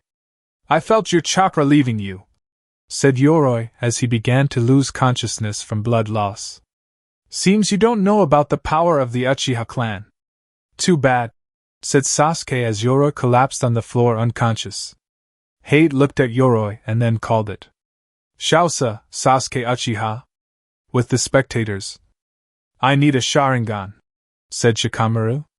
Naruto stood beside Shikamaru as he looked amused at his comment. Why is that, Shika? Asked Naruto as around them, people were wondering how Sasuke just won. All Sasuke did was lock eyes with him, and he passed out without neither of them moving a muscle. Yoroi didn't even get touched by Sasuke or even harmed but still got defeated. If I could do that, beating people by staring, I'd be so happy. If only, said Shikamaru as Naruto burst out laughing. Kakashi decided to quell everyone's questions as he told them about Sasuke's victory. The Sharingan is a powerful dojutsu, techniques, that allows the user many abilities. One being, the ability to cast powerful genjutsu with a mere glance. Sasuke defeated Yoroi in a genjutsu and Yoroi must have passed out from the mental belief of actually losing. That's why Sasuke won without harming Yoroi, or moving for that matter, said Kakashi with an eye smile as a member of his squad passed. Seems his eyes have gotten stronger. Did he get his third tomo? Pondered Kakashi as Sasuke walked up the platform to stand by Naruto. Sasuke smirked at Naruto while walking up with his Sharingan still active. I'll be seeing you later on, it seems, Naruto, said Sasuke, flaunting his improved Sharingan as his tomo began to spin slightly around his pupil. Heh, maybe. I haven't gone yet, I could lose, said Naruto with a straight face as he stared at Sasuke's straight face as well. They held their poker faces until he and Sasuke started laughing. Don't worry, Sasuke. I'll be there to kick your ass again for the world to see, said Naruto as he heard a voice in his head. A voice he hadn't heard in a while. So the Uchiha boy has a better Sharingan now? Means nothing compared to what I've seen you do, said Kurama in Naruto's head. Kurama! You're back. By the way, you were so right about Fuinjutsu. I got hit by 5 fingers twice and passed out both times. Fuinjutsu is scary, replied Naruto as he heard Kurama laugh. Told you it was. Took that snake to beat some sense into you for you to get my point. I could have kicked his ass, I bet, if I used all of my abilities, said Naruto as Kurama agreed, though it was debatable. Naruto was easily one of the strongest in Konoha when using his chakra and Mokuton abilities. But Orochimaru was Orochimaru, one of the Sannin, and definitely not a pushover. While Naruto and Kurama were conversing, the board landed on 2 more names. Temari and Tenten. Naruto paid no attention to this match as soon as he saw Tenten firing weapons. It's pointless. Temari-chan is carrying a fan which I'm sure she uses proficiently. She'll just blow all of your projectiles away. Sorry, Tenten, she's your worst matchup, thought Naruto as he saw Temari continue to blow away Tenten's projectiles. Eventually, Temari had enough and finished Tenten by catching her in a tornado of wind that tormented the brown-haired girl. Hate called it once he saw that it was over. Shausa, Temari. You made that fan look so sexy. I need one in my life, said Naruto loudly, getting a smirk from Temari as she walked back up. After the medics moved Tenten, the names started spinning again. Choji Akimichi vs Shino Aburame. Sucks for Choji. He'll be a big target for Shino's bugs, and since his only techniques involve chakra-induced expansion, he'll lose, thought Naruto. Naruto was proven right as Choji kept smashing into Shino. Though they were only mushy bunchins, bug clones, which proceeded to empty Choji's reserves after about 2 minutes. Shausa, Shino Abirame. Naruto perked up slightly at the next match, Neji Hyuga vs Hinata Hyuga. Though Naruto became disappointed at Hinata's lack of fight going against her cousin. Neji didn't have that problem as he dismantled Hinata viciously throughout the fight. Though Naruto got fed up at the end when Neji went for the kill. Neji was stopped a few feet from Hinata by several people. He was locked in a grip from Guy while Kakashi held his left arm and Kurenai held his right. But everyone was surprised to see Naruto in between Hinata and Neji with a fist held firm, inches from Neji's face. Seems the main branch gets special treatment again, said Neji before he got the chills at Naruto's glare. Neji, I have nothing against you as a person. But for what you did to Hinata-chan here, knowing hate would have called the match regardless of her will to fight, is unbecoming of a Konoha nin. You better hope I don't see you in the finals, as I promise to deal out tenfold to you what you gave to Hinata-chan, said Naruto as he clenched his fist that held a bit of Hinata's blood in it. Neji was taken away shortly afterward by Guy. Hinata was assisted by medics as everyone else returned to the stands. The next fight was between Shikamaru Nara and Sakura Haruno. Many people believed Sakura would have an easy victory against the dead last of his class. However, Naruto knew better. Shikamaru's the smartest person I know. He is only the dead last due to his unwillingness to do schoolwork. I want Sakura to win as her teammate, but Shikamaru's too smart, thought Naruto as Sakura charged Shikamaru and lashed out with punches and kicks. Shikamaru dodged Sakura's attempts as he eventually backed up far enough to place his hands in the ram's seal. Kageme no Jutsu, shadow possession technique, said Shikamaru, once his and Sakura's shadow connected. Shikamaru made Sakura pull out a kunai as he said, Sakura, forfeit. I placed my kunai holster on my left leg before this match started, so as you can see I'm not holding one. You are, and I'm not afraid to make you harm yourself, so give up. Sakura looked dejected as she realized she couldn't stop Shikamaru. So with reluctance, she gave up to keep herself from harm. Shausa, Shikamaru Nara, said Hate as both Shikamaru and Sakura walked back up the platform. Good job, Sakura, maybe you'll get a better opponent next time. Shikamaru's tough, said Naruto as Sakura smiled slightly. Upon noticing Shikamaru's face, Naruto asked a question. What's up with the face, Shikamaru? Shikamaru sighed. I should have lost. I could have been done with this tournament, and slept for the rest of it. Now I'll have to fight again. Troublesome. Hopefully, I don't go against another girl. Troublesome, said Shikamaru, as he likely jinxed himself. Naruto laughed slightly as he saw the board shift to another pair of names. Kankuro and Nasumi Tsurugi. Naruto found the match hilarious when Nasumi realized he had been fighting a puppet the whole time. After receiving a bone-crushing hug from said puppet, Nasumi was done. Shausa, Kankuro, said Hate as he looked wary for the next match. Gaara vs. Rock Lee. Gaara v Lee. Yosh! Now I can show everyone the power of youth, claimed Lee excitedly. Lee felt a hand clasp his shoulder and looked up to see a blinding smile. Attaboy, Lee! Show them that you're in the springtime of youth, claimed Guy just as excited as he patted Lee on the shoulder. Lee did a salute as he leaped down to the arena floor. Gaara arrived in Asuna Shunshin, standing with his arms crossed, looking uninterested in Rock Lee or this tournament for that matter. Hate looked at both competitors as he started the match. Hajime, said Hate as he backed away. Lee took to the beginning stance of the Goken as Gaara popped the cork off his gourd. Sand seeped out of the gourd and surrounded Gaara on the ground in a crude circle. Lee, having enough of just standing around, vanished to attack Gaara. Gaara looked shocked to see his sand blocking Lee's strikes, but not seeing Lee. Is he moving that fast? Questioned Gaara as he kept swiveling his head to see sand dispersing after being struck, but no Lee. In the stands, Sasuke handed Naruto 100 ryo as he said, Thanks for keeping me from getting my ass whipped before the first exam. That speed is ridiculous. Naruto smirked at Sasuke, who was keeping his Sharingan eyes glued on the match. Seems he's trying to copy Lee. A smart idea, as that's the best taijutsu I've ever seen, thought Naruto watching Lee trying to beat on Gaara. Shikaku, said Kurama in Naruto's head. Shikaku? As in the Ichibi. He's here? Where is he? Asked Naruto as he kept watching the match. Gaara? Yes. I can feel Shikaku's chakra seeping out of the boy.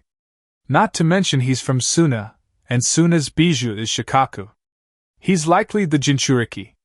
Those black marks around his eyes are bags. Shikaku doesn't allow his hosts to sleep, so it's even more likely now, finished Kurama as Naruto mentally nodded. Why would Sunagakure send its Jinchuriki to a Chunin exam in a foreign village? Said Naruto as he pondered over it. I don't know. But be wary of him if you're not using your full power. Jinchuriki, no matter how small the bijou, are extremely dangerous when they're using their bijou's power, said Kurama as Naruto noticed something. Are you helping me? Seems you aren't that big, scary beast. You're just a fluff dash. You finish that sentence, I'll kill you, said Kurama dangerously as he cut off Naruto. Okay, I love you too, said Naruto. I'm gonna tear you to SHR dash, started Kurama before Naruto cut the connection to focus on the fight. Arena floor. Sometime during Naruto's inner conversation with Kurama, Lee had taken off some weights and received a huge boost in speed. With his weights off, Lee's speed began even more unbelievable. He was now able to land blows on the Suna Jinchuriki. Despite Lee's powerful blows, Gaara's sand armor proved to be durable as he was still standing and able to fight. Sensing the need for a powerful finisher, Lee resorted to the move designed to beat Niji. Seems like I'll have to show my trump card. Even after smashing him with the front lotus, it still couldn't defeat him. I wish I could save it, but I need to put him down with something more powerful, thought Lee as he crossed his arms in an X. Hashiman Tanku, Simon Kai, 8 inner gates, gate of life release, said Lee. Lee's skin immediately turned red and a swirl of chakra circled him. Shomon Kai, gate of pain release, said Lee as a green aura surrounded him. Everyone could feel the power emanating from his body. It was incredible. A few moments after Lee said that, he vanished to appear underneath Gaara. Lee planted a foot into Gaara's chin that sent him sailing in the air. Lee appeared above Gaara and looked hellbent on causing harm. Gaara's sand shield couldn't keep up as Lee proceeded to bash Gaara around multiple times in the air. Eventually, after a dozen or so hits, Lee decided to finish Gaara. This will be the end. Taman Kai, gate of closing release, said Lee as he vanished again to hit Gaara with a series of quick gut punches. Before Gaara could hit the ground, Lee pulled Gaara back up by the bandage wrapped around his waist. Yura Renge, reverse lotus, said Lee as he hit Gaara with an open-handed palm strike and kick at the same time. Gaara went crashing to the ground as Lee landed a little ways away. There's no way he could get up from that, thought Lee as his right arm and right leg were in pain from using that last move. The same arm and leg were now in more pain as sand crept up his arm and proceeded to squeeze down on them.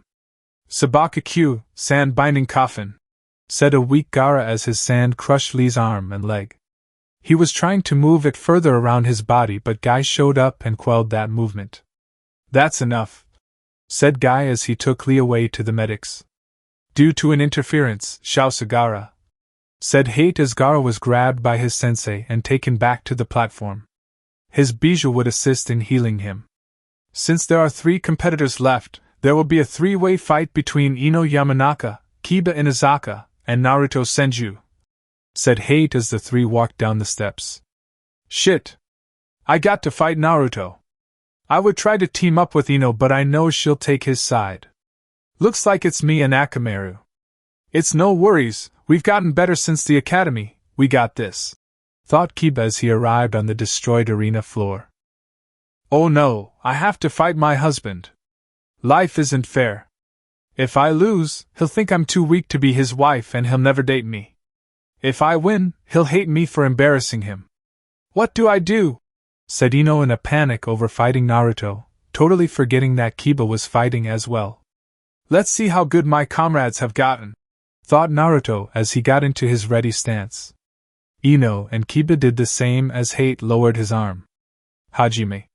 Naruto began with a speedy shunshin and planted a powerful punch into Kiba's jaw that rocketed the Inazaka back to the wall.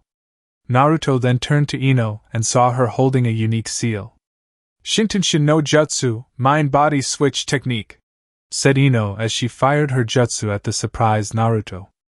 Ino's body fell to the ground as her jutsu flew at Naruto. Everyone was then shocked to see Naruto rush over and catch Ino before she fell before eventually setting her down gently. That was easier than I thought, came the voice of Naruto as everyone became even more shocked. Naruto was hit by Ino's jutsu. With the spectators, wow, Ino got her jutsu to hit Naruto, said Shikamaru, shocked to see the result. She can make Naruto forfeit. To think Naruto would allow himself to be hit by that jutsu. He knows all about it too. Sasuke looked shocked to see Naruto get struck by that jutsu so easily. Sakura was surprised her rival could catch Naruto off guard like that. Naruto was never caught off guard usually. The Konoha Jonin all looked dreadful as they knew that since Naruto was a Jinchuriki, his bijou would be in there with Ino. They feared the worst. Everyone looked hysterical as they saw Naruto tying Ino up with a rope. Back at the arena. Nice try, Ino-chan, gotta be a little faster. You almost had me there, said Naruto as he felt Kiba approaching. Two Kibas. Getsuga, double piercing fang, said Kiba. He and Akamaru, who was transformed into Kiba, came flying at Naruto in a spinning display of death.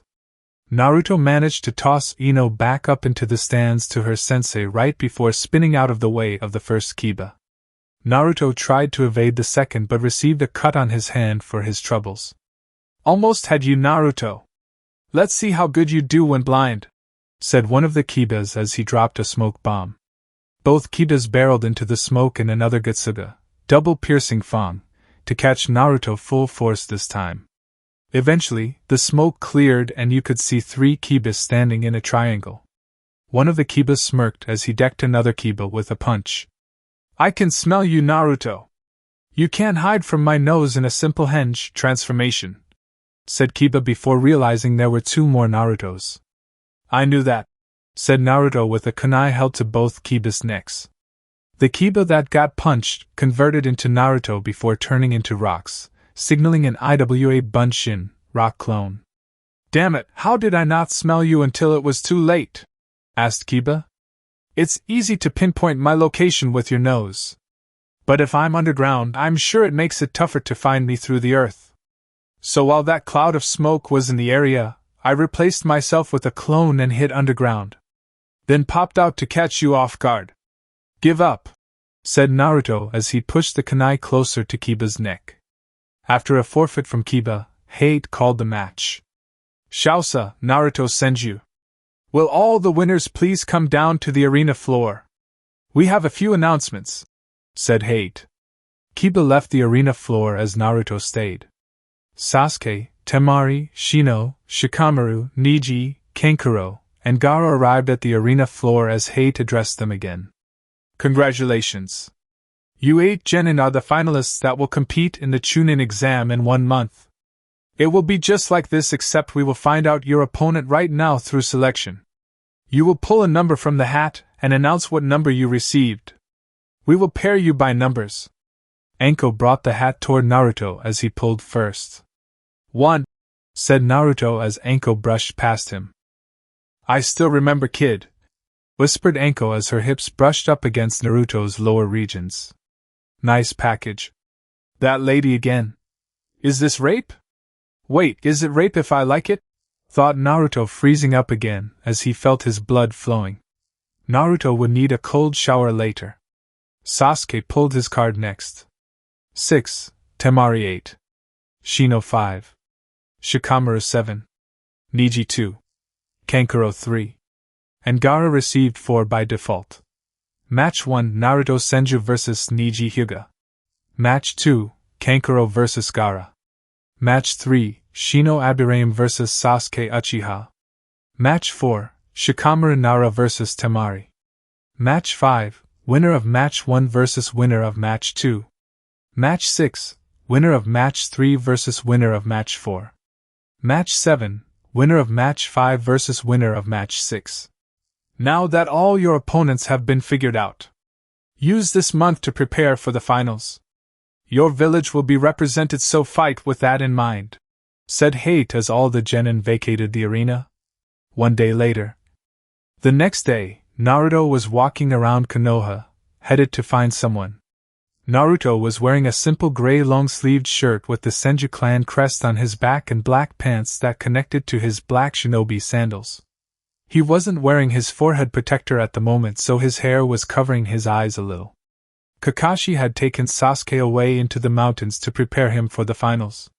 Naruto had asked Kakashi for help, but Kakashi informed him that there was already someone capable down by the hot springs, plus they had already called dibs on teaching him. So that's who Naruto was headed to find/meet. Upon arriving at the hot springs front door, Naruto heard a weird noise coming from around the corner. Naruto turned the corner to see a man with white hair giggling. Before Naruto could say anything, Ebisu appeared and began berating the man. "Excuse me, sir, it is improper to peek on the women in the hot springs. I'll have to ask you to leave," said Ebisu as the man never moved. Ebisu noticed the man didn't move, so he went to forcefully remove him. Ebisu reached for the man's collar to grab him and drag him away. However, the man jumped into the air, causing Ebisu to overreach and stumble underneath him. Ebisu was shocked at the man's swift movement, as he was then crushed by the sudden appearance of a toad and rendered unconscious. "Wow, that was so cool, mister! Was that a summoning?" asked an excited Naruto as he approached the man. "Oh ho ho! So you like what you see, huh?" asked the man as he turned to face Naruto. He was a tall man with waist-length, spiky white hair tied back into a ponytail, with two shoulder-length bangs that framed both sides of his face. He had red lines that ran down from his eyes and wore a horned forehead protector with the kanji 4 oil. He also had a noticeable wart on the left side of his nose. The man wore a green short shirt kimono and matching pants, under which he wore mesh armor that showed out of the sleeves and legs of his outfit.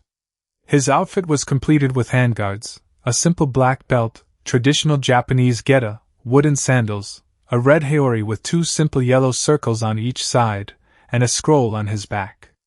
Naruto recognized the man immediately. He had his suspicions when he saw the toad, but the oil forehead protector cleared all doubt. You're, said Naruto before he was cut off. "I am Myoboku Mountain's monk of the Toad Spirits, also known as the Toad Sage. Jiraiya of the Sannin," claimed Jiraiya as his toad disappeared. Naruto had stars in his eyes as he looked at the sage. "You're better than what I've read about. You taught the Yondaime Hokage, who is my hero. But I never pictured you to be a pervert," said Naruto, a little perverted. Jiraiya looked slightly shocked to see Naruto be perverted. Sadly, Naruto didn't know the first rule of peeking: no loud talking.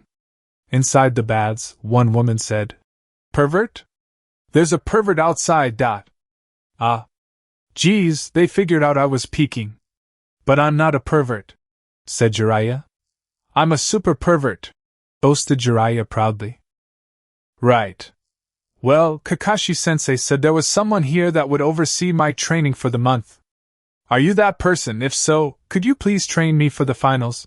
asked a hopeful Naruto. "Heh, the kid looks exactly like Minato does. Except he has his mother's eyes. He even knows how to ask for training. Why not see what he can do? But I need lunch," thought Jiraiya before he said, "Buy me lunch every day I train you, and I'm in." Naruto pulled out his toad wallet, affectionately named Gamachan.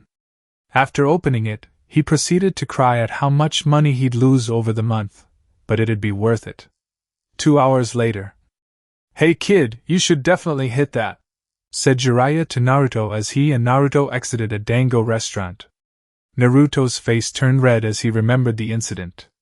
Flashback, 40 minutes ago. "So you're telling me pancakes are better than waffles?" asked Jiraiya as he finished giving his order. Yes, I could eat pancakes all day. Especially with blueberry syrup, said Naruto as he and Jiraiya were conversing. Naruto and Jiraiya were already talking like good friends after only knowing each other for an hour. Naruto was about to continue speaking until he paused and twitched a little. Your hot chick sense is going off too? Asked Jiraiya as he felt a beautiful woman approaching due to his own sensing abilities. Naruto went red in the face as he felt Anko arrive, literally. She appeared sitting in his lap with a kunai to his neck. Anko greeted Jiraiya. Hello Jiraiya-sama, I see you're hanging out with the gaki brat. Indeed I am Anko-san. It seems you need a moment, I'll be back, said Jiraiya as Anko thanked him. Naruto was mouthing, help me, to Jiraiya as he left Naruto alone. Jiraiya only held both thumbs up as he disappeared around the corner. If you needed help Naruto-kun, you could have just asked. I'll definitely assist you with anything, said Anko as she looked back toward Naruto. She then looked down. Anything, said Anko a little suggestive. It took all of Naruto's willpower to keep himself from reacting to Anko. Naruto and Jiraiya's dango arrived as Anko took a stick from Naruto's plate. Seems you're better than I thought. But I'll get you gaki. Just you wait, said Anko. She placed the dango in her mouth seductively as she slowly ground her way out of Naruto's lap. By Anko-chan, said Naruto as he sat frozen. She's still not wearing underwear, thought Naruto as Jiraiya sat back down. Have a nice talk, Naruto? Asked Jiraiya with a smirk. Naruto merely nodded as he ate the rest of his dango in silence. Flashback end. I have to learn how to handle those situations better, said Naruto as Jiraiya laughed. We'll add that to your training, brat, said Jiraiya as Naruto, and he arrived at a training ground. Naruto, before we start, give me a rundown of your abilities. Okay, well I am pretty good at all the shinobi arts. I've been told ninjutsu's my favorite. Taijutsu, I'm still using the basic academy style but I'm not shabby at it due to my speed. Genjutsu, I know how to dispel them and I can cast a few. Though I rarely use them on any ninjas as they can be broken easily. Ninjutsu comes easy to me as I have 3 chakra natures. I have a pretty nice arsenal of jutsu but I do need some heavy hitters.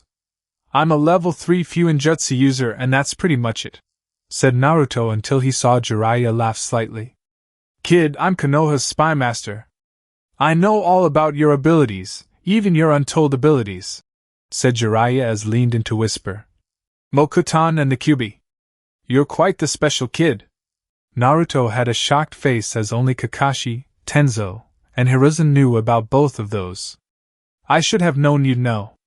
Yes, I can use Mokuton and about 1 tail of my Bijuu's chakra. Great!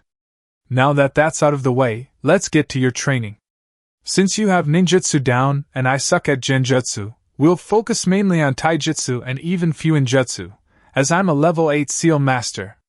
That'll only be with your time with me. I'm sure your other sensei will help you with your ninjutsu. Though I may show you a few special jutsu of mine.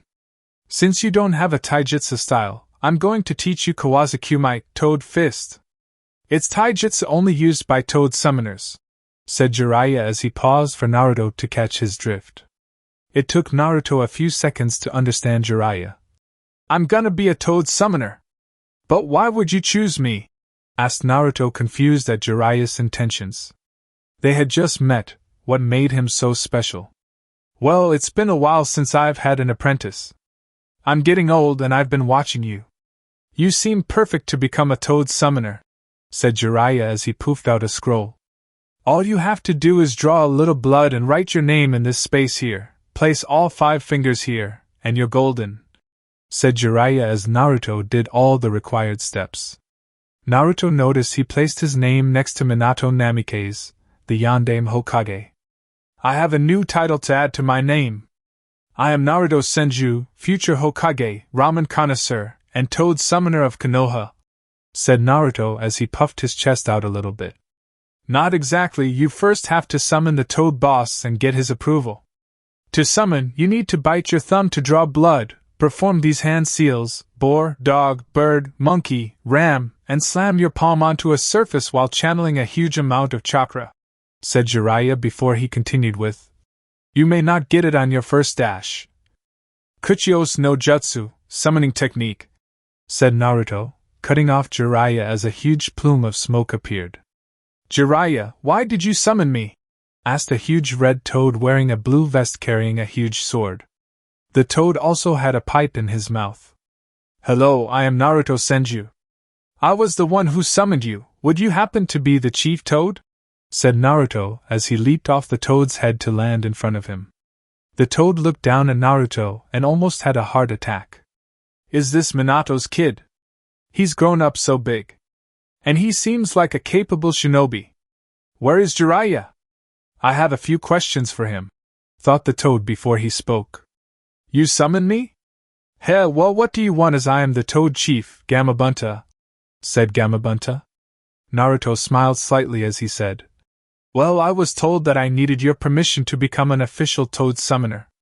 So how do I go about doing that? Do I ask or is there a requirement? Pfft, this kid. If he's Minato's kid then of course, but why not mess with him? Thought Gamabunta as he said, of course you can be a toad summoner.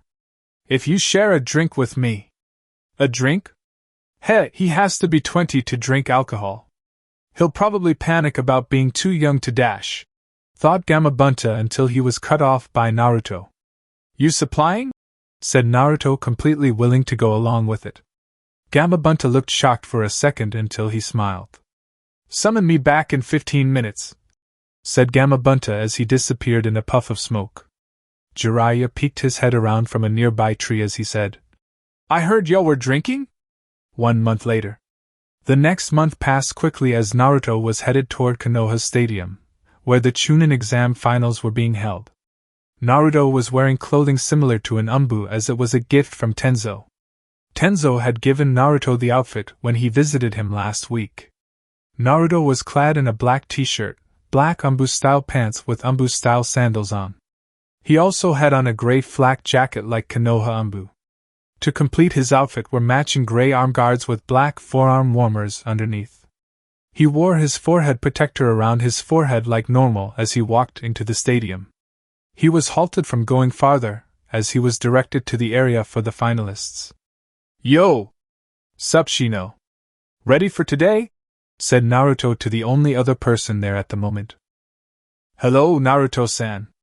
I believe I'm adequately prepared for the fights. Are you ready for the finals? Responded Shino in kind. Naruto smiled slightly.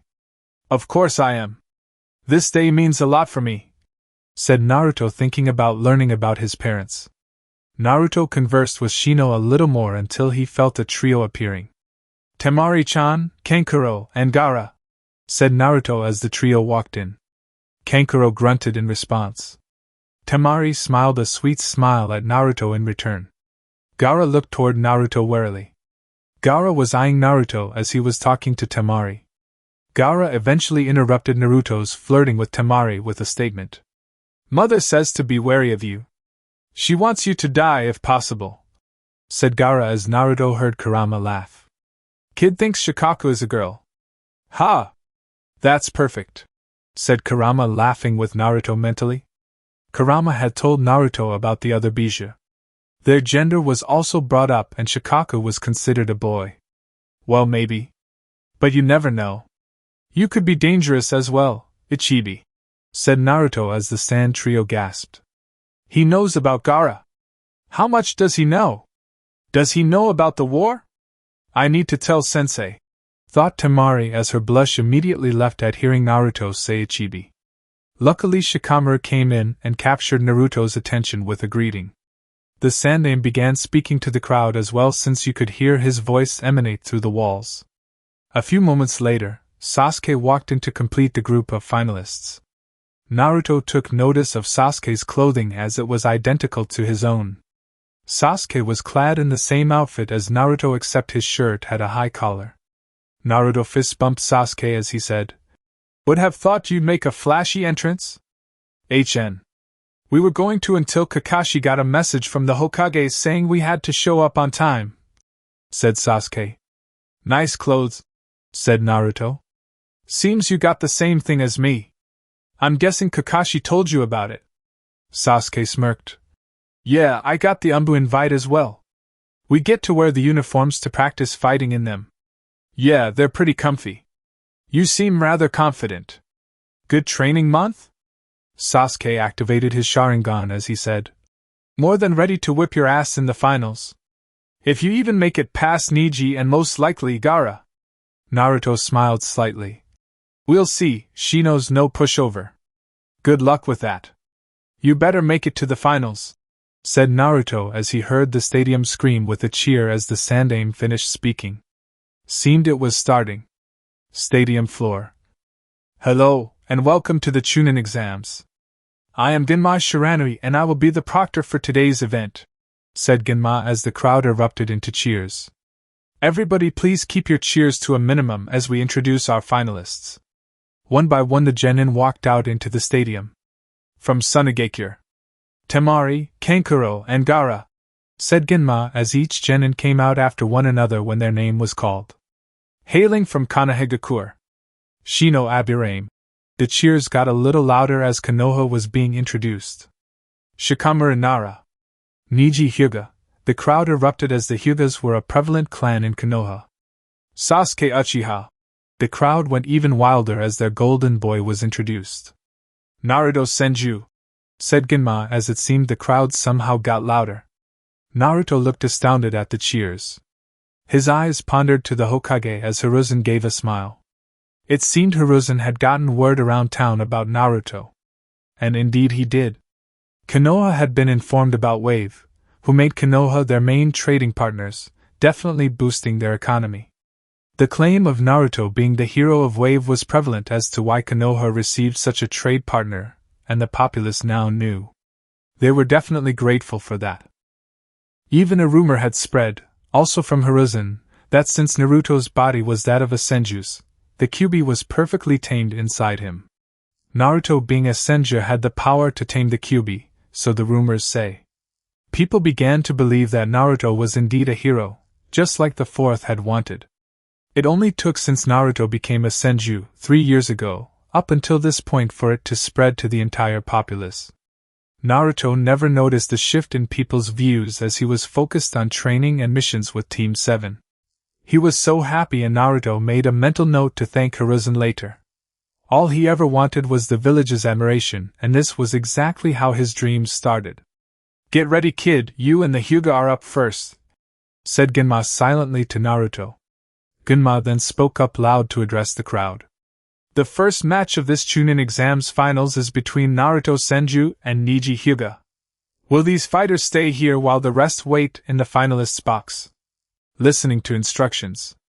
Only Naruto, Neji, and Genma remained on the field as the rest of the group moved to the finalists' box. Are both fighters ready? Said Genma as both nodded. First match of the Chunin exams, Hajime. And that concludes part 1 of this story. Thank you for spending your time here at Ichiraku Ramen and listening all the way to the end. Your support helps keep these stories alive and allows the shinobi world to continue through new adventures and alternate timelines. If you enjoyed Hashirama's Heir, don't forget to like the video, subscribe to the channel, and turn on notifications so you don't miss future stories. Once again, full credit goes to Kagami1228, the original writer of this story. If you would like to read the original version, you can find the link to the story in the description below. Let me know in the comments what story you would like to hear next. Until the next time, stay safe, and I'll see you again at Ichiraku Ramen.